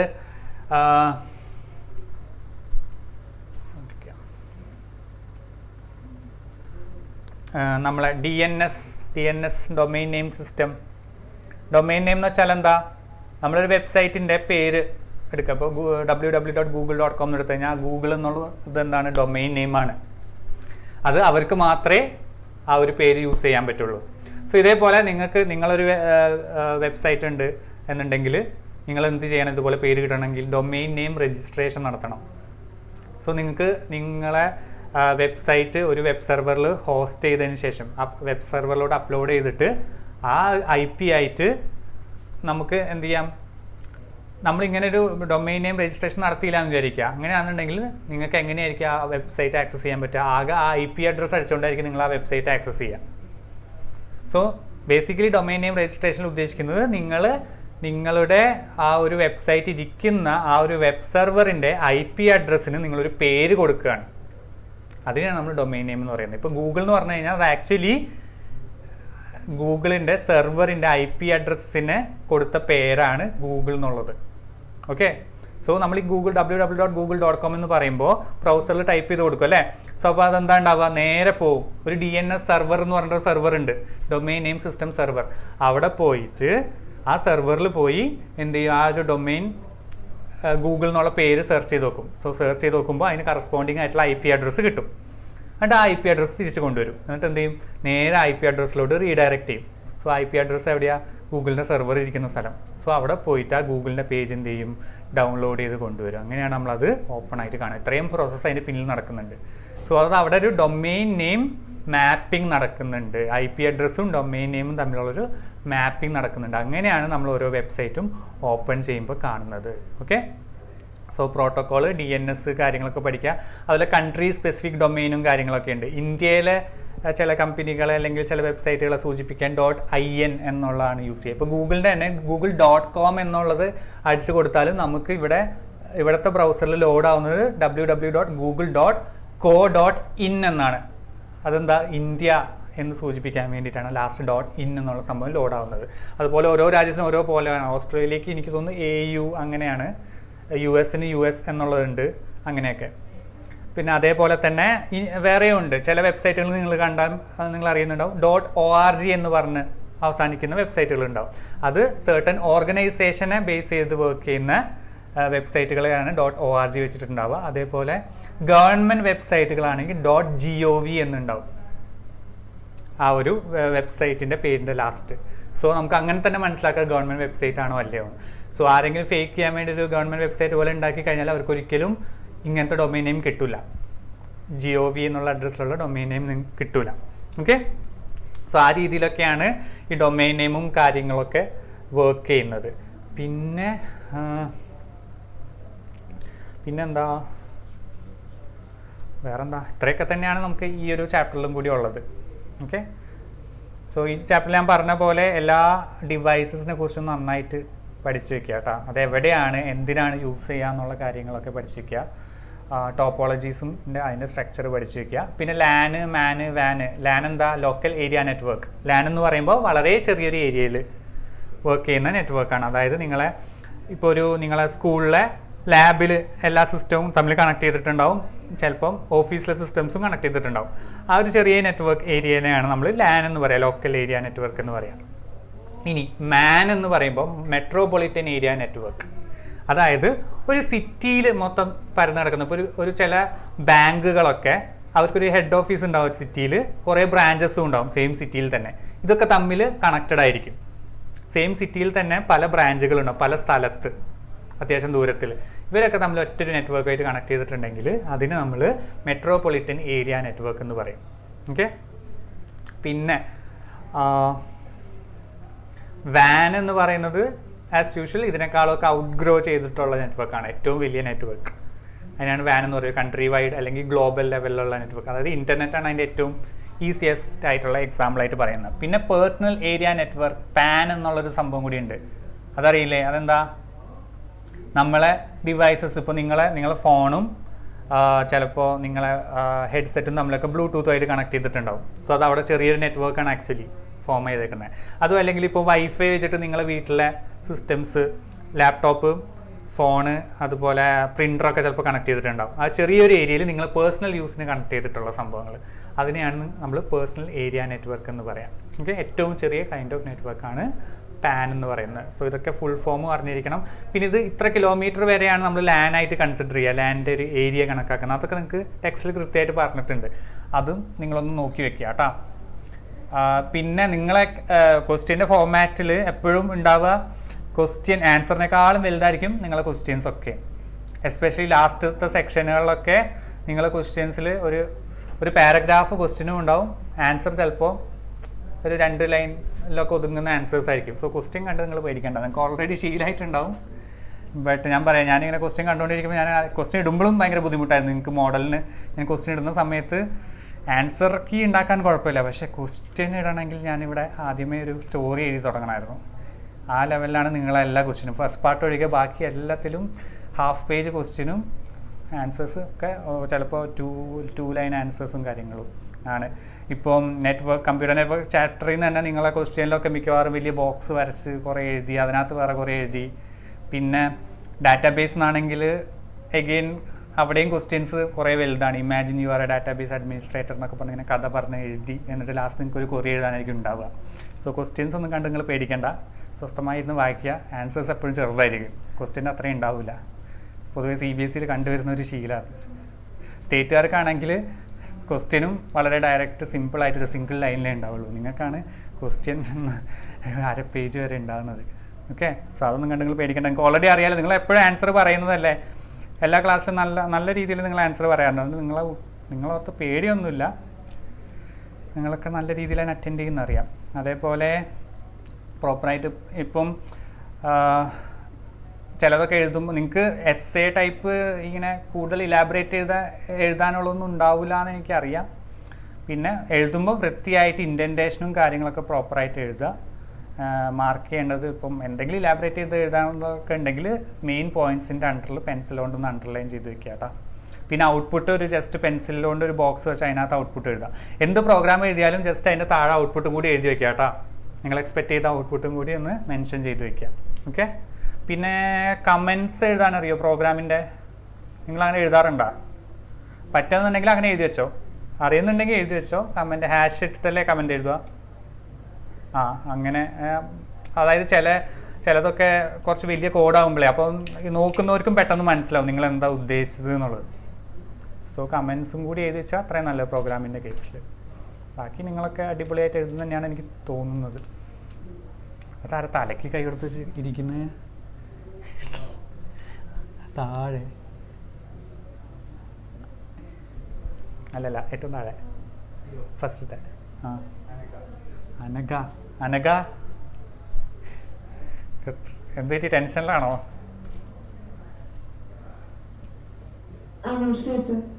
അല്ല തലയ്ക്കൊക്കെ കൈ കൊടുത്ത് ഇരിക്കുന്നുണ്ട് ചോദിച്ചതാ. എന്തായി പഠിച്ചിട്ട്? പിന്നെന്താ ടെൻഷൻ?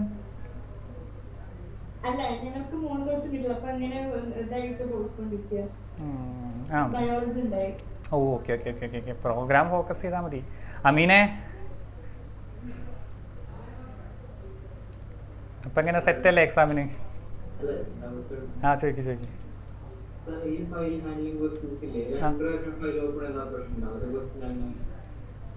രണ്ട് പ്രാവശ്യം ഫയൽ ഓപ്പൺ ചെയ്താലാ?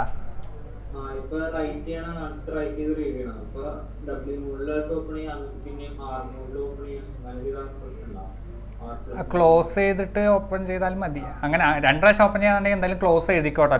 ചിലപ്പോൾ കറക്റ്റ് അവർ നോട്ടീസ് ക്ലോസ് ചെയ്തോ, അങ്ങനെ കുഴപ്പമൊന്നുമില്ല. അത് നിങ്ങളിഷ്ടമാണ്. അല്ല അത് അങ്ങനെ ചെയ്താലും കുഴപ്പമില്ല.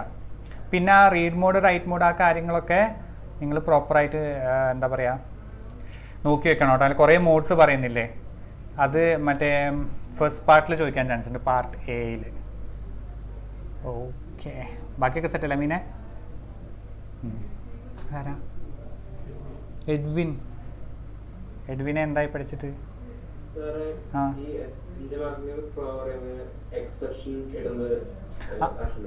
എക്സെപ്ഷൻ ഇട്ടോ എന്ത് വന്നാലും കേട്ടോ, അത് ജസ്റ്റ് ട്രൈയും എക്സെപ്റ്റും കൂടി ഇട്ടാ പോരെ?